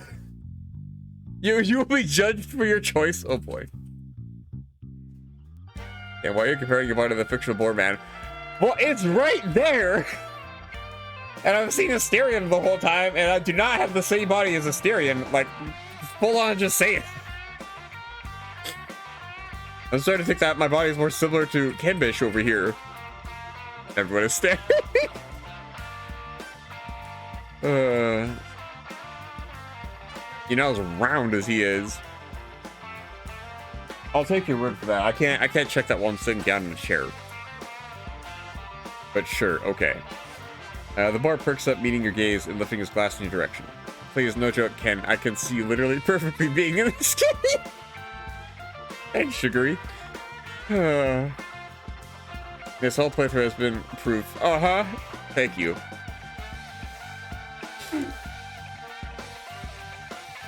There we go. Fermented milk, basically. Mare's milk, to be exact. Excuse me? You got this fresh from the horse titty? Fermented horse titty milk? Oh, Brad, you picked a great time to appear. Hi, how's it going? I'm about to have some fermented horse titty milk, apparently. Hi.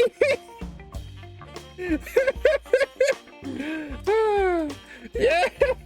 Oh, no. Yeah, by the way, everybody, this is my friend Freya Teal. She's a really cool background on Twitch. She's been playing a lot of really cool games like Blood West. Oh, jeez, my bathroom body hurts. Yeah, hi, we're shouting Freya out here. Please go give her a follow. She has a very nice voice, and she plays very interesting games on Twitch. She's probably the reason why I have 3, maybe 4 games slated to be played tomorrow. You haven't actually seen these pool-related scenes? Oh, okay, cool.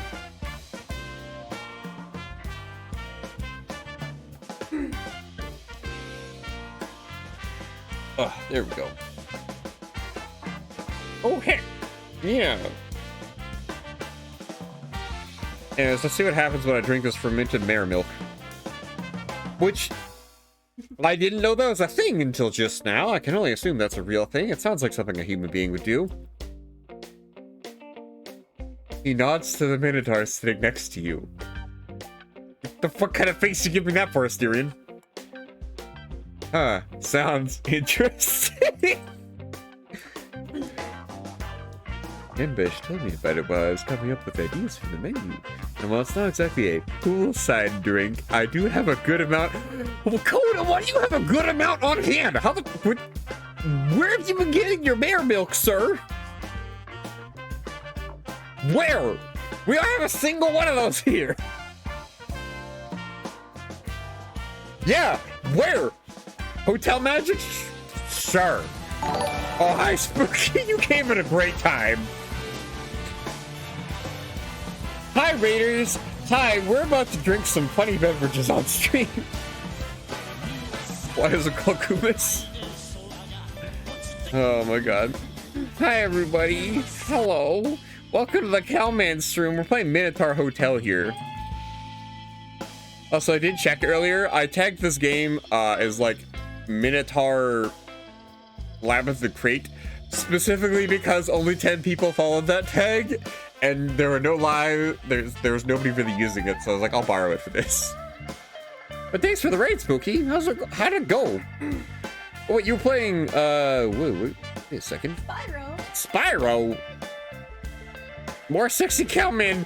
Yeah, hi, Spooky. We just created this poolside bar in game, and now we got a lot of people here. Here, let me do this. Wait, wait. Yeah. Yeah. Yeah. All right, we have another person with a very nice voice who has appeared here. Ken, how do you have so many friends with nice voices? I don't know. How do I get in on that? Yeah. Yeah, we have, this is Coda here on the far right. He is a water dragon spirit person. This is Asterion. He's the original Minotaur of Legend. And this is Kimbish, who's new here. And I don't really know a whole lot about him other than he is a boar man, which is very cute to me. Cupcake has a good voice too. Oh, thanks, Freya. Yeah, hi everybody. I'm the Minotaur Canastian. I'm playing this game because I had Minotaur in the name, and it's a visual novel. A specifically gay, furry visual novel with specifically large dudes. So if you're really into bar furry stuff, this is a interesting game. I will say this, the first 6 hours are very sad, and this game deals with a lot of trauma, and this game will make you feel a lot of things, good and bad. You will go through a wide range of emotions, and this game usually does, for me. Yeah, they all drink. Wait, what? Sorry, I'm missing out on a bunch of milk. What is going on here?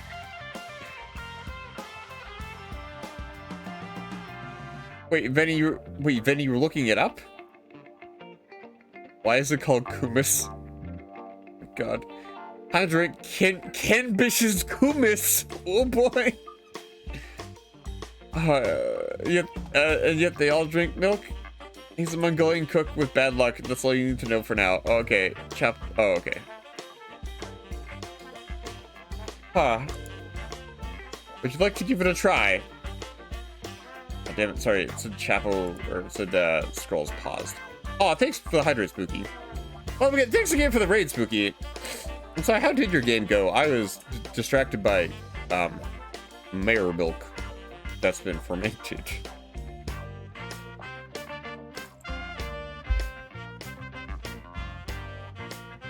It's fermented horse milk in real life. That is such a weird... I mean... I guess human beings will just ferment anything. Yeah. Made it to nasty Nork stage. Okay, that sounds like something I'd see in this game. Fermented milk. Yeah. Since it got swamped by the raid, Urg, also spelled Urg, the Mongolian word for fermented horse milk, an alcoholic beverage, see kumis, the Turkic name under which it is more widely known throughout Central Asia.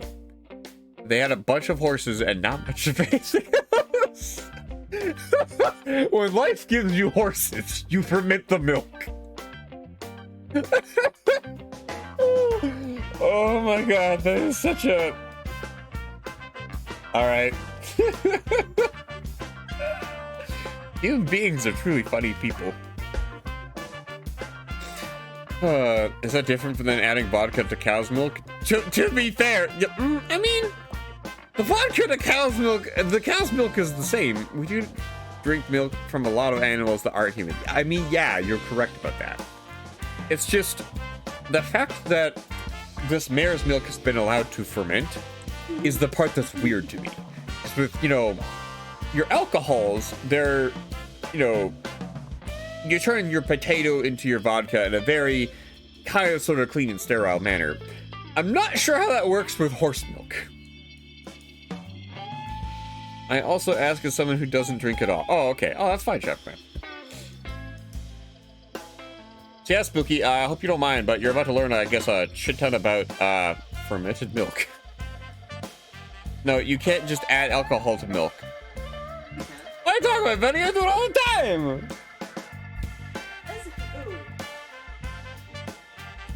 You can just toss them in. There's a specific reaction, I think, which I don't know the English word for it. Okay, that's fine. Anyways, I'm about to give it a try in game, and I'm very curious to see what it describes this thing as to me.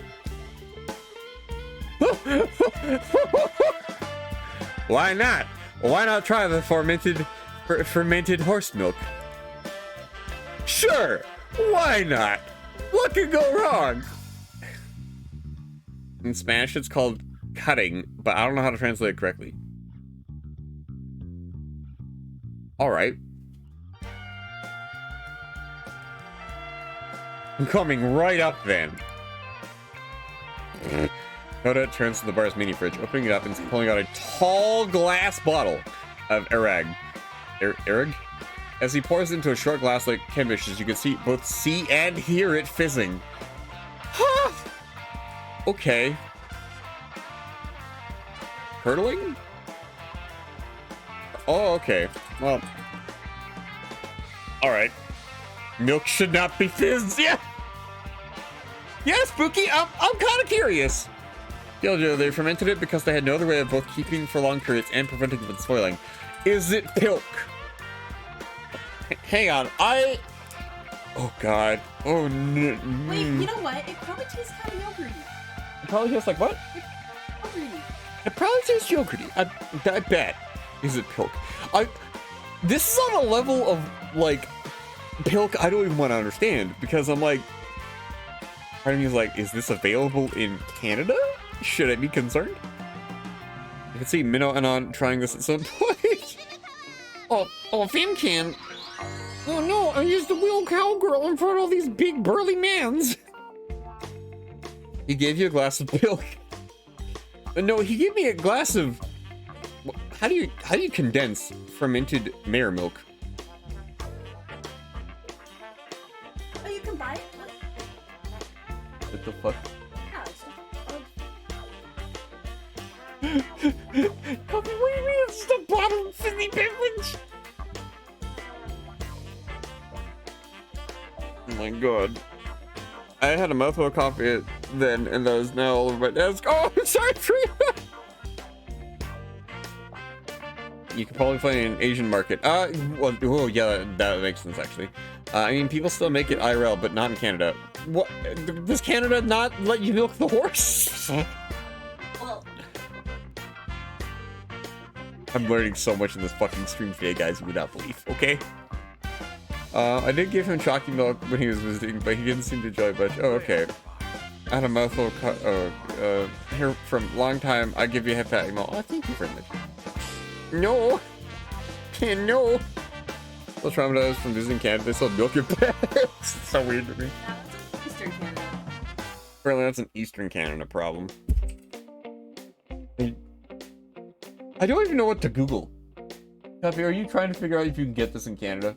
Oh, I was just trying to figure out the flavor. Oh, okay, that works too. Honestly, the way that it's described, it looks like it's a fizzy yogurt. Okay. Sorry. Yogurt happens when bacteria is introduced. Like, Oh, so it's kind of the same thing. okay. No, it's just it's different, okay? Just Because think like, of it as a fizzy yogurt drink. yeah, no, my brain's just like horse titty milk, okay, because udders. But apparently, like, you know, wait, sorry, did I say that correctly? Yeah, cow titty milk udders. Horse, on the other hand, though, just has booba. So I'm like, this is weird. All right. The way they make it so they put milk in a water skin and then anyone walks by slaps it. Yes, lots of factors can affect chalky milk. Oh, okay. All right. Anyways, time to find out what this tastes like in game and if I pass out or something. Apparently, it's also good for digestion. I bet it's great for digestion. Like yogurt. Like yogurt. Here you go. The dragon moves to hand over to you. When you reach out to take it, however, Kenbish speaks up again. God. Some restaurant will deliver your beverage in a bag. Why?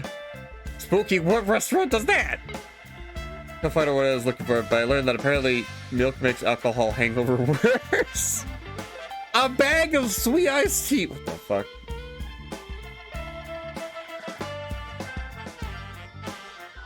And what the fuck? Make sure you take it in your right hand and put your left hand on that elbow.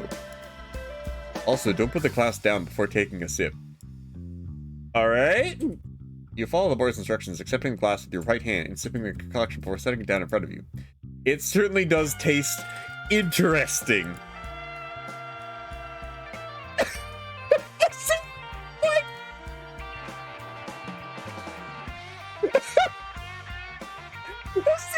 like he drank the milk, the fermented milk. What? Yeah, Stern, you gotta have some milk. Yeah, you said what? Gump, I love that a third of a way is a fucking illegal term. Oh no, guys, I'm having a 1/3 way. It's a 1/3 of a way. Is that just by yourself? There's a Korean grill that makes alcoholic drinks that are served in bags that taste like adult Capri Sun. Oh, that sounds good, actually. Yeah, Garona asked Capri Sun. He can't believe you drank it. I can't believe I drank it. I can't believe I swallowed it, honestly. The kid add fermented milk drink to his throne and taste this. Oh my god. Yeah, sure. I'm totally down with trying fermented horse milk drink, because that sounds like a fucking sentence. Oh god, I don't know how I'm gonna explain that to any of my coworkers on Monday. I'm learning so much. Yeah. Wait, sorry, what's like edging? I missed that part. Benny. Oh, third way. Oh, okay.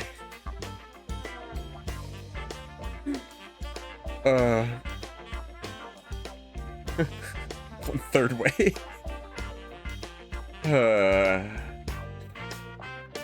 Okay, what about you, Asterion? What do you want? I think it'd be nice to try what Cash is having. Oh no. What have I done? Since it is Maris milk, there should be no issue. Wait, I'm sorry, does it... Oh, right, no, Asterion has a thing. He doesn't like milk because cow, but I guess he can drink fermented milk from horse. Oh yeah, he doesn't want to drink cow products. That's valid. But, I mean... Okay, well, I mean, actually, when I think about it, that would be weird.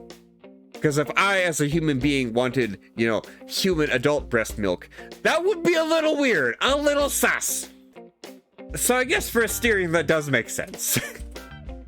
I just had to make sure. Blue, you weren't here for it. Blue, we're drinking fermented horse milk. Yeah, it's not a kink I subscribe to.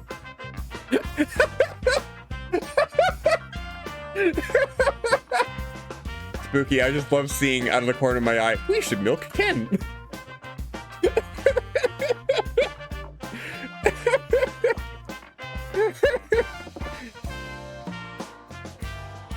Spooky, I don't think that's the kind of nut milk you want. This sounds like code for horse. Blue, it's a beverage, just it's fermented horse milk. I don't know what you're talking about. The right side of my face is broken. All right. Coda is quick to make Asterion's drink, serving up in no time flat. I have to say, I'm surprised to just how excellent a barman you make, Coda. Not that face. Thank you, Canastron. I certainly do try. As I said before, once we get some staff together to run things here, I wouldn't mind at all lending a hand from time to time. Coda, stop. I think that's why the game is saying mare's milk instead of horse milk. They know their audience. Okay, that's pretty good, actually, chap. That's pretty good.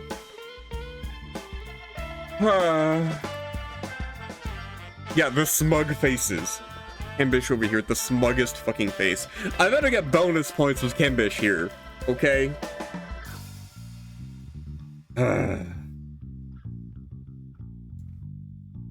Okay, you convinced me.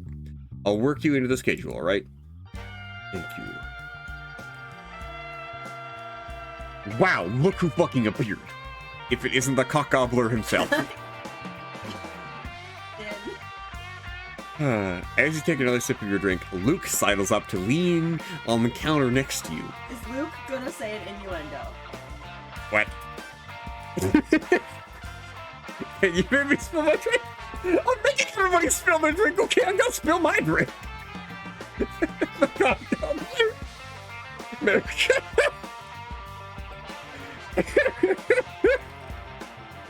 Let me chew gum. I'm just gonna cut something. Oh fuck, I'm having such a fucking time right now. I have no idea how I'm going to just casually mention to my coworkers on Monday, hey, you ever heard of fermented mare milk? Cool, I'm gonna tell you all about it. Oh god.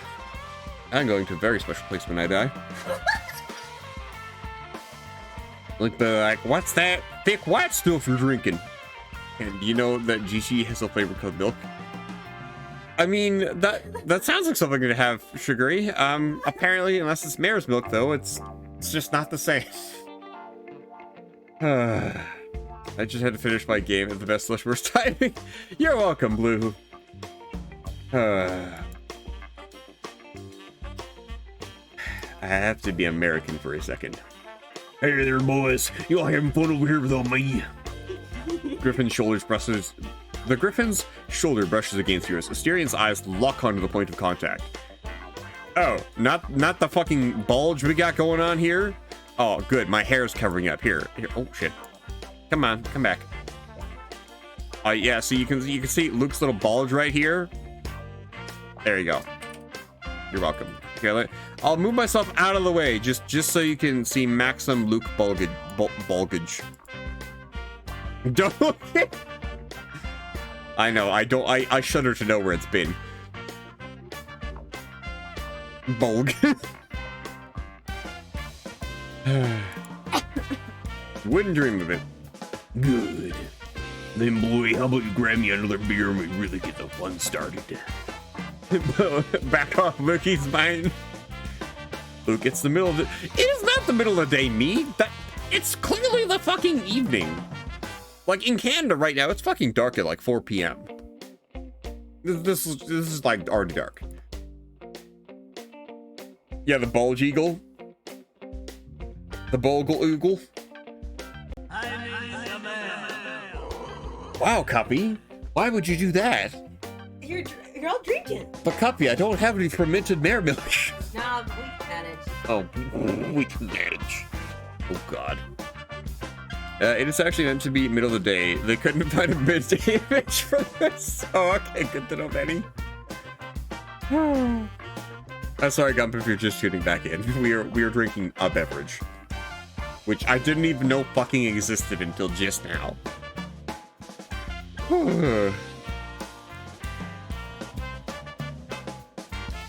Come on, boss man. Lighten up. Besides, you're one to talk. At least I'm having a light beer instead of... As I was wandering down to your drink. What the hell even is that? Erig, it's not half bad, actually. Again, Kimbish speaks up from the other end of the bar. You're gonna lay on your couch and watch Thanks, Gump. You won't like dough then. Carbonated and salty dairy dink. Oh, well, why are we carbonating the dairy? It's a proper Mongolian drink, the best of the on the steppes, and much better than the stuff you drink. Is that so? Well then, why do we put that to the test? The Griffin turns, wrapping a fist on the countertop. Everybody's drinking the fermented horse milk. You fucking banged the table, idiot! Coda, rude. Oh, yum. But Cuppy, it's not fizzing. No, I decided not to add anything fizzy. Wow. Last time you took a shot of something fizzy, it like went up your nose. Yeah. Luke comments on the drink you get. Actually calls you a little bitch if you drink girly stuff. Wow. Rude. Yeah, it would definitely be the daiquiri that Luke would like give you shit about. He'd be like, oh wow, this is a little girly drink, a little fruit smoothie for the girls. Ooh. Daiquiris are delicious. Yeah, but daiquiris are good, that's the problem. I'm sorry, Luke. Men aren't allowed to enjoy their beverages. Yeah, to be fair, I think Luke has literally 4 functioning taste buds, and it's like burger, fry, Beer. beer, and the last one's a salty surprise.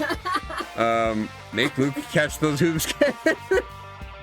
These guys make money, or how are they actually paying for themselves? The hotel. Oh yeah, chickens. The hotel creates diamonds that we can sell for money.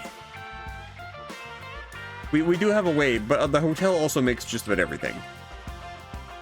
It's magic. For 3 of those 4 taste buds are all right. You love the girly drinks, especially without the alcohol in them. That's cool, Chapman. I like drinks. Is it time for blackberry whiskey? Sure, Gump. The hotel makes the milk. Is it technically vegan? That's funny. No horses were milked in the making of this beverage. Yes, but Syrian still doesn't want it.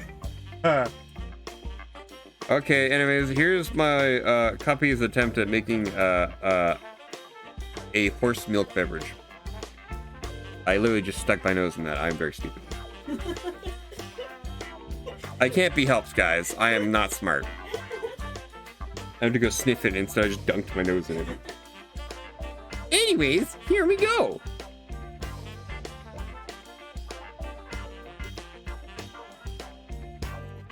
I mean, that isn't as bad. It's just like, it's just real spicy milk-ish. Ken just had the funniest look on his face. Yeah. What would you describe it as, coffee? Because I can't tell. A look of like utter confusion. Yeah, because... yeah, a lot. Oh, Bluey's in game? Oh, yeah. Bluey, yeah, it's Luke's nickname for Coda. He gives nicknames to everyone. Okay, anyways. I can hear it, Pink. Thanks, Sugary.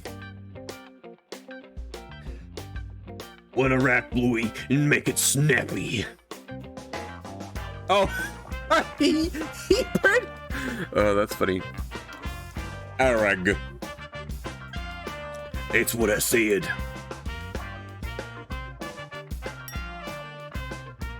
The roll of his eyes, Coda turns away to prepare Luke's requested drink. Almost as soon as he sets it down, the Griffin grabs it up.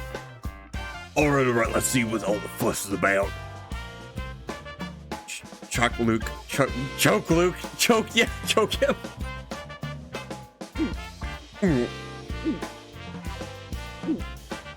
With that, Luke tips his head back to start chugging. Of course, he's a fucking bird. That's not the first horse milk that he'll be drinking. No, it's probably not the first or the last.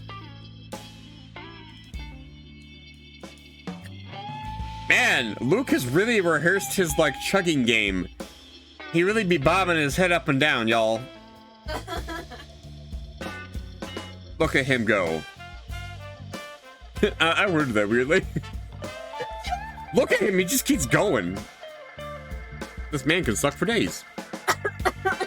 Anyways, by the way, if you aren't aware, I'm a very 18+ streamer on Twitch. Oh boy, I'm in a place. Anyways, I wouldn't if I were. The boar is cut off by the sound of Luke slamming the empty glass back down on the counter. The Griffin clacks his beak and clicks his tongue a few times. The fuck? Yeah, a bottomless pit, indeed. Oh, that's interesting. He's gonna vomit everywhere. Pardon me, fellas. I gotta go powder my beak if you catch my drift. Without waiting for a response, he turns and power walks away towards the nearest restroom. I mean, we're about to find out if a bird can vomit. Hamish just smirks as he takes another sip of his drink. Yep, that can happen. Other than that small incident, the bar has declared a rousing success by every member of your staff.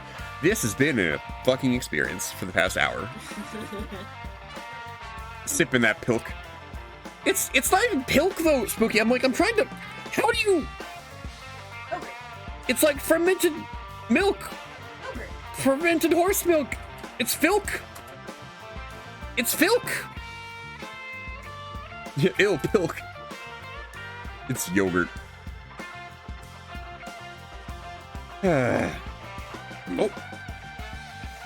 Before we turn to our task, should I change back to my old clothes? Yeah? He Oh, you don't want Asteria to walk around like this? rolls. Okay, fine, we'll put him back in his overalls. It's horse cheese? No. No, Blue. It's fermented mare milk. It's cow titty juice. That's just been fermented into No, horse tea. horse titty juice. Oh, what? Yeah, I agree, Blue. What?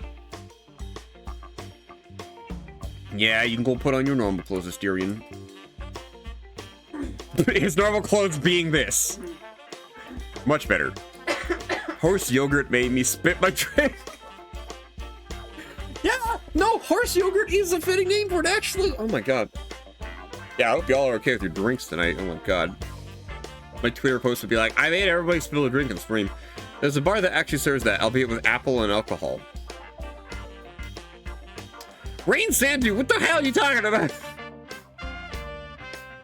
What do you mean about that? Cause that's mega sus if true. Yes. Uh-huh. I'd say it's just protein, but like,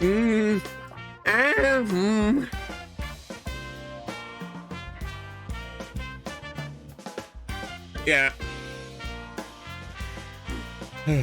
As you wish. Wow, poolside bar at tech folder. Let's check in on the exploration team. In Mongolia, the milking season for this is another sentence I'm going to have to read. In Mongolia, the milking season for horses traditionally runs between mid-June and early October. During one season, a mare produces approximately 1,000 to 1,200 liters of milk, of which about half is left to her foal. Horse milking season was not a part I was even aware of, but here we are. That's a lot of horse milk! Yeah, damn, Spooky, they gotta share! Like, what the fuck? I've been on the internet for many years and I've found many things I would rather have not known about. Oh, good. Oh, horse milk. No, it's the horse yogurt. Anyway, what did the exploration team find? Your time found 3 raw materials. I love him. He's so cute. Oh, it looks like he found something else. Okay, these two are quite. Okay, these two are very cute together. I love them. Like, look at them. They're so cute. I'm really enjoying this game tonight. Holgert! Oh my god. Oh, looks like you found something else. You found a poem written in very old parchment, a small memento of Asterian's past. You can read Asterian's secret poetry from when he was just a baby. You can read it by opening the files in the file menu. Wait, what? Also difficult to milk a mare according to Wikipedia. If they kick you and you just die. Yeah, that's the thing about horses and cows and shit. They just kick you and you fucking die. I'm not gonna lie. Horses are very weird creatures. They're not all there in the head. You can milk. Yeah, Spooky, you're correct. You can milk anything if you try hard enough. That is very much a human thing to do. Anyways, that night a whole new wave of guests packs the lounge during your usual dinner time. That's the poor wording too. Yeah, cashew milk. Yeah, almond milk. Where the fucking teats on an almond? Oat milk? I don't know they even had oats that could be milked. Horses are absolutely terrifying. Have you seen their teeth? Actually, Freya, I do all the time because we do lots of stuff at work. Horses have a shit ton of teeth. And dogs have a moderate amount of teeth. I'm gonna say a moderate amount. Although, oh, hang on. Just because we're on the topic of dog teeth, I did remark something to Cuppy the other day. We saw a piece of artwork featuring, well, in standard furry artwork terms, it was definitely a vor-themed piece of artwork. It featured, like, you know, a dog mouth that was, you know, from the inside or whatever. Not something I'm normally into. It was just on my feed. But the reason that was incredibly funny for me is I used to have to actually put the teeth inside of the dog mouths to make them correct. And somebody had mixed up one of the teeth in this mouth that they had drawn and had drawn it, like, backwards. And I was like, oh, you put these teeth in wrong. And only I would know that because I'm some not stupid person. I'm some crazy weirdo who had to make dog teeth for a job. Is still doing that occasionally. People have milked rats just to prove they could. Rilk? Yeah, Freya Tail, what's Rilk like?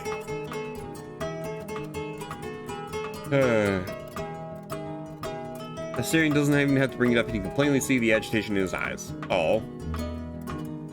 And so you and your Minotaur roommate partake of that almost ancient and revered custom, getting some takeout to enjoy in the quiet privacy of your quarters. Aw.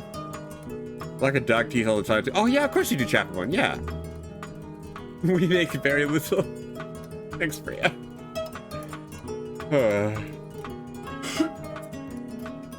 Oh, right, and also, I just want to point this out here before I forget, Freya. I'm about to order some more proxy magic cards, because that's a thing I do. And I'm realizing that if I really wanted to, I could put some of my VTuber friends on magic cards, like, for proxy purposes.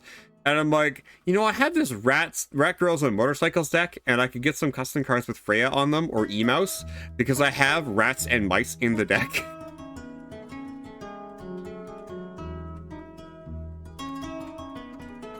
Anyways, we're getting takeout food. During dinner, Assyrian keeps glancing at his tablet, a smile finely painted on his rough lips. Assyrian, what did you do? Did you Google a certain monosodium glutamate website? I may have discovered something quite useful for us, Castian. Yeah? Assyrian? Is it water-based lubricant?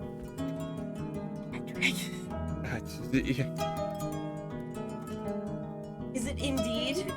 Oh my god. You can't speak for those of you. Oh, okay. I might ask you about that in a bit, Freya. Just because it's definitely something I had to ask first about. But it'd just be really neat if I could bring my VTuber friends to a Magic the Gathering event. Because that'd be really cool for me. Anybody else wouldn't understand, but it'd be cool for me and very fitting for me. Oh yeah, sorry, Benny. Copy's too fast. Chap, I'm thirsty. I was trying to read a few recent Greek works today, which, as one could expect, is quite difficult. Different language from what I learned in the early days of Labyrinth. I did notice that the hotel's translation was having a slight effect, just enough to help me bridge the gap. One of these days, I'll try to, well, update the hotel's translation. I might know how to do it. You settle in after finishing dinner. Assyrian becomes lost in thought. At times, he looks to the drawer where you hid Clement's litter.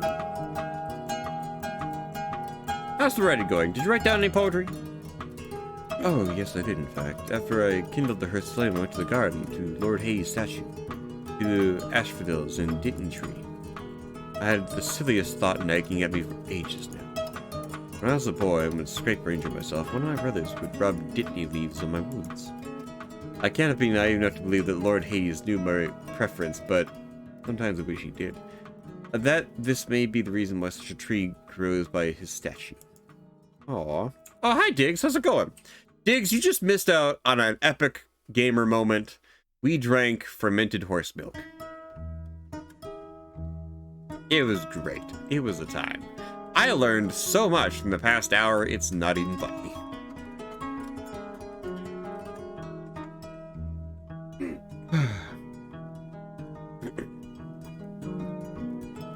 Oh, and I see arena one, everybody. I felt such a strong emotion today, tending to the garden. It reminded me of a poem I wrote long ago. I wrote it down again, of course. Asterion looks out the window to the crescent moon outside. Do you think, Canestian, Lord Hades could have known. I'm sure he did. It must have been his gift to you. It's the least he could have done for a loyal member of his royal guard and sparring partner. A god caring about a mortal. That's a very innocent idea, Canestian. But I suppose, well, my good and wise master, it is your command that I believe your words, that I bow down and obey. You should believe me, because I'm right. Not because a master this or lordship that. Very well, sir. Truth or not, the thought alone brings me joy. Agreed. That is very cute. Whew. Oh, Diggs. You finally went to the gym on Monday and Thursday. I ran around for a while in recess day, played badminton for an hour after school, climbed 16 floors of stairs because I wanted to despite pulling my right calf during badminton. Oh, jeez. Yeah, thanks, Spooky. I'll get right on that. Damn. On a Hydra. Thank you, Chuck, man. Hey, I love how I was like, oh man, I'm getting a little sleepy, and then one informative session about mare's milk, and I'm very much awake again. That is still just the funniest thing I have learned today. In probably this whole month. That is the most obscure and wild thing to just learn. I feel so relieved school officially ends today, too, for this year. Oh, wow, that's awesome, Diggs. Good job.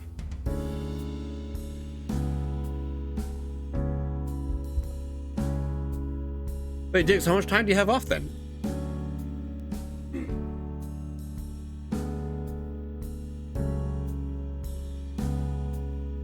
What was the last session?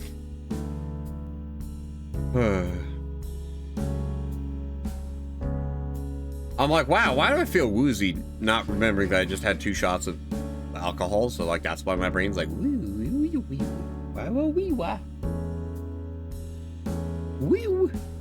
By a few months, I mean, a few months till January, and by, oh, okay. More shots, oh my god, Blue.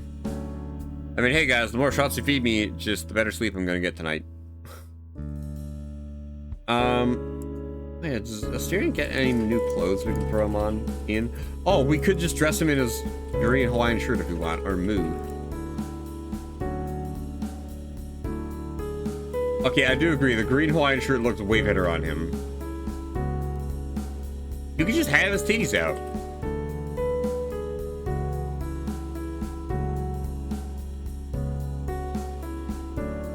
Okay, so I only have those fur colors. Okay.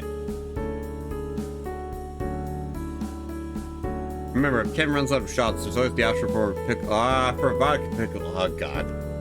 Okay, the first time the vodka pickles we got last time, they were like Old Smoky or whatever the fuck.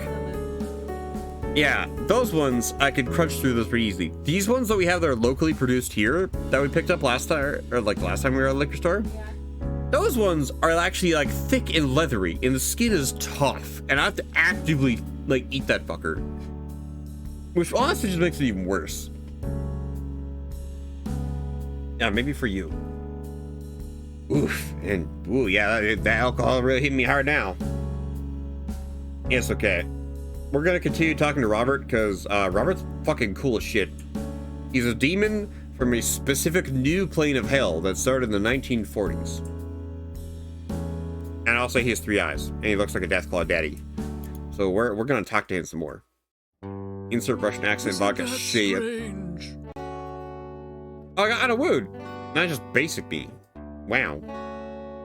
I managed to miraculously wake up tomorrow feeling completely fine. I might go swim or gym again. Ah, damn, Diggs. That sounds awesome that you're actually like doing all this physical energy stuff. I feel like such an old man now where I look at that and I'm like, my body would complain. Basic, you look like Heroforge. I don't know what you're talking about. Oh, thank you, Blue. Bluey here turned me into Lara Canestian. Yet again, I really need to save up money and commission the person who drew Bar Canestian for more Bar Canestians. Gymnopede. Oh my gosh. Robert gives you a knowing look. Everyone's so sweet. Yeah. For the past year and a few uncompensated. Oh, nice. That's still awesome, though.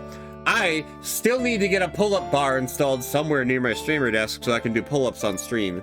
Because I'd like to do that, because A, it would help my back muscles, and B, it would help my, like, arm muscles. That's the song that's playing. A redo of it, at least. Oh, yeah.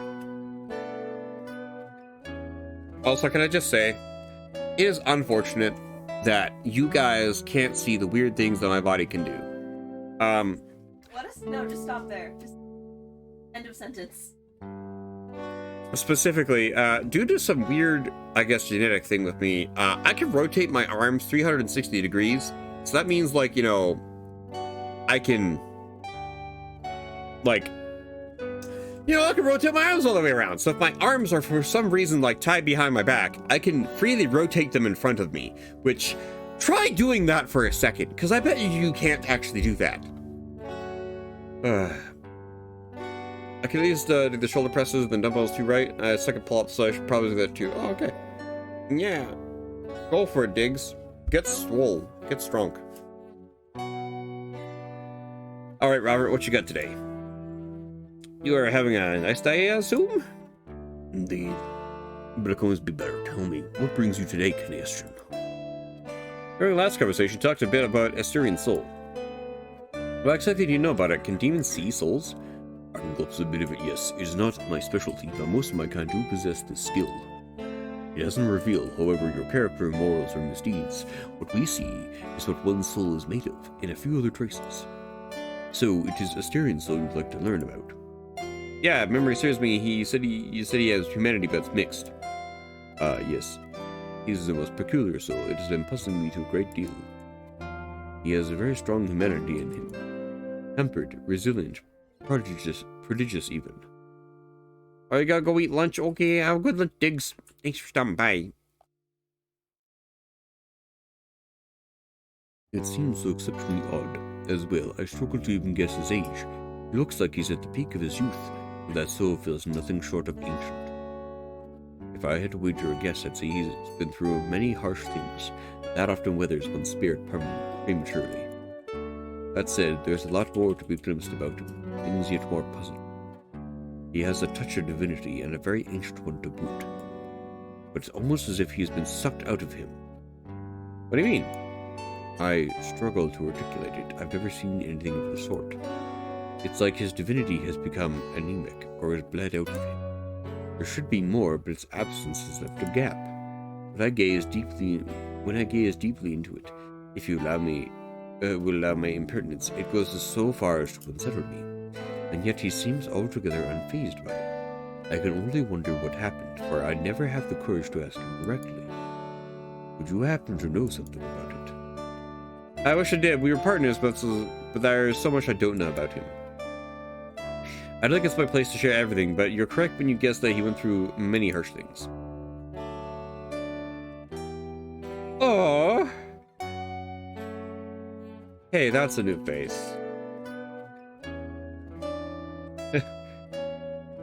Huh. That's not a face I was expecting. For Robert the Demon from Hell to have. Poor thing. At least he has you around. Excuse me? Your presence soothes him, and I don't need to see into your soul to know it. I suppose I'll take that as a compliment. You should. Kindness is a virtue, Canestian, and it is humanity. Robert raises his drink and gulps it down. In the second it takes room to drown it, the glass surface becomes foggy as his body reaches its contents. He starts, and a shaking rumble comes out of his chest. But one would guess it's involuntary, as Robert himself tries to quiet down by covering his mouth. Yeah, I agree. Robert's okay.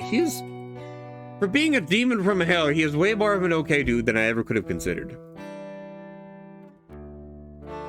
When his aching chest abides, he looks back into his cup. Just a drop remains, but it disappears in front of your eyes as Robert's heat evaporates it. Pardon my manners. My kind was not made to be particularly quiet, despite our humanity. That's alright, though if you don't mind, what exactly do you mean by that? In our last conversation, I mentioned that my people are similar to mankind. And I mean it literally. We are made of humanity. The demons of Nuremberg were sculpted with a core of dark, gentle humanity, meant to give us compassion. then encased in a shell of harsh, magnetic chaos to act as armor. Humanity, Canestian, is a very real thing. If you ever see me injured, you shall witness it then. That which makes us similar. As inquisitive as I may be, I can't say my curiosity extends that far. I prefer if no guests are ever injured in this establishment. Oh, delightfully human of you. As expected from one carrying a soul so exceedingly human. Yeah, I'm okay. I'm okay. What do you mean by that? I've said too much already. Your curiosity will go unsated this time. Don't take this as a rejection, however. I want to make it clear that I enjoy our conversations and I'm happy that you speak so frankly. Do not be afraid of asking questions. After all, humanity grows stronger when it's shared. Going milks the demon. Potentially spooky. For some context spooky, I think I'm basically married to Asterion the Cowman. I don't know if you noticed, but he has a golden armband, and I have a matching one that's made of lead on my arm. And effectively, we're married. We went through a whole ceremony, and the purpose of it was so I couldn't ever... You think you're right. Yeah, it's because the purpose of it is fermented demon man milk. Oh my god. And trying to explain something serious. Chat. The purpose of the ceremony was so if I ever, for whatever reason, ordered Asterion to go out and explore, which, by the way, he cannot do, because if Asterion leaves the hotel, he'll be actively tortured and, like, have a very not good time. So he does not want that to happen. And the only way he can 100% prevent me from ever being able to order him to do that was making a binding ritual where we both get matching armbands, where if I were to tell him to go outside and do the bad thing, my arm would get constricted by my armband so hard that my arm would, like, get lopped off. So it's a mutual, like, you know, we all lose in this situation kind of situation.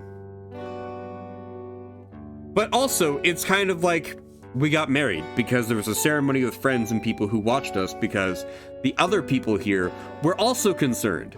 Because they were very aware that something was wrong with Asterion, and that they were like, why does Asterion keep referring to you as your master, and why is he a slave? And I had to explain to them that, like, that's actually just how it is here. The background is, I acquired a deed to this place, and the deed made me the jailer to this prison, because this is actually just a prison for Asterion. The difference is, instead of this being a prison, we turned it into a hotel. And lots of other people had also turned it into the same hotel that could be a refuge for people. So, that's kind of the TLDR of what's going on here. Amputate. Yeah, basically marriage. You lose an arm or something, or sometimes leg. Yeah, that sounds like marriage. Or your heart, yeah.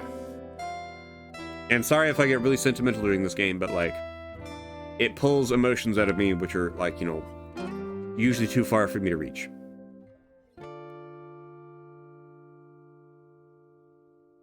When you leave a while later, you feel warm, and it would seem you have made a friend. Aww. Let's check in on the R&D team. R&D team made some progress, but no project was completed. Wow. Let's check on the exploration team. Team found 3 raw materials. It looks like they found something else. The exploration team found a golden rusted cross in the valley. Oh, interesting. I mean, you could easily lose a leg, and not much would change. You wouldn't be able to walk anyway after Strange shatters your pelvis. Oh, you're so funny, Betty. Wish I could pin comment. I would pin that comment. Pin that comment, yeah. Back in your quarters, you take a moment to say the latest discovery out in the valley. The golden cross. What is in your hands, Canestian? Today's exploration found this rusty old cross. I was just examining it, seeing if there's anything special to it. May I take a look? Careful not to damage it further, you hand the cross over to the Minotaur. He examines it carefully, perhaps attempting to find some stray, telling detail. I'm about to get a new fur collar for Asterion. Yo, hey, yo. It's odd. I wonder how and why they found it out in the valley. You think Clement threw it down there? Oh no, this little relic predates Clement by a few centuries, and while I can attest that there's nothing special to it, it is not without a story. I'm listening. Bold of you to assume I would tell it. You can't just do that. You can't just say that and tell me there's a nice little tail to it. Saying otherwise would have been a lie. My good and gracious lord, and I respect you too much to use such a trick. That said, unless you command me, I do not have to tell you the whole truth. If you wish to know so much, I suppose you could issue a proper order to your servant. You like something? Oh, okay. Fine, don't start with that. I'm not gonna force you to do anything. He is, in fact, teasing me. Syrian chuckles, ears flicking along. Well, I suppose I can tell it to a master such as you. You are so kind and lenient. You'll be the first one to ever hear of this sordid affair. I agree, he is very cute. Oh yeah, that's the armband I was talking about, sorry. He gets nice golden leaves. I get a lead armband that I don't feel or like have to worry about interacting with my body or getting in my way, but it is always on my person from now on. AKA, we're both wearing rings. And also, can I just say, this game was made in Australia, and Australia, I think, they only legalized gay marriage like a couple years ago? Not too long ago. So I'm just saying there's like kind of another correlation here.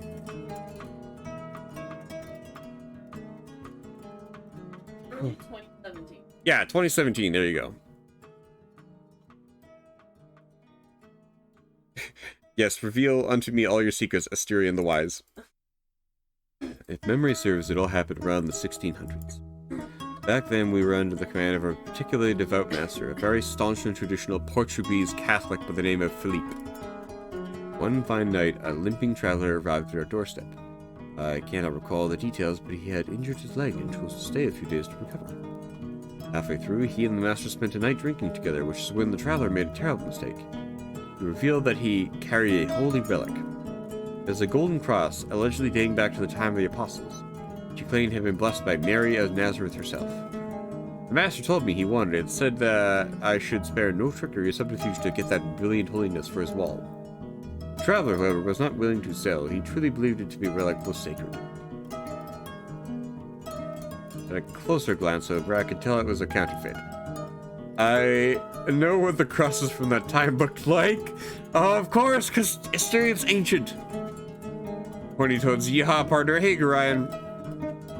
Plain made to be hidden, not all gilded and gaudy, so there's no doubt then recent creation. Master Philippe expected me to steal it, but instead I set out to make a copy, a counterfeit of counterfeit. I had not materialized any gold, but Philippe would never be able to tell it apart from pyrite. So ultimately, I fulfilled his command. I spared no trickery or subterfuge, and got that brilliant holiness, or at least something just as sacred, up on his wall. Chuckles again, somewhere between pride and bashfulness. Oh, that's so smart. Also, Gorion, you missed fermented horse milk. That was a thing. I am embiggened with a huge pile of basil rice and chicken. Everything's great. Oh, that does sound really good, Gorion. Of course, pyrite rusts quickly, so I had to repair it every now and then in secret. By the time Master Philippe died, I was exhausted with the whole charade, and so I went out to the garden and threw it as far away as I could. Asterion, you silly goose. Horse milk, yes, Gorion, fermented horse milk. That is a drink that actually exists, and I had no recollection of it until today. I hope next time you title the stream Local Minotaur Goes Hunting for Horse Milk. That would be funny. Oh, you're not let that go, huh, Kenny? You're gonna be obsessed with talking. Sugary, I am going to have to tell my coworkers about that. That is a fucking wild thing to just learn, okay? I have to find out about it. Not Bulgarian miek? No, Gorion, what is that? Please explain for the rest of the class. No, hey.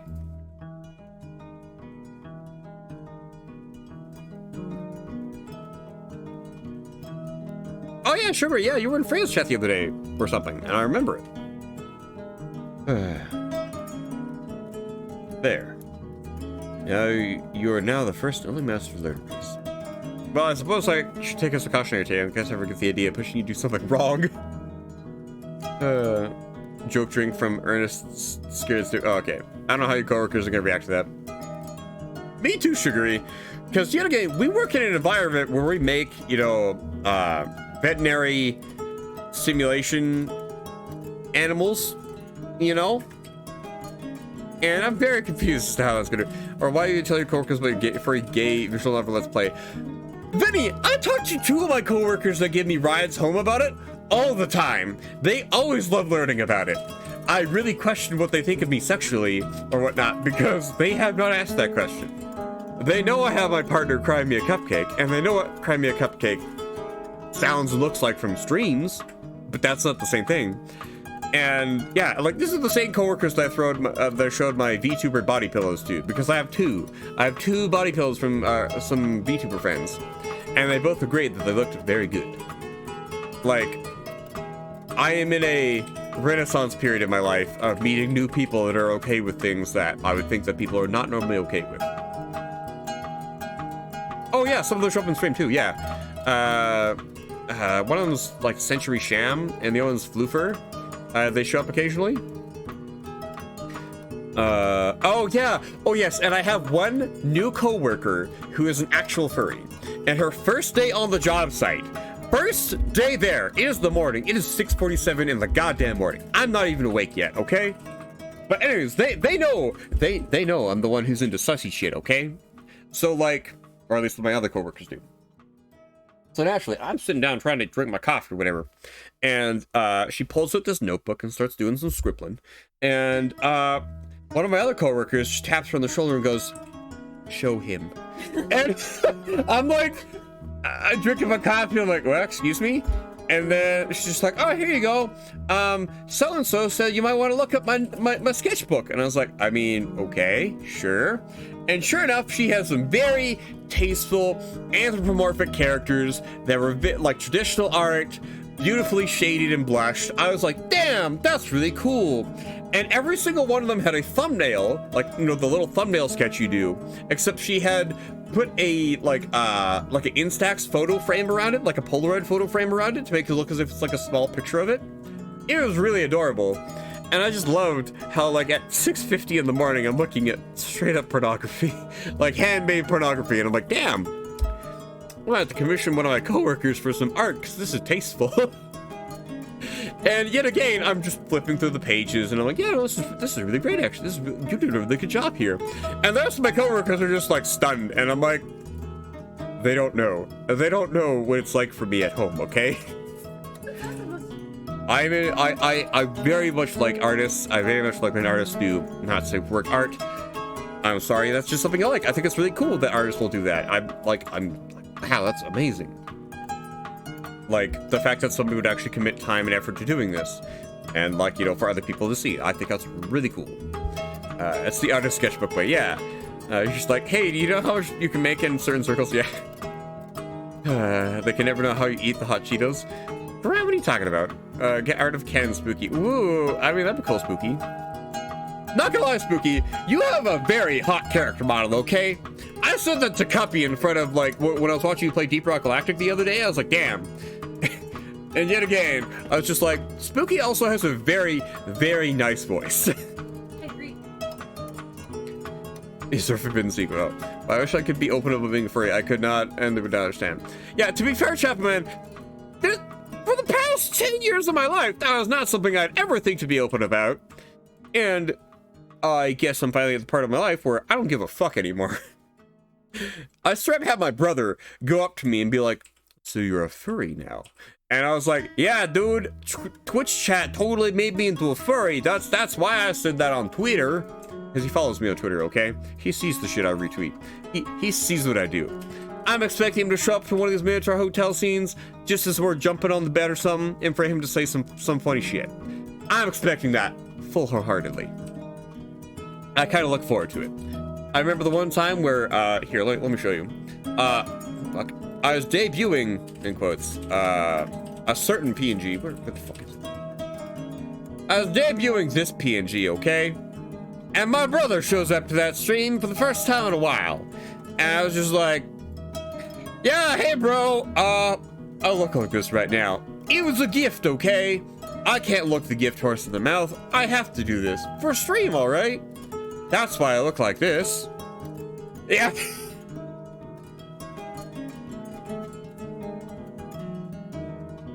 There we go. So yeah, that's my life now. And to be fair, all the immediate family members that I might care about judging me don't exist anymore. So I'm like, all right. Suddenly the amount of this that I care about has gone exceedingly down. And Copy's family, honestly, they're weirdly okay with a lot of stuff, which I wouldn't expect for somebody or for people that are from this area of the Canada, because this is not a good area of the Canada. Sorry, I'm missing a lot of things in chat. I'm sorry.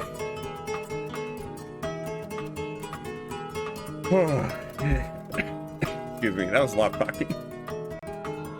Oh god, what have you done? Fuck, I'm dying. Hang on, I gotta eat a flavored twist.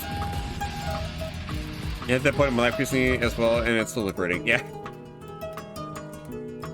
I mean, it also doesn't help when all of my fucking VTuber friends are furries, okay, with really cool models, and it's like, yeah, they're gonna know.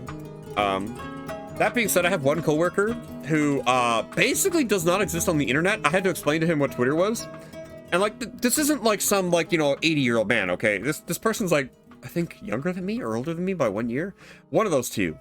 He's just never used Facebook, never used Twitter, Instagram, none of that shit. This man lives a peaceful life, free from everything. I had to explain to him everything that's going on. Oh. Yeah, go back to Ryan. Uh-huh. There you go. There you go, Ryan. Blue, what the fuck you talking about? You're Murray. Murray. You're a furry, Blue. Blue, we are so furry. I have art of us touching tips together. Blue, you're such a furry. We have art of us doing things to each other in somebody else's server.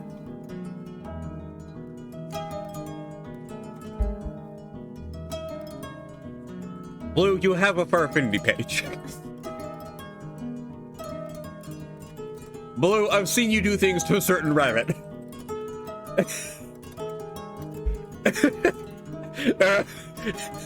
Yeah, I know, right? Yeah, on the Twitters. Yeah, you can explain that? It's weird. I swear, guys, we said not gay afterwards. We also said not furry. Oh yeah, Chapman, Cuppy's mom is very supportive. Cuppy's mom will show up in CryMeACupcake stream or my stream. So like at any point in time, I might have to explain to Cuppy's mom why my boyfriend in this game is a giant BT cow man.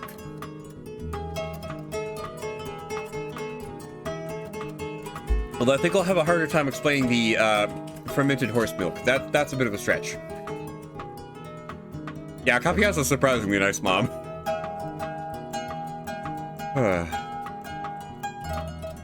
Wait, oh yeah. Sorry, just seeing if there's any comments here I missed. Oh, Chapman, you're getting that point in your life too? Okay. I mean, to be fair, that being said, I still want to like proudly say furry shit at work, just because, just due to the nature of where I work, and we work with animal type products. And the fact that, like, not everybody in the world really knows what a furry is and whatnot. I naturally don't really want to bring that shit up there because my boss might take it very differently. And I don't want to lose a job because of a misunderstanding. So, like, coworkers, fine. Boss, no. And this is, like, only a few coworkers because, like, I don't honestly have time to talk to my coworkers through the day. But it's still funny. Can Ashley would have to make a highlight? Wait, sorry, what? Just showing her, We're talking about the horse milk segment. Oh, yeah, the horse milk segment will definitely have to be a fucking highlight at this rate. That was honestly the best hour I've had in this whole week, because that was the funniest fucking shit to me.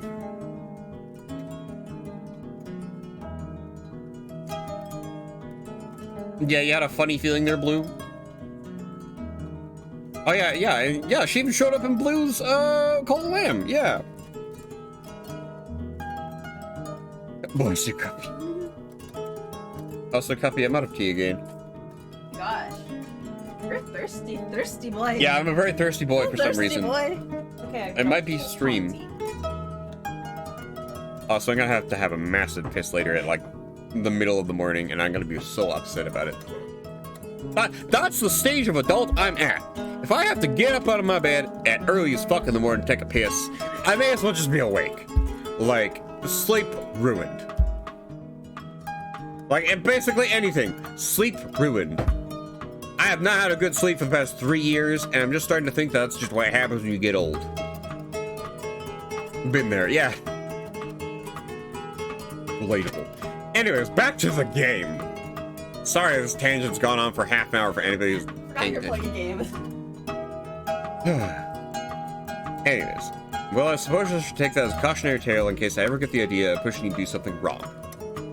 You need to autopilot Zen mode better with the midnight pee. Yeah, I tried, Ryan, but half my face doesn't work, so it just wants to, like, be awake anyways. Bye-bye, Kale, and support. Oh, okay, good night, Sugar Ray. Have a good night. Think about horse titty milk that's been fermented, I guess. I don't know. Golden love, okay. Beep, bloop, bloop. Bloop. Precisely. I may be kind and dutiful, but I'm not without a few tricks of my own. How does the old adage go? All that glitters is not gold? I didn't even know that's what the old adage was. Because I'm stupid. That's right, you're a trickster with a heart of gold. Oh! Oh, baby! He groans, looking away from me with a smile on his lips. Oh. Also, goddamn, he fucking packing down here. Goddamn. Okay, I just realized Asterian's body is fucking wide, but then you get down to his thighs, he's also got like fucking bussin' thighs. And something has popped up on stream. What the fuck? What the fuck are you? Cupcake, I see it right there. Oh. Oh, it's Discord React. Okay, let me just... Oh, what? Discord React lost connection to Discord, or like the website. I didn't even realize you still had you. That's funny. Thanks for pointing that out. That's fucking hilarious. Yeah, there we go. Yeah, it's because Discord React, I guess the website broke, and it, I guess, affects the widget. Good to know. That's really funny. Sorry, let's get the Schmeat cam out of here. You honey-tongued flatterer. If you'll deny it, then perhaps I should cover you in the finest golden jewelry. Now that'll show you. I wish you luck with making the Maverick obey that command. Now golden pirate, or maybe sun strikes Asterians for just the most blessed of angles, reflecting a sharp glimmer directly onto your face.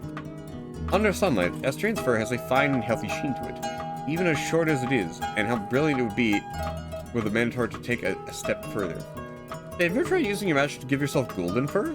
Wait, what? What? I cannot say I ever have. Then hear my command, my little trickster. Give yourself a coat of fur as brilliant as and golden as the nobility of your heart. Yes, the cowman. Brian, what the fuck is that gift? What the fuck is that? Time to worship the cow? Okay. I am afraid we might have some disagreements on how golden that would be in the first place. Is that so? Well, do keep in mind that, as your lord, my word is law. So, knowing that I know I own the truth, how beautiful and brilliant should your fur be, surely by now you know the answer. I got me. A dynamic flirting situation going on. Yeah, glitter and be gay. It's gold time. The golden calf Asterian. This makes so much sense. Thank you. The Minotaur's gaze avoids your own as he mulls over your order. Many shy grumbles escape from him, but only in the span of time it takes for the burning in his cheeks to subside. The flick of his ears and a muttered moo, he concedes defeat at last. Very well, Canestian, your will is sovereign. The green shirt might not look so great with the fur, though. Yeah, no, he kind of looks like a pineapple now.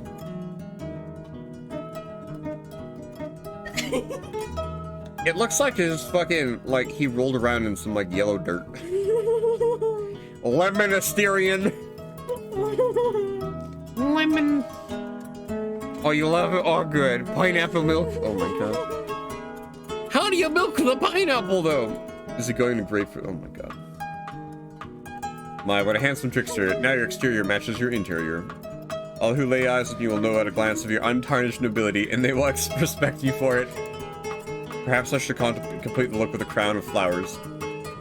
Perhaps another day. I must be gaudy enough already.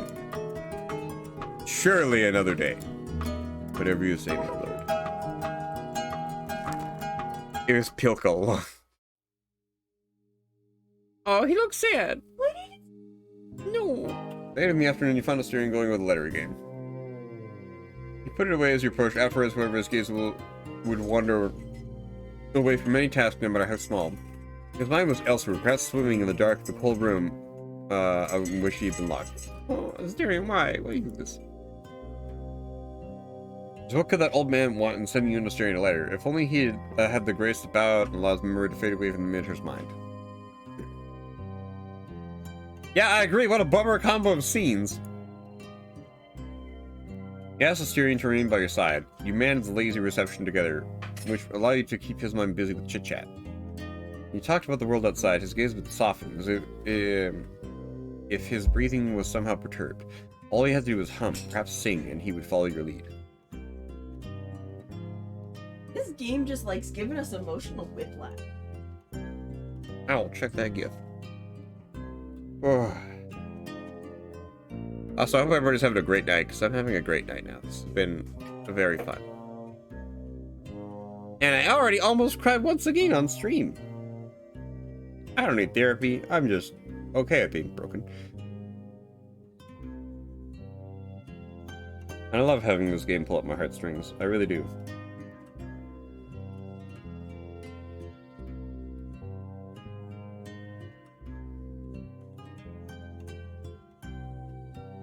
Like, oh, okay, I see the gift now. Okay. I get you now, Grime.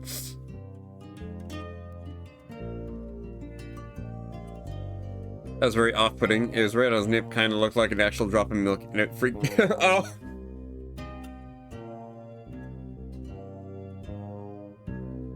Oh, like that! I see what you mean. Sorry! Yeah, I don't think the devs are into that kind of kink in this game. All ready for an ecchi show, and then you see good heartbreaking story and Sid cry for an hour. Yep. There's only so much you could do. You asked him to go out with you for some fresh air, and the host there to help clear all the stale thoughts that smothered him. You told him to take his time, but he would not. I was made to work and bear the yoke, he said.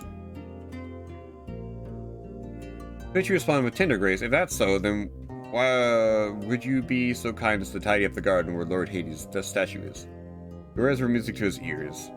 He wasted a single minute and trotted down to the task, one which would hopefully bring him some measure of peace. Some alone time, as much as needed, even if it was unwilling to allow for it himself, though a proper excuse would do him well. And so you spent the rest of the afternoon alone in your office, looking over the previous master's documents and belongings. Oh, thanks, chickens. Oh, damn it. Also, I think Blue finished the game that had a lot of reading in it, and I really did want to do a game where I did all the reading and voices and shit for Blue. Not that there's anything wrong with Blue reading it, it's just, it was really funny when, like, I commented, like, wow, do Australians just, like, have a different written alphabet or something, or like a different written language, and that's why reading in English is so hard? Oh god, yeah, that was growing my grandpa, that's what it was. Fuck that. I will say, Blue, if you do come across a game like that again, where it has a shit ton of reading, please let me know. I would actually love to read a game like that to you, and just only exist as the narrator or something. It would actually bring me a lot of joy. I think I saw that game, I was very confused. Yeah. 99% reading and 1% actually interesting? And so you spent the rest of the afternoon alone in your office, looking over the previous master's documents and belongings. Documents and belongings.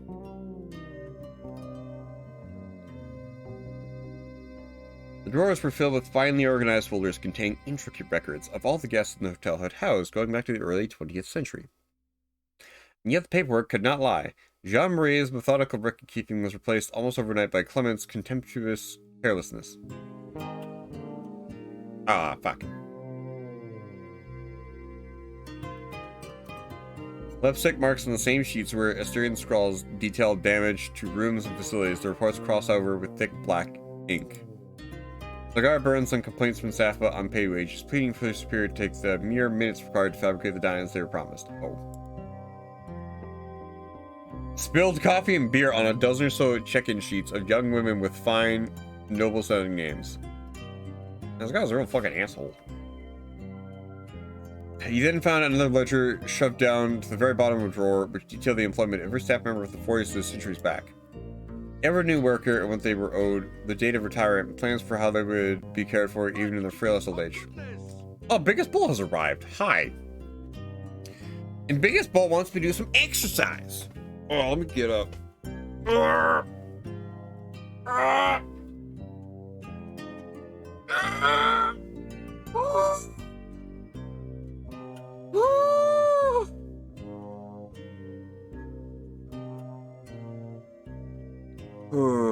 Okay. Oof. Oof. All right. There we go. I have stretched, so now I can do this. Although I hope the floor isn't cold. Oh no. Oh fuck. Oh yeah, it's fucking gross. Oh. 1, 2, 3, 4, 5. All right, there you go. Biggest Bull. 5 sit-ups just right then and there. Also, feel free to shout out Biggest Bull. Biggest Bull is a big cow. A big cow friendo. I feel like Biggest Bull got something recently, but I can't remember what it was. Something special. I can't remember though. Last streaming DJ Max Respect 5. I'm respecting the DJ. Wow. Good job, Biggest Bull. Wait, we're like 90% reading, 6% searching for some, 4% interacting with Grandpa. Oh. The DJ must be respected. Players from 100 different countries, China, Mexico, Egypt, Brazil. And now, after spending hours sorting through your predecessor's mess, you get up from your chair and look out the window. The sky above, a snaking mass of clouds letting through only shy peaks of sunset orange above them. And the wretched valley below, stained with thousands of years of injustice, nevertheless provides a soothing breeze. The DJ must be respected.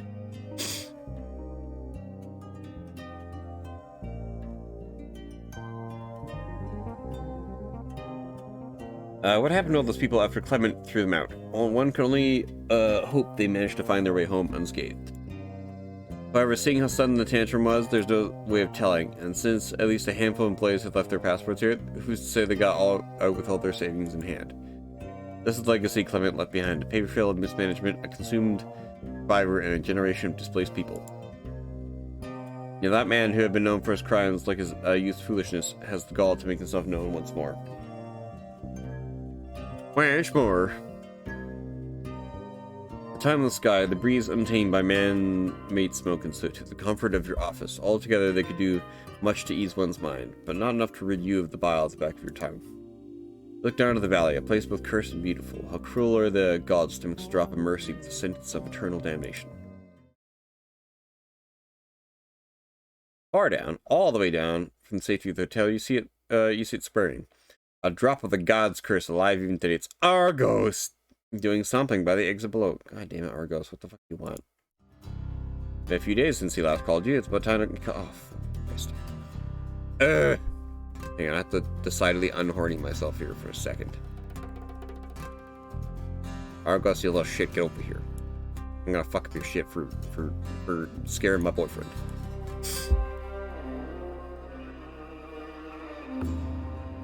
It's been a few days since he last called you. It's about time you cuss trouble once more. You lay a hand over your armband. This time he can do no damage, even if you wanted to command Assyrian out. Not even your own desire could cause the Minotaur pain now.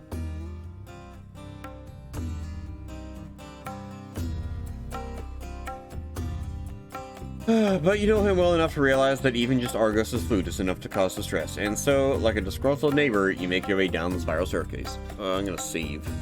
I don't trust that fucker. Yeah, unhorny jail for Argos, exactly. I gotta get ready to fight Argos. And out to the valley.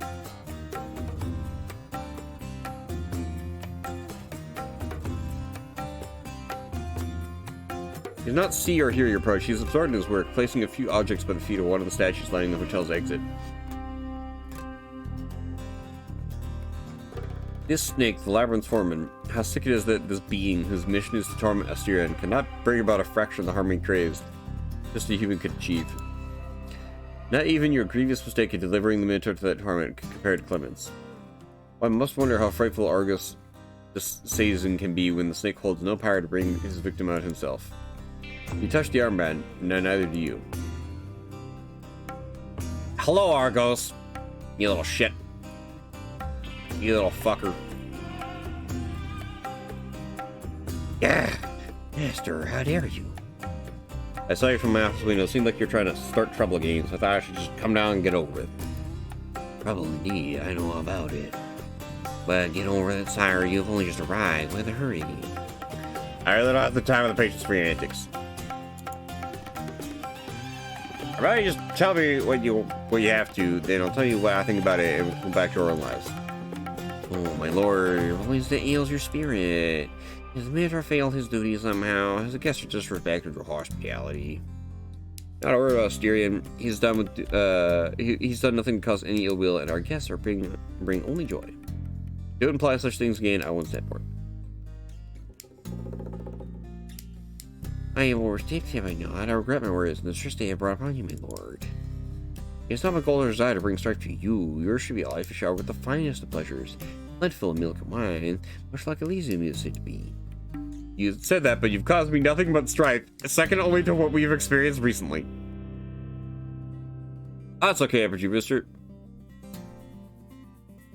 God, I hate this mofo. I love how mofo is a word that I fucking don't have here. I agree, this guy's an asshole. But yeah, hi, RPG Mister. You missed the entire 1 hour segment where I had to learn about fermented horse milk. So that's a thing.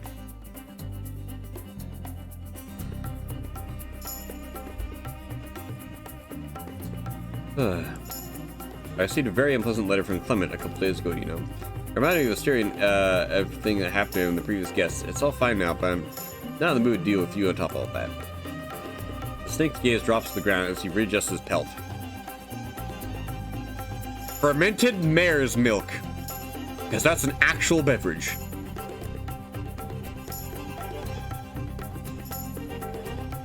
And apparently we had it on stream here with 3 people, and we got some very interesting reactions.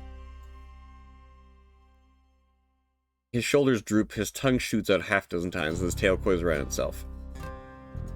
Oh, you've heard of it before? How? Where? RPG Mister, where are you getting from your fermented horse milk from? Lisa looks back up to you like a child at the teacher. Well, it is my duty to inflict distress and grief upon the hybrid bull. I am also meant to assist in your affairs. Sire, with the humanity of my slithering servitude, which cannot hope to possess the greatness of human mind, please allow me to object. Are you sure this letter comes from Clement? What else could it be? I don't know anyone else who would do something like this. It'd be a prank. Mankind is supposed to be playful, yes? Maybe a reprobate has perchance set out to bring grief to your lordship. Read about when researching Russia for a class. Apparently Russians will turn pretty much anything to alcohol. Russians? Okay. A reprobate like you, perchance?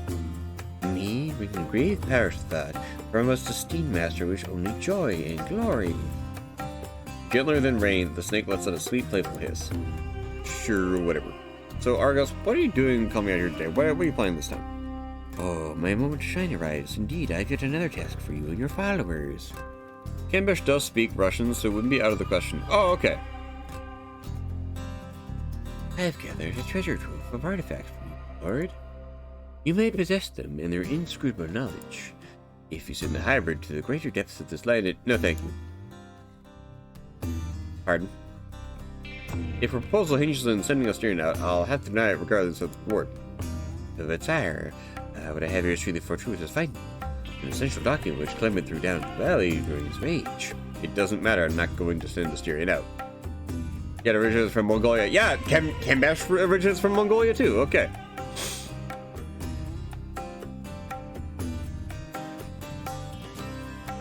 Even if I wanted to, I'm forbidden from doing so. Forbidden? Are you sovereign of this land of laws? Just what could possibly prohibit you from doing as you please? Many things. My staff, for starters, they've learned the truth of the student's past and will revolt if they think of mistreating him. And find new, better workers. They're disposable as broken tools. Every temple is given him clear. Argos shrinks back on himself. People aren't disposable. Forgive me from your tone. I assume I, again, faux pas, they say.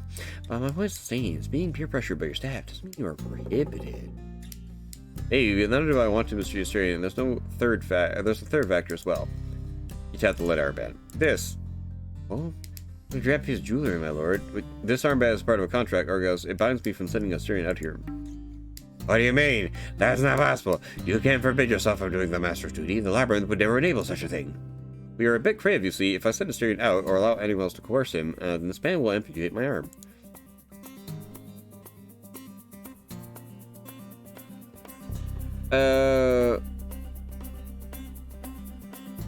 Wait, what? Yeah, it originates from Mongolia. If you haven't seen him, Kambesh the Mongolian boar. Thank you for reminding me about that. Oh, okay. Argos' anti-workers union. Main character being a fucking dumbass. Why would you tell Argos that?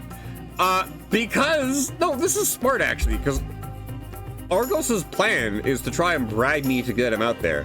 But if I tell him I can't do that because it'll just cause problems for me, then, like, what can he do? He no longer has a bargaining chip. The snake-sized password armband is trying and failing to find anything noteworthy about it. It's though he cannot comprehend what you mean. In other words, if I send a certain out, I will bleed to death. The contract is binding and cannot be revoked. Oh, that's a bit spooky. Well, thanks for coming by, and thanks for saying hi, and thanks for joining us for Fermented Horse milk. That is definitely the highlight of my week, my month, my year. I think it's to get Argos to go away. Yeah, fuck him. Fuck Argos. Look at him, he's real sad. I will never ever be able to send him out. Chances are he'll never come down here again for as long as I live, and believe me, I tend to make sure my successor upholds the same standard. This is the end of your mission. Hopefully the end of it for all eternity. Oh, thanks for showing out Spooky Game Blue. Yeah, this is Spooky. Spooky's real cute. Real cool person. Go follow him. I'm waving at nobody. I'm clearly affected by this alcohol.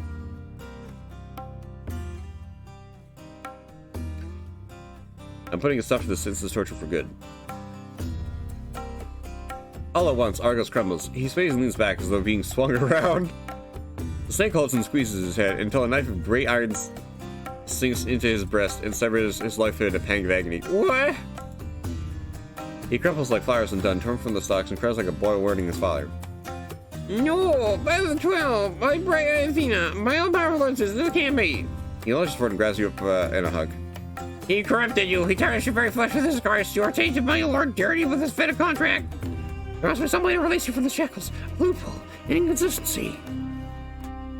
This voice is perfect. Oh, thank you. There's no turning back. This is how things will be from now on. For good. Let's just take the little treasures and forget the treasures. What are they good for? If you can't, if I can't.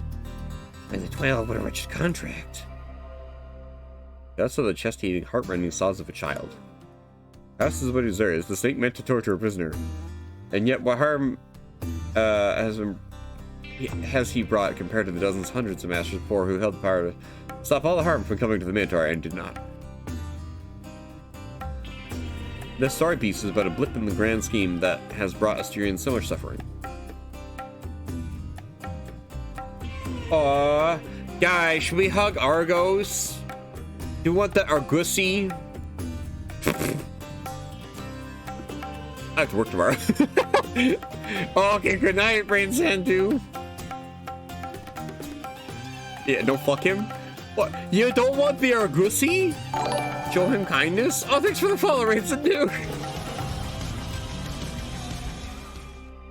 Also, I keep waving. I think I keep thinking that you people are right there in front of me, and I keep waving at you as you go by.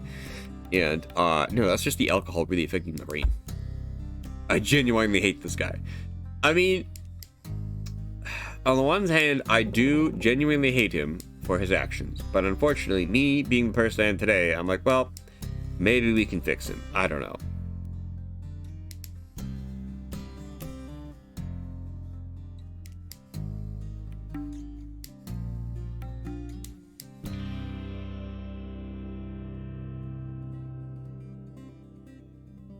You know what? Let's see if I can fix the Argusi. Perhaps a torturer like him, with the strictest sense of justice, should not deserve much in the way of kindness. The gods and their women sentence mortals to grievous fates. What is there to understand it? Yet regardless of how unfair it is for him to grieve at all, this brief moment you can offer a measure of sympathy. Like a Asturian does to his lyre, you hug Argos in return with all the open-heartedness of a father. Even knowing what we learned of him later? Yes. Okay! I don't know what that means, but alright! You lay your hands over his scapulae, and what a contrast there to the Minotaur's wide back. You should be no surprise that the snake is lean, but in truth, he is beyond bony. Oh, you little bony lad! Are you just a bony boy? Are you just the fucking snake twink of this game? The swink? He tenses up as you squeeze. You think he may slither away at the contact, but his shoulders relax as he whimpers and groans. His own grasp tightens. He sobs into your chest. Your shirt is getting wet from his tears and snot. Oh, baby. But you graciously ignore it. You constrict him against you just a bit every other labored heave. A peculiar tapestry the gods have woven is not. Here lies the foreman, a wretched serpent who nonetheless could never cease a fraction of the damage Clement had. Also, you're better off not knowing Ken. It's an optional story that you can do, but it's very upsetting. What do you mean it's very upsetting? And I'm very much not an emotional guy. I also fucking up. Oh boy. I don't know if any of you have seen me on stream. I'm very emotional.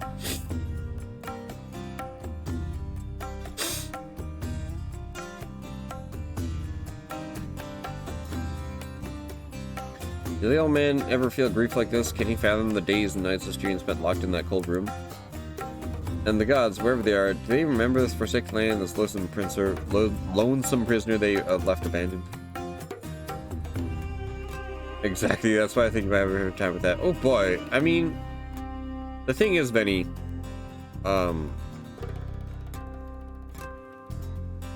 even if it is really sad, even if it makes me cry on stream, I'm okay with that, because I'm normally not very in tune with my emotions, and I really do quite like that this game brings them out of me. Because I think I'm just at a point in my life where it's optional and you won't get it anywhere at this point in the playthrough. Oh, okay.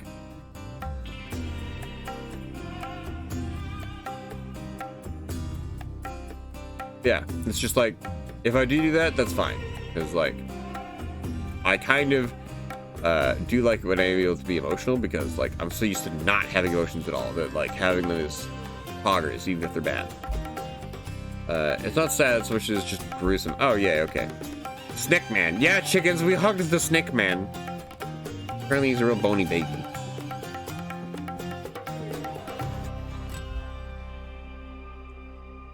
And Argos himself, did I think of him?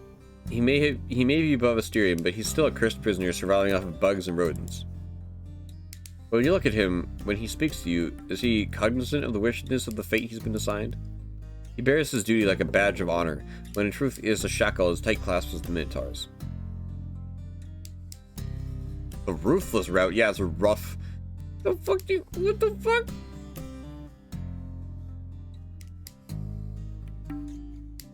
He gives you one final squeeze, head still buried in your chest. He may not wish to let go, but there is no delaying the disentangling of limbs. You ought not apologize for your actions. The contract, the alarm bet, all of it is fair and just. And yet, after witnessing Argus wailing, wouldn't it be fitting to say you are sorry? One should never apologize to a torturer, however, so instead you say the second best thing. It's unfortunate things have come to this, but it is what it is. It is what it is. I see. It's a bad timeline, a very bad timeline. You shouldn't worry about it. You're in a good time. Okay, good.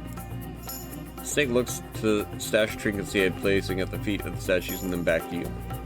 My intention was for you to send a steering deeper in the valley to receive another offering. In truth, I meant to deliver the reward to you regardless of what it was. So go on, have it. Forget the task. Just take it. It should belong to you, regardless. An ochre-colored clay dish with a black minotaur painted on it.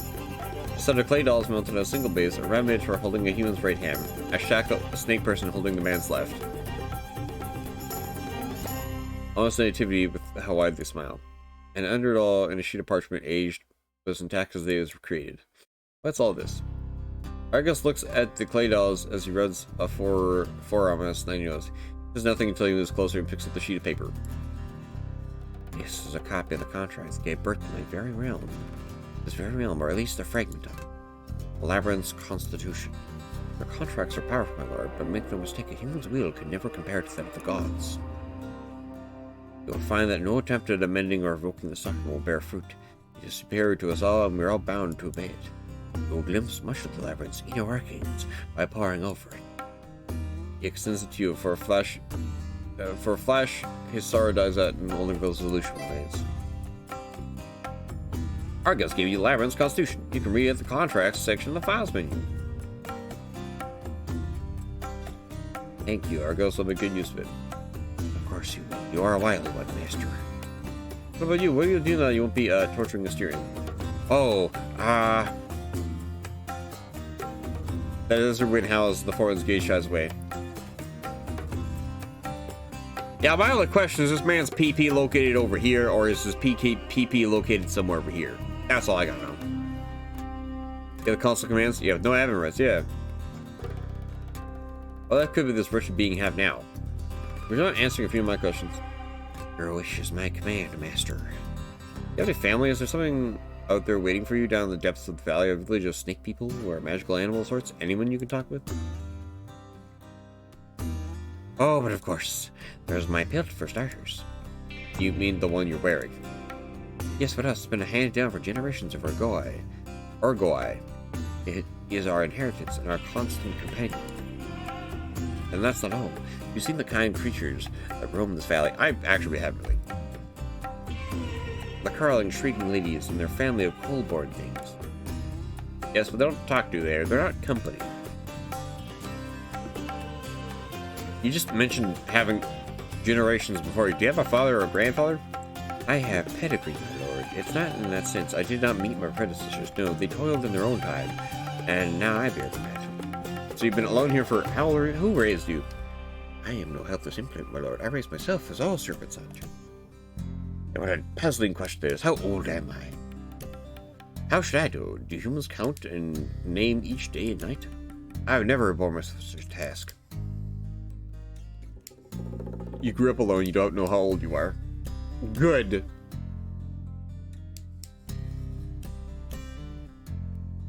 But that doesn't make sense. How do you know how to speak or what you're supposed to do? You mentioned the Greek heroes and gods, but how do they even know who you were or what they did? Smile broadens, his eyes remain half closed as if in caution. Can't you guess it yourself? I can't say a logical explanation, no. Was he just reborn himself every time? The Labyrinth tells me, master. Its minds have told me all that I need to know. A really long time since they last spoke, but all I know comes from them. That's no, Argus. I've never heard of such a thing. This place has not one, but multiple minds? Just like any regular human. Or perhaps does my lord lack the competing wants and desires that so plague mankind? Do you not feel conflict, greed, lust, passion with humanity, and chastity? Listen, having a set of wants at odds with each other is not the same thing as having multiple minds. It's a whole different thing. Hey, you still have much to learn, do you think? You perhaps think that your mind alone just keep out commands commanding this realm to craft all the way you may wish for? The Labyrinth's minds hear your plea, read your instructions, and they do the dirty work of putting it all together. Have you tried creating life yet? A pet, a tree, a flower, perhaps? We're trying to make flowers, yes, but no success. Of course not. You barely know the full extent of your power.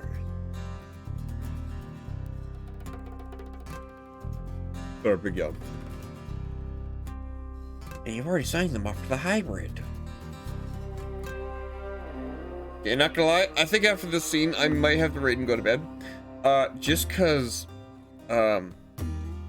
it's 1 a.m. here, and I've been awake since 5 a.m. the previous day. And I'm really starting to feel that time catch up to me. I've been streaming for a solid, like, 6 hours uninterrupted. So, like, yeah, I think once we're done with Argos here, we might have to call it for today.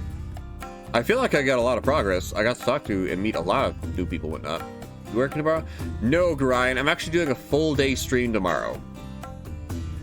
I know, I'm gonna... Well, for starters, Blue, I'm not gonna do 14 hours of fucking manual labor before starting the stream.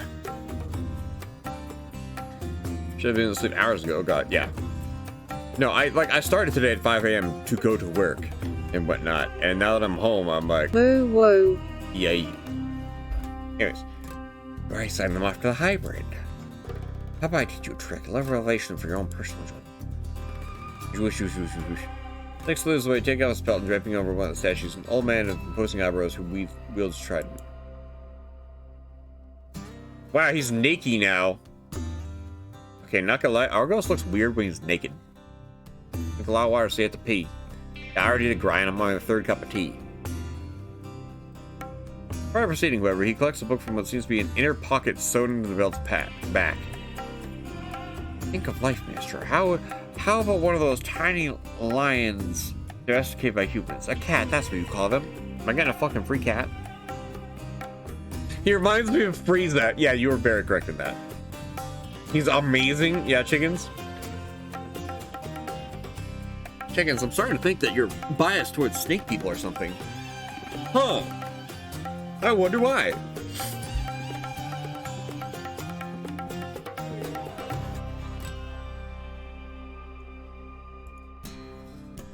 Perhaps bees? Flies. Flies, anything will do. It's no more difficult than creating diamonds in the palm of your hand. From around your feet, 1 or 2, 3 casts crawl into existence. What the fuck? From your fingertips, little thoughts grow into a plethora of bugs.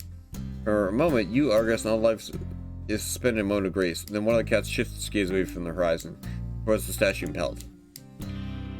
Like a compressed coil, they all burst and leap with sudden fury towards the foreman's discarded mantle. It lasts a moment, but just as you're about to make contact with it, your mind springs into action as well to command them all out of existence. What just happened? You witness this. Ooh, is the labyrinth's nature. Any flora will attempt to do the same if given a chance, which is why a master long ago put in place a contract to prevent animal plant life from being summoned above the valley. Now you know why you cannot create life in my land above is a lifeless, deathless desert. And much more have I been told by the lives of mortal minds. This thank you for showing this, I didn't know. Of course you didn't. The hybrid you keep above, he's full of seldom shared secrets. Huge of it all, I can imagine. I would be too. Every secret and veil comes with knowledge of what he's been through. You've barely seen him in my life, but I know much of the past his hooves have trod. He longs to live a fantasy of being like any other human. He would rather have you and everyone else, all your staff, kept away from the truth. What truth are you talking about? Part of it, every crumb and morsel of this innocence, and I won't pity him. You were charitable, in my opinion. It is pitiable, perhaps one of the most so among all victims of the god's ire, a wretched cursed fate. He does not wish for you to think so, but you would do well as much as possible to let him enjoy normalcy. Try my best, my dude. Why are you telling me this? Are you supposed to be the torturer instead of my counselor? No. You're supposed to be the jailer, and I'm meant to be your assistant. Over all these centuries, how often do you think the Argoi my ancestors were the ones who raised a hand against the hybrid. You are Lord, thrice blessed by the impudence to bring about justice. I am merely here to witness, to teach, and to spur. But that does not answer your question. What I said is that I am no fool, my lord. When you asked me about my companionship, I didn't know to drop worry, or was it care? You pity me for my upbringing, for my life that I lead here? My not as proud as the hybrid, sire? I am honored knowing that you would dedicate even the smallest share of your attention to my well-being. The Minotaur, I hope, cherishes you too. You are shaping up to become a most peculiar lord. Thousands of years, and they saw fit to try a stunt as foolish as wretched armband which tarnishes your visage. Are you surprised by my words? I'll admit you've shown an unexpected side of yourself today. It is surprising to say the least. Make no mistake, I am still bound by duty, but bringing grief to Asteria is only part of it. I must teach you about the land and the power you wield, so you may become the finest lord yet. Can I actually do something? I guess what's finest in the grass noise. As long as you have that armband, which would seem you will be able to until you death do you part. And my duty remains. If you were to tolerate me every now and then, I would enjoy revealing to you a few more alarming secrets. Huh. Cool. Lampions were here, they may, wherever they may be, won't circuit down for this or whatever, then sure, I'll accept your offer. But I have to ask first, are you offering me this so you won't be alone here, down here alone? Me? Lonely? I have my pelt, a dozen anthills, and a voice which speaks inside my head. Of course I am. But it's not a kind of you pointed out. And again, kindness is hardly my strong suit either. I will admit, I've grown fond of our clashes of wit, just like the old tales, you know, brings and such warmth to my heart. Crunch, crunch. You hear something just now? Oh, wow. A fucking cow. Excuse me, did Snake Man just get fucking killed by a cow? It approaches. Your instincts push you to flee back to the hotel, but an unnatural rumble fills the air. A deep bass really processes your opposed whistles.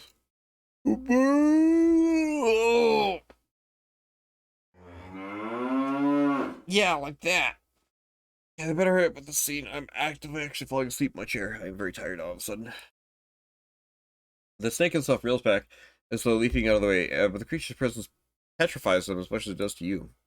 Your eyes meet, and mortality is laid bare as thoughts of rush forth between the two of you. I'm going to die. I can't die like this. I was a sloppy toppy.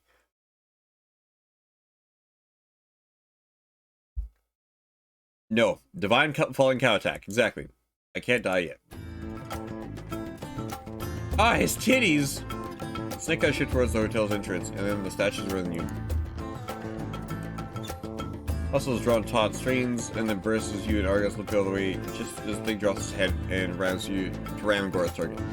What? Have I become friends with Argus now? Just you turn and run back to the hotel, you catch sight of Argus throwing something to the side before slithering away.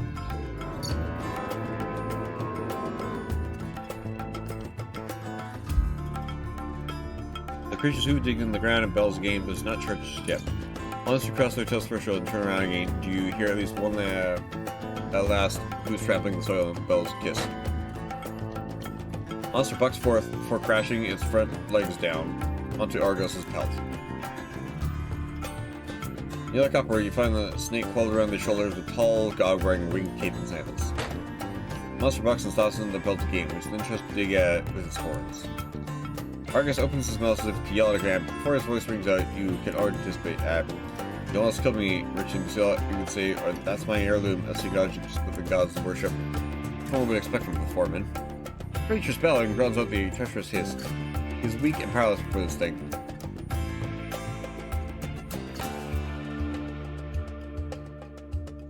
What do we gotta do to Argus? We won't leave him here?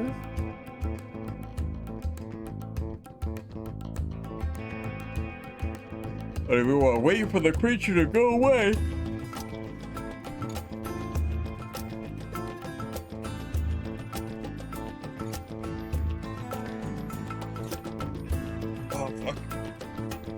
Shit, this 116 AM is ripping my ass. Try to help or not. Oh, okay. I'm gonna wait for it to end. Uncomfortable this position may be for him, Argo should not be in immediate danger as long as he stays up on the station. Now that you're seeing labyrinths, unsightly creatures are forbidden from crossing their toes threshold. Last thing at last fishes the pelt from the dirt, throws it upward, it reels back, trying to catch the far man's mantle as it falls, and singing and calling beside the stride. Creature's packs are around the statue, trampling Argos' book further. Oh no! He does whatever get tired of trembling about screws at last into the evening. Bye!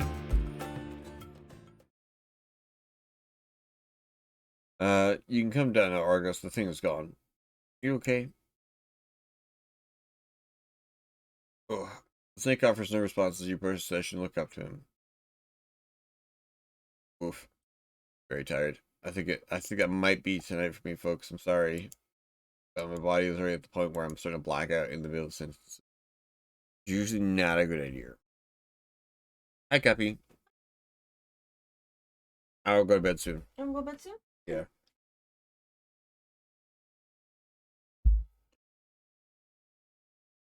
Sorry, guys. I think we can deal with Argos later. I'm just like... Alright. Okay, good. Sorry, it's more like I'm waking up after I say something, which is usually the indicator of I have to go the fuck to sleep. Yeah, that's Minotaur Hotel for today. Oh. I fucked. I closed all of my Windows Chrome tabs.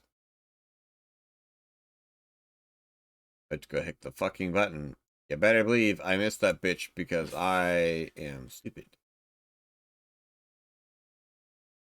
Sam Jackson story time. Oh boy. Fuck, where the fuck is... Who's live right now? Copy.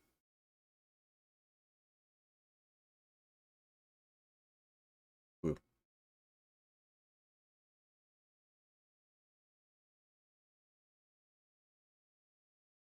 Oh, Gin's live. Jin's live. Oh, Zertaka's live. I could try rating a Zertaka again.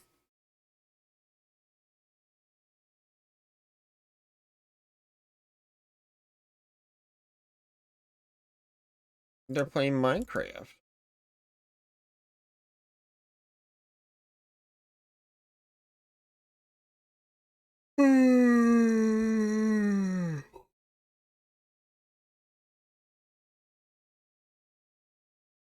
Black Panther, Wakanda Forever, in theaters everywhere now. I had no idea that was a thing until just now. Go the fuck to sleep, read by the sage. Oh, okay. It's like 12 a.m. Oh, okay. Fun. I hope I can catch the next time you stream. You know, just remember to keep separate save at the start of the next chapter. Oh, okay, cool. Definitely remind me if I don't, but I have at least saved one other time. But today's the premiere of an animation movie about a stream of all things. What? Okay, that's cool.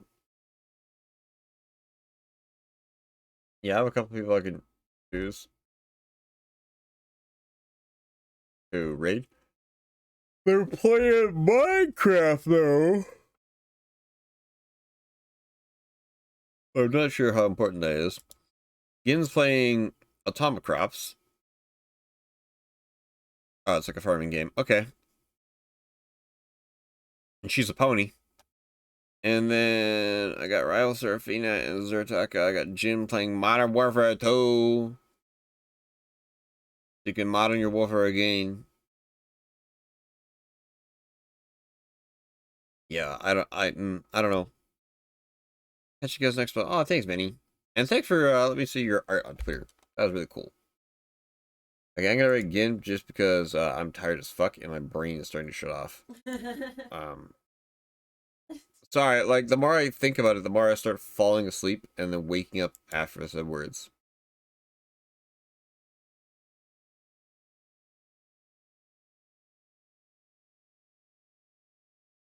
Okay, cool, we're gonna start that raid.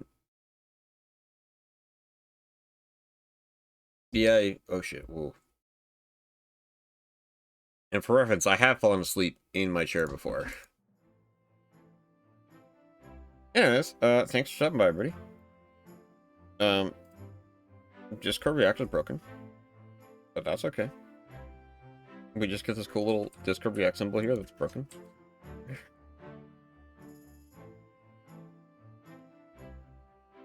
Yeah, Sleepy Cow Raid, go. Sorry, my body is really starting to be like, hey, bud, you know those like 24 fucking hours in a day? You've been awake for like 21, 22 of them. Yeah, Sleepy Cow Raid, just like Cuppy did, because Cuppy's smart. That's fucking good. It's Blue fucking also said good. it. Yeah, I'm just brain empty. I need to fucking... I was about to say, I need to fucking kill somebody in tank game, but no, I'm not doing that. Hey everyone. Good night, everybody. I love you all. Thanks for joining me here at more Minotaur Hotel. And I look forward to seeing your smiling faces next week. Bye!